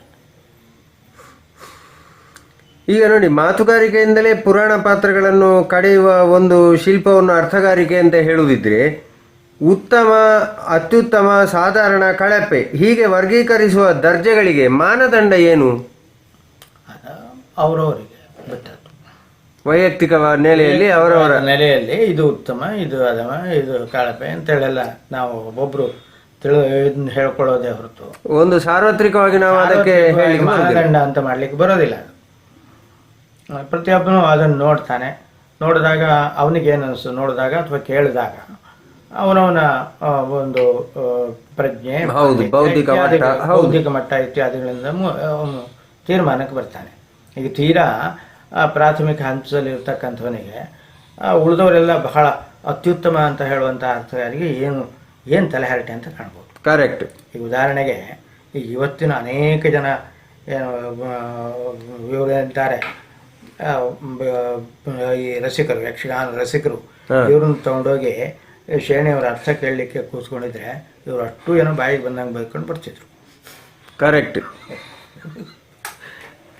ಇದು ಬಹುಶಃ ಕಟುವಾಗ ಆಗ್ತದೆ. ಹೌದು ಹೌದು, ಈಗಿನ ಹೌದು. ಅನೇಕ ಸಲ ಏನು ಮಾತಾಡ್ತಾರೆ, ಏನು ಒಂದು ಅರ್ಥ ಆಗೋದಿಲ್ಲ ಅಂತ. ಈಗ ನಮಗೆ ಅದು ಒಂದನ್ನು ಕೇಳಿದ್ರೆ ಅವರು ಅದ್ಭುತ, ಇವರು ಅದ್ಭುತ ಅಂತ ಹೊಳ್ತೇವೆ ಅಷ್ಟೇ. ಆ ರೀತಿಯಲ್ಲಿ ಅದನ್ನು ಅರ್ಥ ಮಾಡ್ಕೊಳ್ಳಿಕ್ಕೆ ಆ ಮಟ್ಟ ಬೇಕಾಗ್ತದೆ. ಅವನವನು ಬೌದ್ಧಿಕ ಮಟ್ಟಕ್ಕೆ ಸರಿಯಾಗಿ ಅರ್ಥ ಮಾಡ್ಕೊಳ್ತಾನೆ ಅಷ್ಟೇ. ನೋಡಿ, ಪುರಾಣ ಪ್ರಪಂಚದಲ್ಲಿ ಮಾತ್ರ ವಿಹರಿಸುವ ಏನು ಪಾತ್ರಗಳಿಗೆ ತಾಳಮದ್ಲೆ ಅರ್ಥಧಾರಿಗಳು ವರ್ತಮಾನದ ಸಂಗತಿಗಳನ್ನು ತಿಳಿದಿರುವ ಅವಶ್ಯಕತೆ ಏನುಂಟು? ನೀವು ವರ್ತಮಾನ ಕಾಲದಲ್ಲಿ ಬದುಕ್ತಾ ಇದ್ದೀರಲ್ಲ. ಹೌದು, ಬದುಕ್ತಾ ಇದ್ದೇವೆ. ಹೌದು ಹೌದು, ವರ್ತಮಾನ ಕಾಲದಲ್ಲಿ ನಡೆಯುತ್ತಿರುವಂತಹ ಅನೇಕ ವಿದ್ಯಮಾನಗಳು ನಿಮ್ಮ ಮನಸ್ಸಿನ ಮೇಲೆ ಪ್ರಭಾವ ಬೀರಿರ್ತವೆ. ಕರೆಕ್ಟ್. ಅವು ಒಂದಲ್ಲ ಒಂದು ರೀತಿಯಲ್ಲಿ ವ್ಯಕ್ತ ಆಗ್ತವೆ, ವ್ಯಕ್ತವಾಗೋದು ಸಹಜ. ಆದರೆ ಈಗ ನಾನು ಒಂದು ದೃಷ್ಟಿಯಿಂದ ಈ ಸಮಕಾಲೀನತೆ ಅನ್ನುವುದನ್ನು ಒಪ್ಪುತ್ತೇನೆ ಅಂತಂದ್ರೆ ಏನು? ಸಮಕಾಲೀನ ಪ್ರಜ್ಞೆ ಕಲಾವಿದನಿಗೆ ಇರಬೇಕು, ಅಂಥ ಒಂದು ರೀತಿಯಲ್ಲಿ ನಾವು ಹೋಗಬೇಕು ಅಂತ. ಆದರೆ ಆ ಪ್ರಜ್ಞೆ ಇರಬೇಕಾದ ರೀತಿ ಯಾವುದು? ಅದು ಬಹಳ ಮಹತ್ವದಾಗ್ತದೆ.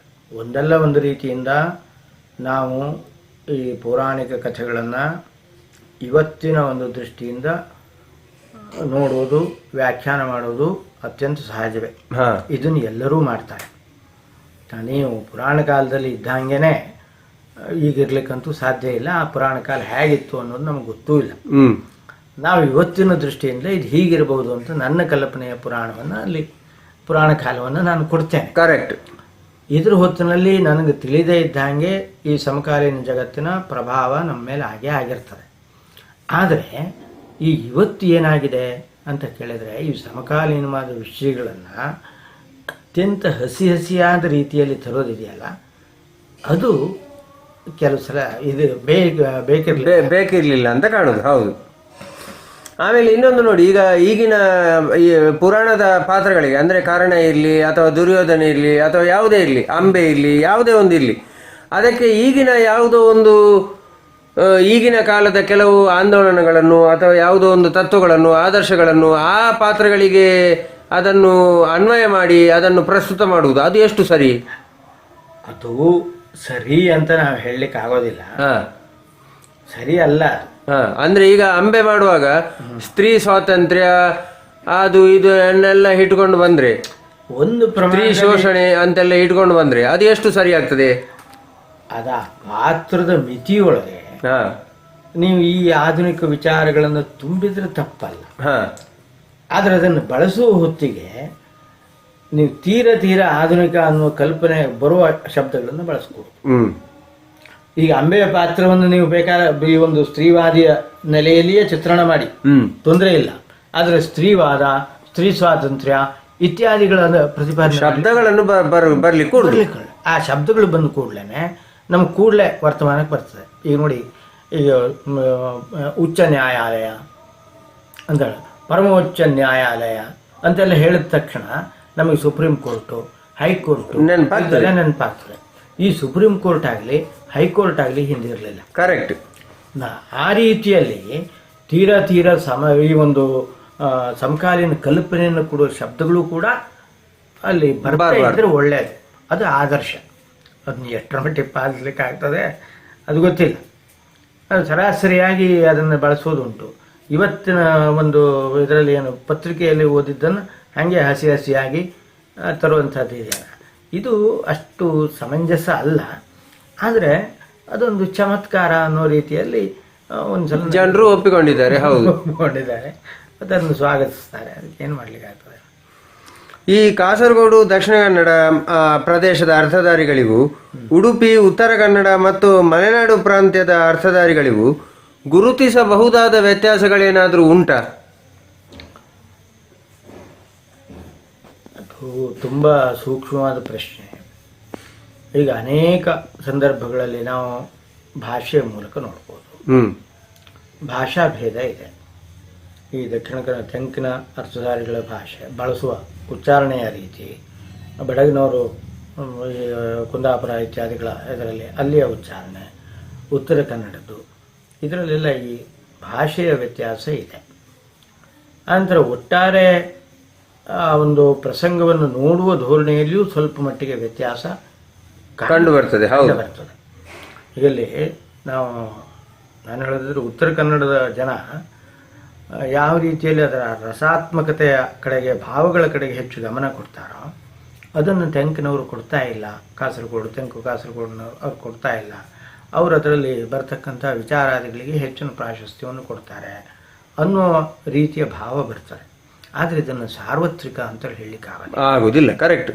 ಸಾರ್ವತ್ರಿಕ ಅಲ್ಲಿಯೂ ಕೇವಲ ಭಾವಾತ್ಮಕವಾದ ರೀತಿಯಲ್ಲಿ, ಭಾವಾತ್ಮಕ ರಸಾತ್ಮಕ ಅನ್ನುವ ರೀತಿಯಲ್ಲಿ ಪ್ರತಿಪಾದನೆ ಮಾಡುವವರು ಇದ್ದಾರೆ. ಕರೆಕ್ಟ್. ಉದಾಹರಣೆಗೆ ಸರ್ಪಂಗಳ ಈಶ್ವರ ಭಟ್ರು ಅಂತವರು, ಅವರು ಎಲ್ಲಿಯೂ ಸಲ್ಲುವಂಥವ್ರು. ಅತ್ಯುತ್ತಮ ಧ್ವನಿಪೂರ್ಣವಾದ ಒಂದು ಮಾತುಗಾರಿಕೆ, ಭಾವಕ್ಕೆ ಪ್ರಾಧಾನ್ಯ ಇದನ್ನೆಲ್ಲ ಕೊಡ್ತಾರೆ. ಹಾಗೆ ಇಲ್ಲಿ ಇದರಲ್ಲಿಯೂ ಅಂಥ ವ್ಯಕ್ತಿಗಳನ್ನು ನಾವು ಕಾಣ್ಬೋದು. ಆದ್ದರಿಂದ ಅಂಥ ಒಂದು ಭೇದ, ಅದು ಈ ಪ್ರಾದೇಶಿಕತೆಯನ್ನು ವ್ಯಕ್ತಪಡಿಸುವುದು ನಮ್ಮ ಉಚ್ಚಾರಣೆ ಇತ್ಯಾದಿಗಳಲ್ಲಿ ಭಾಷೆಯಲ್ಲಿ ಭೇದ ಅನ್ನೋದು ಕಂಡು ಬರ್ತದೆ ಹೊರತು ಉಳಿದದ್ದನ್ನು ಗುರುತಿಸೋದು ಸ್ವಲ್ಪ ಕಷ್ಟ ಅಂತ ಅನ್ನಿಸ್ತದೆ. ತಾಳಮದ್ಲೆ ಕನ್ನಡ ವಾಚಕಲೋಕದ ಇಷ್ಟು ದೊಡ್ಡ ಕೊಡುಗೆ ಆಗಿದ್ರೂ ಕೂಡ ಸಮಸ್ತ ಕನ್ನಡಿಗರನ್ನು ತಲುಪದೇ ಇರಲಿಕ್ಕೆ ಕಾರಣ ಏನು? ಬಹುಶಃ ಅದು ತಾಳಮದ್ಲೆ ದುರ್ದೈವ ಅಂತ ಹೇಳಬೇಕು. ತಾಳಮದ್ದಲೆ ಅಂಥ ಒಂದು ಕಲೆಯನ್ನು ಪ್ರಚಾರ ಮಾಡುವ, ಅದನ್ನು ಬೇರೆ ಬೇರೆ ಪ್ರದೇಶಕ್ಕೆ ಮುಟ್ಟಿಸುವ ಒಂದು ಪ್ರಯತ್ನ ನಮ್ಮದು ಸಾಕಾಗಲಿಲ್ಲ. ಈಗ ಉಳಿದ ಕಡೆಯಲ್ಲಿ ಹಾಗೆ ನೋಡಿದರೆ ಈ ಉತ್ತರ ಕರ್ನಾಟಕದ ಭಾಗ ಅಥವಾ ಹಳೆ ಮೈಸೂರು ಪ್ರದೇಶ ಇತ್ಯಾದಿಗಳಲ್ಲೆಲ್ಲ ಪ್ರವಚನ, ಉಪನ್ಯಾಸ ಇದಕ್ಕೆಲ್ಲ ತುಂಬ ಪ್ರೋತ್ಸಾಹ ಇದೆ. ಕರೆಕ್ಟ್. ಅಷ್ಟೊಂದು ಪ್ರೋತ್ಸಾಹ ಇರತಕ್ಕಂತಹ ಪ್ರದೇಶಗಳಲ್ಲಿ ತಾಳಮದ್ದಲೆಗೂ ಖಂಡಿತ ಅವಕಾಶ ಇದೆ. ಆದರೆ ಅದನ್ನು ಬಳಸಿಕೊಳ್ಳುವ, ಅವರಿಗೆ ಪರಿಚಯಿಸುವ ಕೆಲಸ ನಡೆದಿಲ್ಲ. ಸರಿಯಾಗಿ ಅದನ್ನು ಬಳಸಿಕೊಂಡ್ರೆ ತಾಳಮದ್ದಲೆ ಉಳಿದ ಕಡೆಯಲ್ಲಿಯೂ ಒಂದು ನೆಲೆ ಕಂಡುಕೊಳ್ಳಿಕ್ಕೆ ಸಾಧ್ಯ ಆಗ್ತದೆ. ಯಾಕಂದರೆ ಈಗ ಅನೇಕ ಸಂದರ್ಭಗಳಲ್ಲಿ ಕೆಲವು ಸಲ ಈ ತಾಳಮದ್ದಲೆ ಅನ್ನೋದು ಇನ್ನೂ ಆಗದೇ ಇದ್ದಂಥ ಪ್ರದೇಶದಲ್ಲಿ ನಾವು ಮಾಡಿದ್ದುಂಟು. ನನ್ನ ಸ್ವಂತದ ಅನುಭವ ಅಂತ, ನಾವು ಹೋದಾಗ ಅದನ್ನು ಕೇಳಿ ಯಾರು ಇಷ್ಟು ಚೆನ್ನಾಗಿ ಆಗ್ತದೆ ಅದು ಅಂತ ಅವರು ಆಶ್ಚರ್ಯ ವ್ಯಕ್ತಪಡಿಸ್ತಾರೆ. ಇದೊಂದು ಅದ್ಭುತ ಅಂತ ಕಾಣ್ತದೆ. ಆ ಒಂದು ಅಂಥ ಒಂದು ಭಾವ ಏನಿರ್ತದೆ ಅವರಲ್ಲಿ ಹುಟ್ಟುವಂತಹದ್ದು, ಅದನ್ನು ನಾವು ಎನ್ಕ್ಯಾಶ್ ಮಾಡಿಕೊಳ್ಳಿಕ್ಕೆ ಮಾಡಿದ ಪ್ರಯತ್ನ ಸಾಲದು. ಯಾಕಂದರೆ ತಾಳಮದ್ದಲೆ ಅನ್ನೋದು ಹವ್ಯಾಸವಾಗಿ ಬೆಳೆದಿದೆಯೇ ಹೊರತು ವೃತ್ತಿಯಾಗಿ ಅದು ಬೆಳೆದಿಲ್ಲ. ಕರೆಕ್ಟ್. ತಾಳಮದ್ದಲೆ ತಂಡ ಅಂತ ವೃತ್ತಿಪರವಾದ ತಂಡವನ್ನು ಕಟ್ಟಿಕೊಂಡು ಎಲ್ಲ ಸಂಚಾರ ಮಾಡಬೇಕು ಅನ್ನುವ ರೀತಿಯಲ್ಲಿ ಹೋಗುವ ಕೆಲಸ ಮಾಡಿಲ್ಲ. ಮಾಡುವ ಒಂದು ಪ್ರಮಾಣದಲ್ಲಿ ಈಗ ವಾಸ್ತವ ಸಾಮಗ್ರಿ ಮಾಡಿದ್ದಾರೆ, ಅದು ಒಂದು ಅವರ ಮಿತಿಯಲ್ಲಿ ಮಾತ್ರ. ಕರೆಕ್ಟ್. ಉಳಿದ ಕಡೆಯಲ್ಲೆಲ್ಲ ಈ ಉಳಿದ ಪ್ರದೇಶಗಳಿಗೆಲ್ಲ ಸಂಚಾರ ಮಾಡಬೇಕು ಅಂತ ಹೇಳಿದ್ರೆ ಅಲ್ಲಿ ಸಾಕಷ್ಟು ಉಳಿದ ತಯಾರಿಗಳು, ವ್ಯಾವಹಾರಿಕವಾದಂಥ ತೊಡಕುಗಳಿವೆ. ಕರೆಕ್ಟ್. ಅದನ್ನು ನಿವಾರಣೆ ಮಾಡ್ಕೊಳ್ಳೋದು ತುಂಬ ಕಷ್ಟ ಆಗಿದೆ. ಅವರಿಗೆ ಆಸೆ ಇತ್ತು, ನನಗೆ ಗೊತ್ತಿದ್ದಂತೆ ಆ ಒಂದು ಉಳಿದ ಪ್ರದೇಶಗಳಿಗೆಲ್ಲ ಹೋಗಬೇಕು, ಇಡೀ ಒಂದು ಪ್ರದೇಶವನ್ನೆಲ್ಲ, ಕರ್ನಾಟಕವನ್ನೆಲ್ಲ ಸುತ್ತಾಡಬೇಕು ಅನ್ನೋ ಆಸೆ ಇತ್ತು. ಆಸೆ ಇದ್ದರೂ ಅದನ್ನು ಈ ವ್ಯಾವಹಾರಿಕ ಅಡಚಣೆ ಅನ್ನೋದು ಸಾಕಷ್ಟಿದೆ. ಹಾಗಾಗಿ ಅಂಥ ಒಂದು ರೀತಿಯಲ್ಲಿ ಪ್ರಯತ್ನಗಳು ನಡೆದರೆ ತಾಳಮದ್ದಲೆಗೆ ಎಲ್ಲ ಕಡೆಗೂ ಬೇಡಿಕೆ ಬರುವ ಹಾಗೆ ಆಗ್ತದೆ. ಕರೆಕ್ಟ್. ಅವಕಾಶ ಉಂಟು. ಆದರೆ ಕೊಡೋ ಹೊತ್ತಿಗೆ ನಾವು ಎಚ್ಚರ ಬೇಕು. ಈಗ ಇಲ್ಲಿ ಅನೇಕ ಸಂದರ್ಭಗಳಲ್ಲಿ ನಮ್ಮ ಬಹಳ ದೊಡ್ಡ ತೊಡಕು ಏನಾಗ್ತದೆ ಅಂದರೆ, ನಾ ಮಾಡುವ ಮಾತುಗಳು ಅವ್ರಿಗೆ ತಿಳಿಯೋದೇ ಇಲ್ಲ. ಈ ಉತ್ತರ ಕರ್ನಾಟಕಕ್ಕೆ ಹೋದರೆ ನೀವು ಕನ್ನಡದಲ್ಲೇ ಮಾತಾಡ್ತೀರಿ, ಕನ್ನಡದಲ್ಲಿ ಮಾತಾಡಿದ್ರು ಇದು ಕನ್ನಡ ಅಂತ ಅವ್ರಿಗೆ ಗೊತ್ತಾಗೋದಿಲ್ಲ. ಕರೆಕ್ಟ್. ಆ ರೀತಿ ನಾವು ಕೂಡ ತಯಾರಿ ಮಾಡ್ಕೊಳ್ಬೇಕಾಗ್ತದೆ. ಸ್ವಲ್ಪ ಭಾಷೆಯನ್ನೆಲ್ಲ ಬದಲಾವಣೆ ಮಾಡಿಕೊಂಡು ಎಲ್ಲ ಕಡೆಗೂ ಹೊಂದುವ ಭಾಷೆಯನ್ನು ಎಲ್ಲ ಜನರಿಗೂ ಅರ್ಥ ಆಗುವ ರೀತಿಯಲ್ಲಿ ಮಾತಾಡೋದನ್ನು ನಾವು ಅಭ್ಯಾಸ ರೂಢಿ ಮಾಡ್ಕೊಳ್ಬೇಕು. ಕರೆಕ್ಟ್. ಇದನ್ನು ಹೇಳಿದರೆ ಬಹುಶಃ ಭಾಳ ಜನ ಅರ್ಥಸಾರಿಗಳು ಏನು ನಮ್ಮಷ್ಟು ಶ್ರೇಷ್ಠವಾದ ಭಾಷೆ ಇದು ಎಲ್ಲಿದೆ ಅಂತನ್ನುವ ಒಂದು ಆಕ್ಷೇಪವನ್ನು ಎತ್ತಾರೆ ಹೊರತು ಇದನ್ನು ಅರ್ಥ ಮಾಡ್ಕೊಳ್ಳೋದು. ಕರೆಕ್ಟ್. ಕರೆಕ್ಟ್. ಅದನ್ನು ಅರ್ಥ ಮಾಡಿಕೊಂಡು ಅಲ್ಲಿಯ ಜನರಿಗೂ ಹೊಂದುವ ರೀತಿಯಲ್ಲಿ ನಾವು ನಮ್ಮ ಭಾಷೆಯಲ್ಲಿ ಬದಲಾವಣೆ ಮಾಡಿಕೊಂಡು ಹೋದರೆ ಖಂಡಿತ ಜನಪ್ರಿಯ ಆಗಬಹುದು ಅಂತ ಅನಿಸ್ತದೆ. ಆದರೆ ಜನಪ್ರಿಯ ಅನ್ನೋ ಹೊತ್ತಿಗೆ ನೀವು ಅದಕ್ಕೊಂದು ಮಿತಿ ಇದೆ ಅನ್ನೋದನ್ನು ಗಮನಿಸಬೇಕು. ಕರೆಕ್ಟ್. ಯಾಕಂದರೆ ತಾಳಮದ್ದಲೆ ಅಂತಹದ್ದು ಅದು ಒಂದು ಪ್ರಮಾಣದಲ್ಲಿ ಬೌದ್ಧಿಕವಾಗಿ ಮೇಲ್ಮಟ್ಟದಲ್ಲಿ ಇದ್ದವ್ರಿಗೆ ಮಾತ್ರ ಅರ್ಥ ಆಗ್ತದೆ. ಹೌದು, ಎಲ್ಲ ಜನರನ್ನು ಇದು ಎಂದೂ ತಲುಪಲಿಕ್ಕೆ ಸಾಧ್ಯ ಇಲ್ಲ. ಕರೆಕ್ಟ್, ತಲುಪಲಿಕ್ಕೆ ಸಾಧ್ಯ ಇಲ್ಲ. ಅಂತ ಪ್ರಯತ್ನ ಮಾಡಬೇಕಾದ ಅಗತ್ಯವೂ ಇಲ್ಲ. ಅದಕ್ಕೆ ಸೆಲೆಕ್ಟೆಡ್ ಲಿಮಿಟೆಡ್ ಆಡಿಯನ್ಸ್ ಬೇಕು. ಕರೆಕ್ಟ್, ಅಷ್ಟು ಸಾಕು. ಈ ಯಕ್ಷಗಾನಕ್ಕೆ ಅದು ತಾಳಮದ್ದಲೆಯಲ್ಲಿ ಬಯಲಾಟದಲ್ಲಿ ಪ್ರತ್ಯೇಕ ನಿರ್ದೇಶಕನ ಅವಶ್ಯಕತೆ ಉಂಟಾ ಅಥವಾ ಇಲ್ವಾ? ಉಂಟು ಅಂತಾದರೆ ಆ ನಿರ್ದೇಶಕ ಯಾರು ಆಗಬೇಕು? ಮೊದಲು ಅಂಥದ್ದು ಇರಲಿಲ್ಲ, ನಿರ್ದೇಶಕ ಅಂತ ಬೇಕಿರಲಿಲ್ಲ. ಆದರೆ ನಿರ್ದೇಶಕ ಅಂತ ಇದ್ದರೆ ತಪ್ಪು ಅಂತ ನನಗನ್ಸೋದಿಲ್ಲ. ಯಕ್ಷಗಾನವನ್ನು ಚೆನ್ನಾಗಿ ತಿಳಿದಂಥ, ಇಡೀ ಒಂದು ಎಲ್ಲ ಅಂಗೋಪಾಂಗಗಳನ್ನು ಸಮರ್ಥವಾಗಿ ತಿಳಿದು ಅದರಲ್ಲಿ ಹೊಸ ರೀತಿಯ ಒಂದು ಕೊಡುಗೆಯನ್ನು ಕೊಡ್ತಕ್ಕಂಥ ಒಬ್ಬ ನಿರ್ದೇಶಕ ಇದ್ದರೆ ಅವನು ಬೇಕು. ಈ ಉದಾಹರಣೆಗೆ ಅಂಥ ನಿರ್ದೇಶನದ ಒಂದೆರಡು ಕಾರ್ಯಕ್ರಮಗಳು ನನ್ನ ಕಣ್ಣೆದನ್ನಲ್ಲಿವೆ. ಒಂದು ಇಡಗುಂಜಿ ಮೇಳದವರು ಪ್ರದರ್ಶನ ಮಾಡ್ತಾ ಇದ್ದಾರೆ. ಒಂದು ವಾಲಿವಧೆ, ಸೀತಾಪಹಾರ, ಇಂಥದ್ದೊಂದು 2-3 ಕಾರ್ಯಕ್ರಮಗಳನ್ನು ನಿರ್ದೇಶನಕ್ಕೆ ಒಳಪಟ್ಟ ಕಾರ್ಯಕ್ರಮ. ಆ ಕಾರ್ಯಕ್ರಮವನ್ನು ನೋಡಿದರೆ ನಿಮಗೆ ಉಂಟಾಗುವ ಅನುಭವವೇ ಬೇರೆ. ಅಲ್ಲಿ ನಮ್ಮಲ್ಲಿ ಏನಾಗಿದೆ, ನಾವು ಇಡೀ ಕಥೆಯನ್ನು ಸಮಗ್ರವಾಗಿ ಹೇಗೆ ಅನ್ವಯ ಮಾಡಬೇಕು, ಯಾವುದಕ್ಕೆ ಎಷ್ಟು ಅಂತ ಈಗ ಅದರ ಔಚಿತ್ಯ ಮಿತಿಗೆ ಒಳಪಡಿಸಿ ಕಾರ್ಯಕ್ರಮವನ್ನು ಕೊಡುವ ಆಲೋಚನೆ ಬಹಳ ಕಡಿಮೆ ಆಗಿದೆ. ಅದೆಲ್ಲದನ್ನು ಹೊಂದಿಸುವ ಅದರ ಶಿಲ್ಪ ಸಮಗ್ರ ಒಂದು ಸುಂದರವಾದ ಶಿಲ್ಪದಂತೆ ಕಾಣುವ ಹಾಗೆ ಮಾಡುವ ಸಾಮರ್ಥ್ಯ ಇದ್ದಂತಹ ನಿರ್ದೇಶಕ ಇದ್ದರೆ ಬೇಕು. ಹಾಗೆ ನಿರ್ದೇಶಕರು ಇಲ್ಲ ಅಂತ ಹೇಳೋದಿಲ್ಲ. ಈಗ ಪ್ರತ್ಯೇಕ ನಿರ್ದೇಶನ ಅನ್ನೋದು ಇಲ್ವಾ ಅಂತ ಕೇಳಿದ್ರಿದೆ. ಯಾರಿಗೆ? ಮಕ್ಕಳ ಮೇಳಕ್ಕಿದೆ, ಮಕ್ಕಳ ಮೇಳಕ್ಕಿದೆ. ಈ ಜಾತಿಯ ನಿರ್ದೇಶಕರಲ್ಲ, ಸ್ವತಃ ಒಬ್ಬ ಸೃಜನಶೀಲನಾದ ಮತ್ತು ಇದರಲ್ಲಿ ನಿರ್ದೇಶನದ ಮೂಲಕ ನಾವು ಈ ಕಥೆಯ ಸಾರಸತ್ವವನ್ನು ತಿಳಿಸ್ಕೊಡ್ತೇನೆ ಅನ್ನತಕ್ಕಂಥ ಒಂದು ವ್ಯಕ್ತಿ ಇದ್ದರೆ ಬೇಕು, ಮಾಡ್ಬೋದು. ಹೊಸ ಸಾಧ್ಯತೆಗಳನ್ನು ಹುಡುಕ್ಲಿಕ್ಕಾಗ್ತದೆ. ಯಕ್ಷಗಾನ ಕನ್ನಡ ಭಾಷೆಯಲ್ಲಿಯೇ ಆಗಬೇಕು ಅಂತ ಏನಾದರೂ ನಿಯಮ ಉಂಟಾ? ಬೇರೆ ಭಾಷೆಗಳಲ್ಲಿ ಪ್ರದರ್ಶನ ಸರಿಯಾ ತಪ್ಪಾ?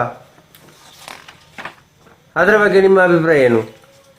ಯಕ್ಷಗಾನ ಕನ್ನಡ ಭಾಷೆಯಲ್ಲಿಯೇ ಪ್ರದರ್ಶನ ಆಗಬೇಕು ಅನ್ನುವಂಥ ನಿಯಮ ಇಲ್ಲ. ಅದು ಕನ್ನಡ ನಾಡಿನಲ್ಲಿ ಬೆಳಕೊಂಡು ಬಂದಿದೆ, ಹಾಗಾಗಿ ಕನ್ನಡದಲ್ಲಿ ಇದೆ. ಅದನ್ನು ಬೇರೆ ಭಾಷೆಯಲ್ಲಿ ಪ್ರದರ್ಶನ ಮಾಡಿದರೆ ಖಂಡಿತ ತಪ್ಪಲ್ಲ. ಈಗಾಗಲೇ ತುಳುವಿನಲ್ಲಿ ಮಾಡಿದ್ದಾರೆ. ತುಳು ಯಕ್ಷಗಾನ ಅನ್ನೋದು ಬೆಳೆದು ಬಂದಿದೆ, ಸಾಕಷ್ಟು ಜನಪ್ರಿಯವೂ ಆಗಿದೆ. ಕರೆಕ್ಟ್. ಹಿಂದಿಯಲ್ಲಿ ಮಾಡಿದ್ದಾರೆ. ಕೆಲವು ತಾಳಮದ್ದಲೆಗಳನ್ನು ಇಂಗ್ಲೀಷ್ನಲ್ಲಿಯೂ ಮಾಡಿದ್ದಾರೆ. ಹಾಗೆ ಬೇರೆ ಬೇರೆ ಭಾಷೆಗಳಿಗೆ ಹೋದರೆ ಅದರಿಂದೇನು ತೊಂದರೆ ಇಲ್ಲ, ಹೋಗಿ ಬರೀ ಕನ್ನಡದವರಿಗೆ ಅದು ಸೀಮಿತವಾದ್ದು, ಇದು ನಮ್ಮ ಹಕ್ಕು ಅನ್ನೋ ರೀತಿಯಲ್ಲಿ ಕನ್ನಡದಲ್ಲಿ ಮಾತ್ರ ಮಾತನಾಡ್ತಕ್ಕದ್ದು, ಈ ರೀತಿಯ ಮಿತಿಗೊಳಪಡಿಸುವುದು ಖಂಡಿತ ಸರಿಯಲ್ಲ. ಈ ತಾಳಮದ್ದಲೆಗಳಿಗೆ ಬರಿಯ ಬಯಲಾಟ ನೋಡುವವರನ್ನು ಆಕರ್ಷಿಸುವ ಬಗೆ ಹೇಗೆ? ಅದಕ್ಕೆ ದಾರಿ ಇಲ್ಲ.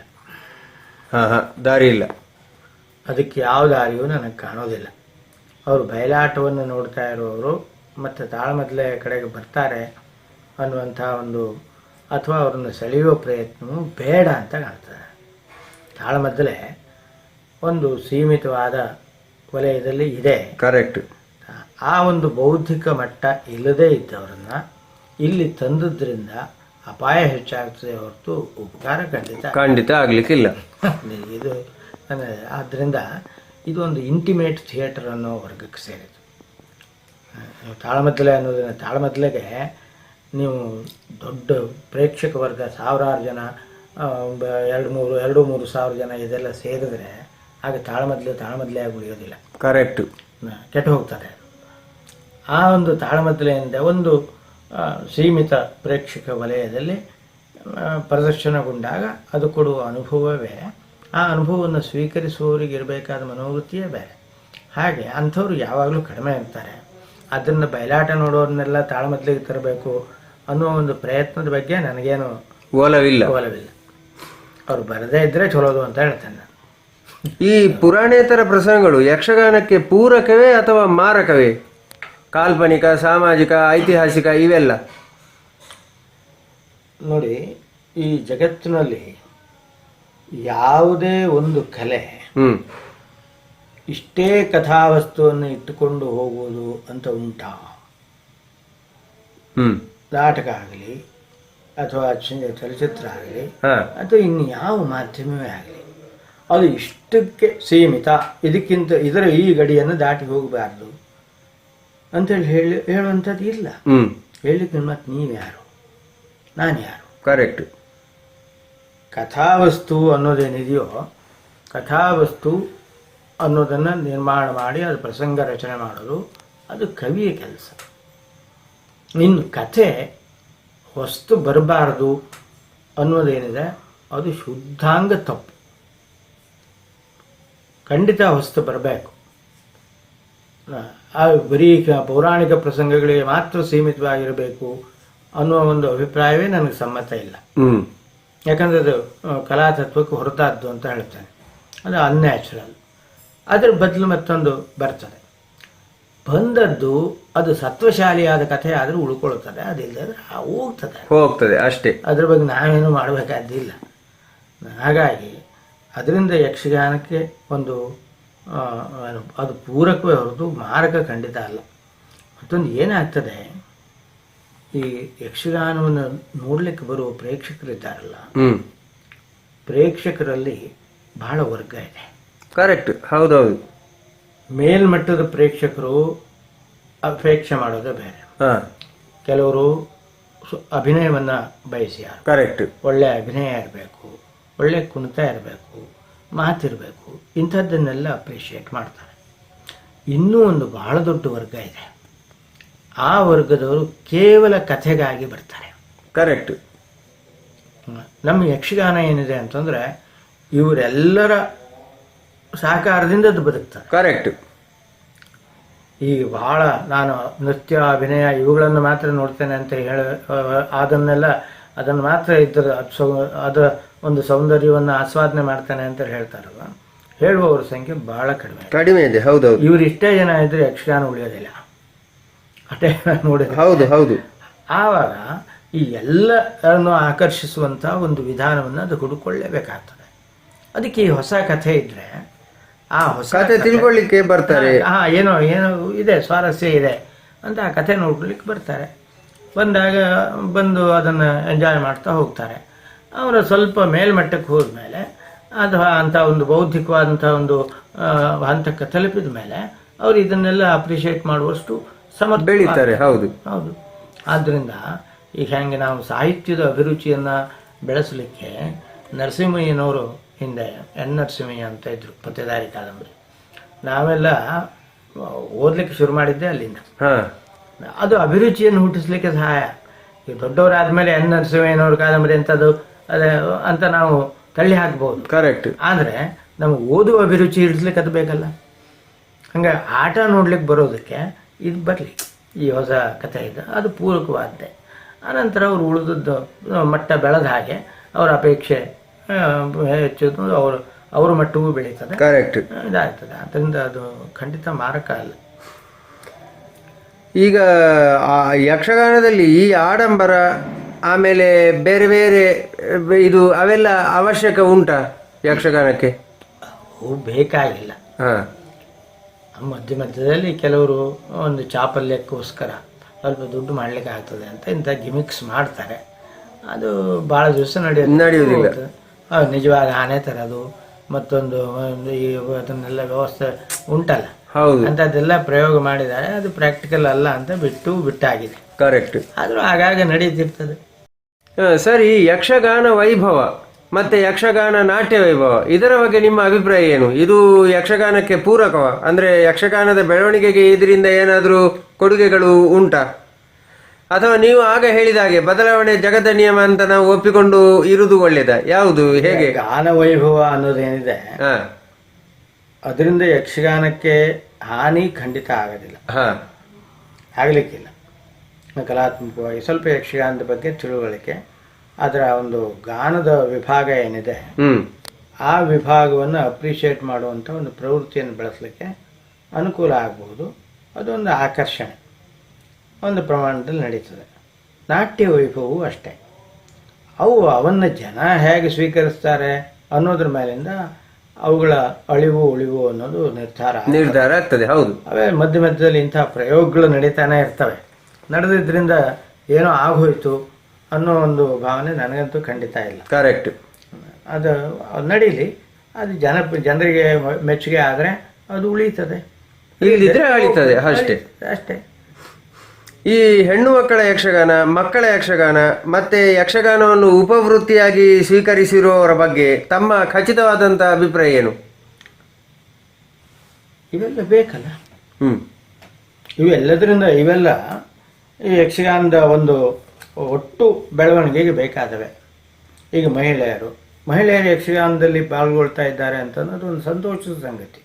ಇಷ್ಟು ಕಾಲದವರೆಗೆ ಅವರು ಬಹಳ ದೂರ ಇದ್ದಿದ್ದು, ಕೇವಲ ನೋಡೋದಷ್ಟೇ ಸೀಮಿತ ಅನ್ನೋ ರೀತಿಯಲ್ಲಿತ್ತು. ಈಗ ಅವರು ಪ್ರವೇಶ ಮಾಡಿದ್ದಾರೆ. ಈ ಮಕ್ಕಳದ್ದಂತೂ ಪ್ರಶ್ನೆ ಇಲ್ಲ, ಮಕ್ಕಳಾಗಿ ಉಳಿಯೋದಿಲ್ಲ. ಅವರು ಮುಂದೆ ದೊಡ್ಡವರಾಗ್ತಾರೆ. ದೊಡ್ಡವರಾದ ಮೇಲೆ ಅವರು ಯಕ್ಷಗಾನವನ್ನು ವೃತ್ತಿಯನ್ನೋ ಅಥವಾ ಉಪವೃತ್ತಿಯನ್ನೋ ಹಾಗೆ ಸ್ವೀಕರಿಸಬಹುದು ಅಥವಾ ಬಿಡಬಹುದು. ಅಭಿಮಾನ ಒಂದು ಉಂಟಾಗ್ತದೆ. ಅದರಿಂದ ಏನು ಅದು ಒಳ್ಳೆಯದೇನೆ. ಈ ಹರಕೆ ಬಯಲಾಟಗಳು ಯಕ್ಷಗಾನದ ಅಭಿವೃದ್ಧಿಗೆ ಪೂರಕವೇ? ಅಂದರೆ ವಿಶಾಲವಾದ ಒಂದು ದೃಷ್ಟಿಯಿಂದ ನಾನು ಕೇಳುದು, ಹರಕೆ ಬಯಲಾಟ ಅಂತ ಅಂದರೆ ಈ ಹರಕೆಯ ಬಯಲಾಟಗಳು ಅನ್ನೋ ಪೂರಕ ಹೌದೋ ಅಲ್ವೋ ಅನ್ನೋದು ಪ್ರತ್ಯೇಕವಾದ ಸಂಗತಿ.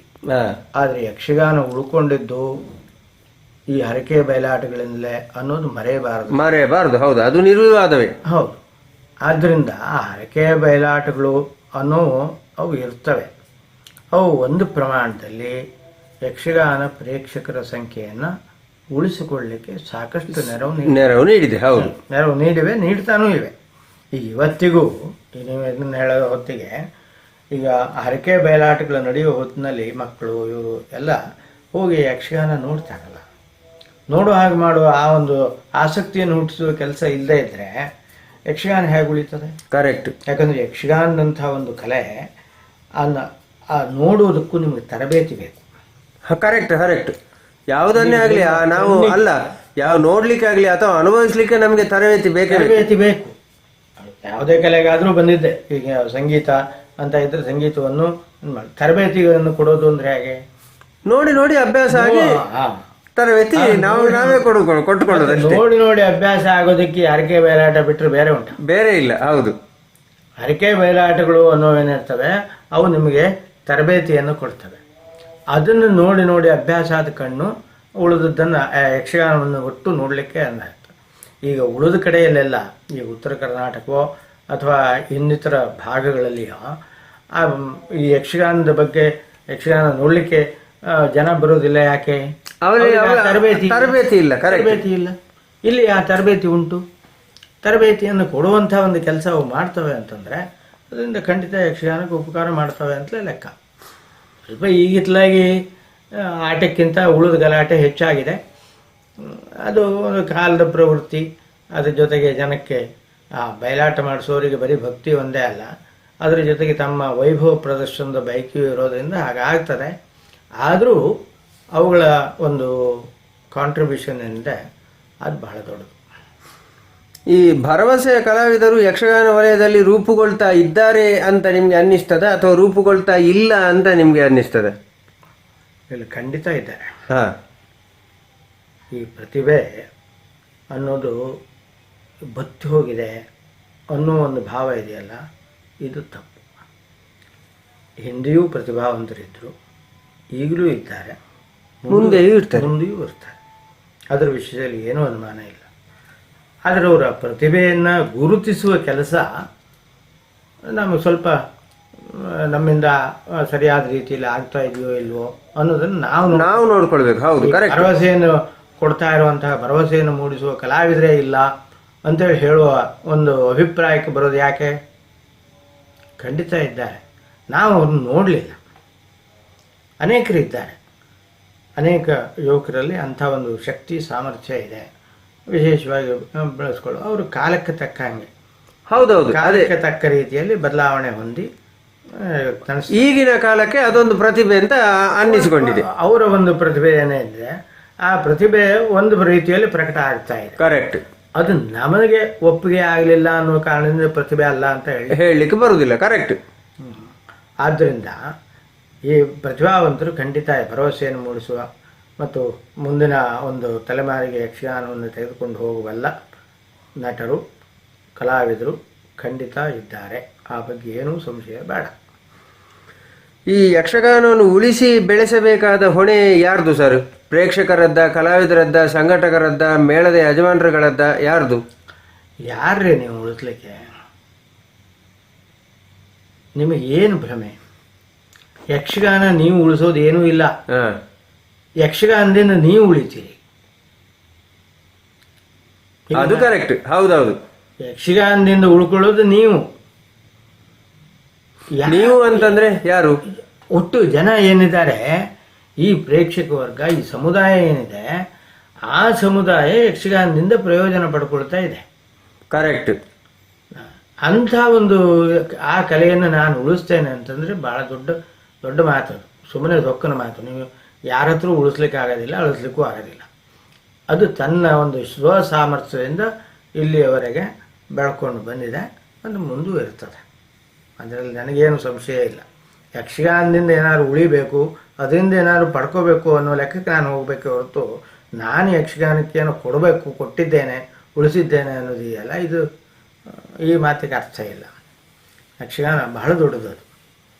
ಅದರ ಮೂಲಕವಾಗಿ ನಾವೆಲ್ಲ ಇನ್ನೂ ಸರಿಯಾಗಿದ್ದೇವೆ ಅಂತೇಳಿ ಹೇಳಬೇಕು. ಅದು ಇರ್ತದೆ. ಈಗ ನೀವು ಹಲವಾರು ಪ್ರಸಂಗಗಳನ್ನೆಲ್ಲ ರಚಿಸಿದವರು, ಈ ಪ್ರಸಂಗ ರಚನೆಗೆ ನಿಮಗೆ ಪ್ರೇರಣೆ ಏನು? ಪ್ರಸಂಗ ರಚಿಸಬೇಕು ಅಂತ ನಿಮಗೆ ಕಂಡಿದ್ಯಾಕೆ? ಆಲ್ರೆಡಿ 1500 2000 ಪ್ರಸಂಗಗಳು ಉಂಟು, 3000 ಇತ್ತು, ಮತ್ತು ನೀವು ಬರಿಬೇಕು ಅಂತ ನಿಮಗೆ ಅನ್ನಿಸಿದ್ದಕ್ಕೆ ಕಾರಣ ಏನು? ಕೆಲವು ಸಲ ಏನಾಗ್ತದೆ, ಹಳೆ ಕಥೆ ಸರಿ ಇಲ್ಲ ಅಂತ ಕಾಣ್ತದೆ. ಕರೆಕ್ಟ್. ಈ ಪೌರಾಣಿಕ ಕಥೆಗಳನ್ನು, ಈಗ ಉದಾಹರಣೆಗೆ ನಾನು ಲವಕುಶವನ್ನು ರಚನೆ ಮಾಡಿದೆ. ಲವಕುಶವನ್ನು ರಚನೆ ಮಾಡುವ, ಲವಕುಶ ಸೀತಾಭಿಯೋಗ ಅನ್ನೋ ಹೆಸರಿನಲ್ಲಿ ರಚನೆ ಆಯಿತು. ಅಂಥ ಒಂದು ಸಂದರ್ಭದಲ್ಲಿ ನಾನು ಕಂಡದ್ದು, ಈ ಕಥೆಯನ್ನು ಇವರು ಈ ಹಿಂದಿನ ಪ್ರಸಂಗಕರ್ತರು ನೋಡಿದ ರೀತಿ ಸರಿಯಿಲ್ಲ. ಅದಕ್ಕೆ ನಾವು ಬೇರೆ ರೀತಿಯಿಂದ ನೋಡಬೇಕು ಅನ್ನೋ ಒಂದು ಆಲೋಚನೆ ಬಂತು. ಕರೆಕ್ಟ್. ಆ ಪ್ರಸಂಗ ರಚನೆ ಆಯಿತು. ಹೀಗೆ ಒಂದೊಂದು ಪ್ರಸಂಗದ ರಚನೆಯ ಹಿಂದೆಯೂ ಬೇರೆ ಬೇರೆ ಉದ್ದೇಶಗಳಿರ್ತವೆ. ನಿರ್ದಿಷ್ಟವಾದ ಉದ್ದೇಶ ಪ್ರತಿಯೊಂದು ಪ್ರಸಂಗಕ್ಕೂ ಇದೇ ಪ್ರೇರಣೆ ಅಂತ ಹೇಳಲಿಕ್ಕೆ ಬರುವುದಿಲ್ಲ. ಪ್ರಸಂಗಕ್ಕೂ ಒಂದೊಂದು ಪ್ರೇರಣೆ ಇರ್ತದೆ.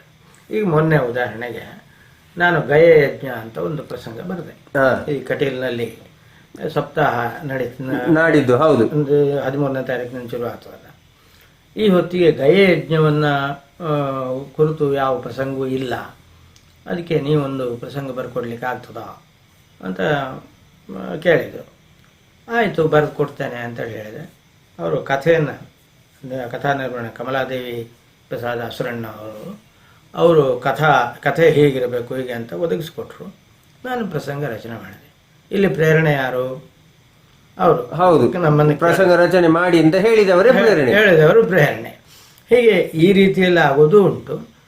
ನನಗೆ ಇದೊಂದು ಕಥೆಯನ್ನು ಹೀಗೆ ಮಾಡಿದರೆ ಒಳ್ಳೆಯದಿತ್ತು ಅನ್ನೋದಾಗಿ ನಾವು ಏನು ಮಾಡಬೇಕು ಅನ್ನೋ ವಿಚಾರ ಬಂದದ್ದು ಇದೆ. ಹಾಗಾಗಿ ಕೆಲವು ಸಲ ಬೇರೆಯವರ ಪ್ರೇರಣೆಯಿಂದ, ಕೆಲವು ಸಲ ಸ್ವಪ್ರೇರಣೆಯಿಂದ ರಚನೆ ಆಗ್ತದೆ ಅಂತ. ಈಗ ನೀವು ಛಂದಸ್ಸೆಲ್ಲ ಕಲಿತು ಛಂದಸ್ಸಿಗೆ ಅನುಗುಣವಾಗಿ ಪ್ರಸಂಗ ರಚನೆ ಮಾಡಿದ್ದು ಅಥವಾ ಹೇಗೆ ಅದು ಸರ್? ನಾನು ಛಂದಸ್ಸಿನ ಅಭ್ಯಾಸ ಮಾಡಿದ್ರೆ ಪ್ರಸಂಗ ರಚನೆ ಮಾಡೋದು ಕಷ್ಟ.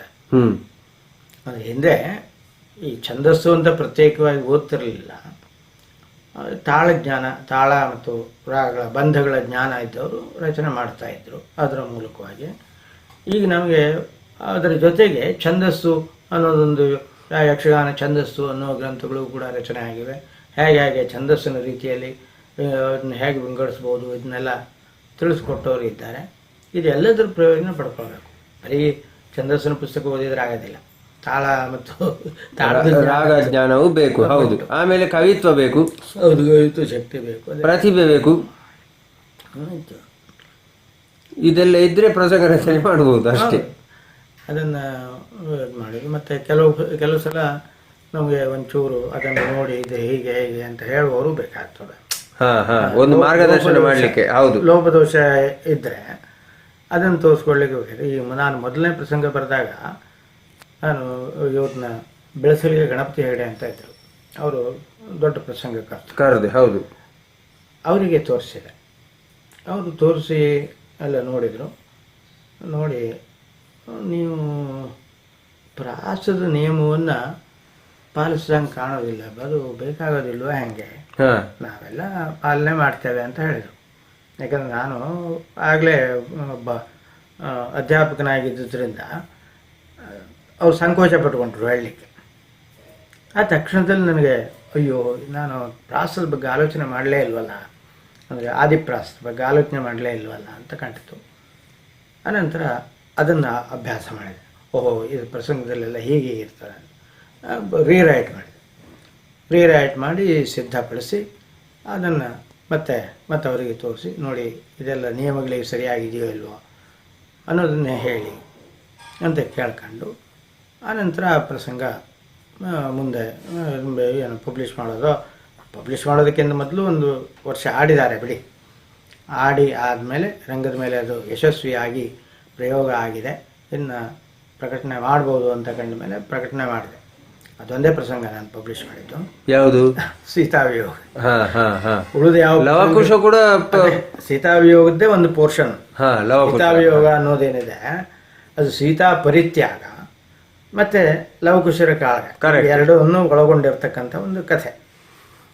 ಆ ಒಂದು ಅದರಲ್ಲಿ ಆ ಸೀತಾವಿಯೋಗ ಸೀತಾ ಪರಿತ್ಯಾಗದ ಭಾಗ ಇದೆಯಲ್ಲ, ಆ ಸೀತಾ ಪರಿತ್ಯಾಗದ ಭಾಗವನ್ನು ಆಟದವರು ಆಡೋದು ಕಡಿಮೆ. ಆಟಕ್ಕೆ ಅದು ಅವರಿಗೆ ಅದನ್ನು ನಿರ್ವಹಣೆ ಮಾಡಲಿಕ್ಕೆ ತುಂಬ ಕಷ್ಟ ಆಗ್ತದೆ. ಆ ದೃಷ್ಟಿಯಿಂದ ಅದಷ್ಟು ಪಾಪ್ಯುಲರ್ ಆಗಲಿಲ್ಲ. ತಾಳ್ಮದ್ಲೆಯಲ್ಲಿ ಮಾಡ್ತಾರೆ, ತಾಳ್ಮದ್ಲೆಗಳು ನಡೀತವೆ. ಆದರೆ ಲವಕುಶ ಸೆಕೆಂಡ್ ಪಾರ್ಟ್ ಅಂದರೆ ಲವಕುಶರ ವೃತ್ತ ಅಂತ ಅದು ಆಟದವರಿಗೆ ಬಹಳ ಪ್ರೀತಿಯದಾಗಿದೆ. ಹೀಗಾಗಿದೆ. ಹೀಗಾಗಿ ಒಂದೊಂದು ಪ್ರೇರಣೆ ಇದೆಲ್ಲ ಇರ್ತದೆ. ಈಗ ನೀವು ಅದೇ ಪ್ರಸಂಗ ರಚನೆ, ಯಕ್ಷಗಾನ ವಿಮರ್ಶೆ, ಯಕ್ಷಗಾನದ ವೇಷ ಮಾಡುವುದು, ತಾಳಮದ್ಲೆ, ಅರ್ಥಗಾರಿಕೆ, ಜೊತೆಯಲ್ಲಿ ನೀವು ಅಧ್ಯಾಪನ, ಇದೆಲ್ಲವನ್ನು ಹೇಗೆ ನೀವು ಸರಿದೂಗಿಸಿಕೊಂಡು ಸಮಯ ಹೊಂದಿಸಿಕೊಂಡು ಎಲ್ಲ ಹೋದ್ರಿ? ಮತ್ತೆ ಮನೆಯ ಕುಟುಂಬ ವರ್ಗದ ಪ್ರೋತ್ಸಾಹ, ಸಹಕಾರ, ಇದರ ಬಗ್ಗೆ ಸ್ವಲ್ಪ ಹೇಳಿ ಸರ್, ಎರಡು ಮಾತಿನಲ್ಲಿ. ಇನ್ನೂ ಒಂಚೂರು ಉಂಟು. ಮೇಲ್ಕಾಣ್ತದಲ್ಲ, ಹೌದು. ಅವೆಲ್ಲ ಹಸ್ತಪ್ರತಿಗಳು. ಯಾವ್ದು ಹೇಳಿ? ಇವು ಪ್ರಾಚೀನ ಅದು ಅಭ್ಯಾಸ ಉಂಟು ನನಗೆ. ಅದೇನದು? ಹಿಂದೆ ಪ್ರಸಂಗಗಳನ್ನೇನು ಬರೆದಿದ್ರು ಅದರ ಹಸ್ತಪ್ರತಿ. ಹೌದು, ಹಸ್ತಪ್ರತಿ. ಯಾರು ಬರೆದಿರುವುದು? ಅದೆಲ್ಲ ಬೇರೆ ಇವರೆಲ್ಲ ಬರೆದಿದ್ದಾರೆ ಹಿಂದೆ. ಆ ಬರೆದಿದ್ದನ್ನು ಓಡಾಡಿ ಸಂಗ್ರಹ ಮಾಡಿ ಅದನ್ನ ತಂದು ಓದಿ, ಆನಂತರ ಕೆಲವು ಪ್ರಸಂಗಗಳನ್ನು ನಾನು ಅವರ ಹೆಸರಿನಲ್ಲಿ ಹಿಂದಿನ ಪ್ರಸಂಗಗಳನ್ನು ಪಬ್ಲಿಷ್ ಮಾಡಿಸಿದ್ದೇನೆ. ಅದರಲ್ಲೇ ಒಂದು ಪ್ರಸಂಗ ಅಂತಂದರೆ ಆದಿಪರ್ವ ಅಂತ. ಆದಿಪರ್ವ ಯಕ್ಷಗಾನದಲ್ಲಿ ಅತ್ಯಂತ ಪ್ರಾಚೀನವಾದಂಥ ಒಂದು ಪ್ರಸಂಗ. ಅದನ್ನು ನಾನು ಪ್ರೂವ್ ಮಾಡಿದ್ದೇನೆ ಅದರ ಪೀಠಿಕೆಯಲ್ಲಿ. ಸುಮಾರು 13-14ನೇ ಶತಮಾನದ ಅಂತ್ಯದಲ್ಲಿ ಇರಬಹುದು. ಅದೇ ನಮಗೆ ಸಿಕ್ಕಿರೋ ಪ್ರಸಂಗಗಳಲ್ಲಿ ಅತ್ಯಂತ ಪ್ರಾಚೀನವಾದದ್ದು ಅನ್ನೋದನ್ನು ಕೂಡ ನಾನು ಪ್ರತಿಪಾದನೆ ಮಾಡಿದ್ದೇನೆ. ಬಹುಮಟ್ಟಿಗೆ ಅದನ್ನು ಒಪ್ಕೊಂಡಿದ್ದಾರೆ ಅಲ್ಲಿ. ಅಂದರೆ ಪಾರ್ಥಿಸಿಂತನೂ ಹಿಂದೆ ಅದು ತಾಳೆಗರಿಯಲ್ಲಿದ್ದಂಥ ಒಂದು. ಯಾರು ಬರ್ತದೆ ಅದು? ಬರದ ಕವಿಯ ಹೆಸರು ಇಲ್ಲ. ಕವಿಯ ಹೆಸರು ಇಲ್ಲ, ಸಿಕ್ಕಿದ್ದು ಒಂದೇ ಪ್ರತಿ. ಮತ್ತೊಂದು ಹಸ್ತಪ್ರತಿಯೂ ನನಗೆ ಸಿಗಲಿಲ್ಲ. ತಾಳೆಗರಿಯಲ್ಲಿ ಇದ್ದದ್ದು, ಅದನ್ನು ಓದುವ ಅಭ್ಯಾಸವೂ ಉಂಟು ಅಂತ ಅದು ಇವುಗೆಲ್ಲ ಕೈ ಬರ. ಕರೆಕ್ಟ್. ಯಾವ್ದು ಹೇಳಿ? ಇದು ಮೇಲ್ಗಡೆ. ಅವುಗಳನ್ನು ಕೂಡ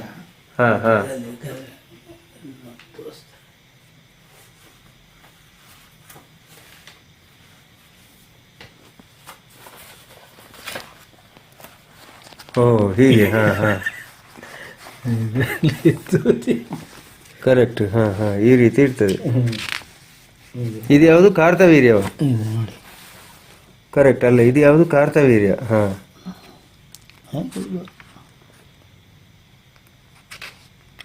ಓ ಇದು ಇದು ಯಾರು ಬರ್ದಿದ್ದು ಅಂತ ನಿಮಗೆ ಮಾಹಿತಿ ಉಂಟಾ? ಕಾರ್ತವೀರ್ಯ ಅನ್ನೋ ಪ್ರಸಂಗ ಅಲ್ಲಲ್ಲ, ಈ ಹಸ್ತಪ್ರತಿ ಅದು ಯಾವ್ದು ಪ್ರಸಂಗ? ಅದು ಕಾರ್ತವೀರ್ಯ ಅಂತ ಇಲ್ಲಿ ಬರ್ದಿದೆ ನೋಡಿ. ಕಾರ್ತವೀರ್ಯ ಅಂತಂದ್ರೆ ನಾವು ಬರ್ತಂದು ಗೊತ್ತಿಲ್ಲ. ಕಾರ್ತವೀರ್ಯ ಪ್ರಸಂಗ ಹಾಂ ಹಾಂ, ಇಲ್ಲಿ ಉಪ್ಪಿನ ಪಟ್ಟಣದ ತಿರುಮಲ ಅಂತೇಳಿ ಒಬ್ಬ ಕವಿ ಬರೆದಿದ್ದ. ಅದೇ ಈಗಿರೋದು, ಆಡ್ತಾ ಇರೋದು ಅದನ್ನೇ. ಕರೆಕ್ಟ್, ಹೌದು ಹೌದು ಹೌದು ಹೌದು. ಏನು ಮಾಡಿದ್ರು ಅಂತಂದ್ರೆ ಆ ಒಂದು ಪ್ರಸಂಗ ಏನಿತ್ತು ಅದು ಮತ್ತೊಬ್ಬ ಇದನ್ನ ಮಾಡಿ ರೀರೈಟ್. ಹಾಂ, ಇದು ಎಂಥದ್ದು,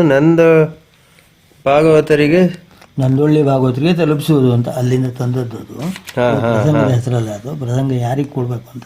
ಕರೆಕ್ಟ್. ಭಾರತದೊಳಗಣ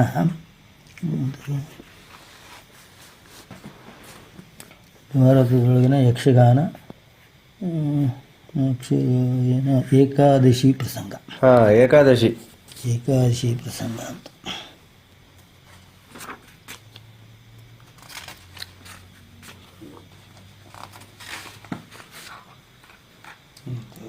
ಇಂಥದ್ದು ಇದು ಒಂದು ಹವ್ಯಾಸ ಉಂಟು. ಕರೆಕ್ಟ್. ಇದಕ್ಕೆಲ್ಲ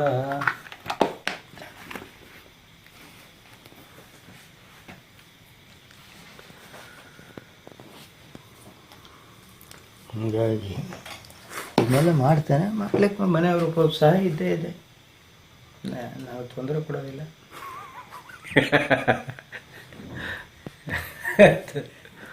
ಹಾಗಾಗಿ ಪ್ರೋತ್ಸಾಹ ಇದೆ ಅಂತ. ಸರ್, ಇಷ್ಟು ಹೊತ್ತು ಯಕ್ಷಗಾನದ ಹಲವಾರು ವಿಚಾರಗಳ ಬಗ್ಗೆ, ಕೆಲವೆಲ್ಲ ಏನು ಆಧುನಿಕ ಒಂದು ಚಿಂತನೆಗಳನ್ನು ನಮ್ಮಲ್ಲಿ ಮೂಡಿಸಲಿಕ್ಕೂ ನೀವು ಪ್ರಯತ್ನ ಮಾಡಿದ್ರಿ ಮತ್ತು ಅದರಲ್ಲಿ ಸಾಕಷ್ಟು ಮಟ್ಟಿಗೆ ನೀವು ಯಶಸ್ವಿಯಾದ್ರಿ. ಯಕ್ಷಗಾನದ ಹಲವಾರು ವಿಚಾರಗಳನ್ನು ಇಲ್ಲಿ ತಿಳಿಸಿಕೊಟ್ಟಿದ್ದೀರಿ. ಯಕ್ಷಗಾನದ ಕಲಾಭಿಮಾನಿಗಳು ಎಲ್ಲರ ಪರವಾಗಿ ನಿಮಗೆ ಅನಂತ ಕೃತಜ್ಞತೆಗಳು ಸರ್. ಧನ್ಯವಾದ. ನಮಸ್ತೆ. ನಮಸ್ತೆ.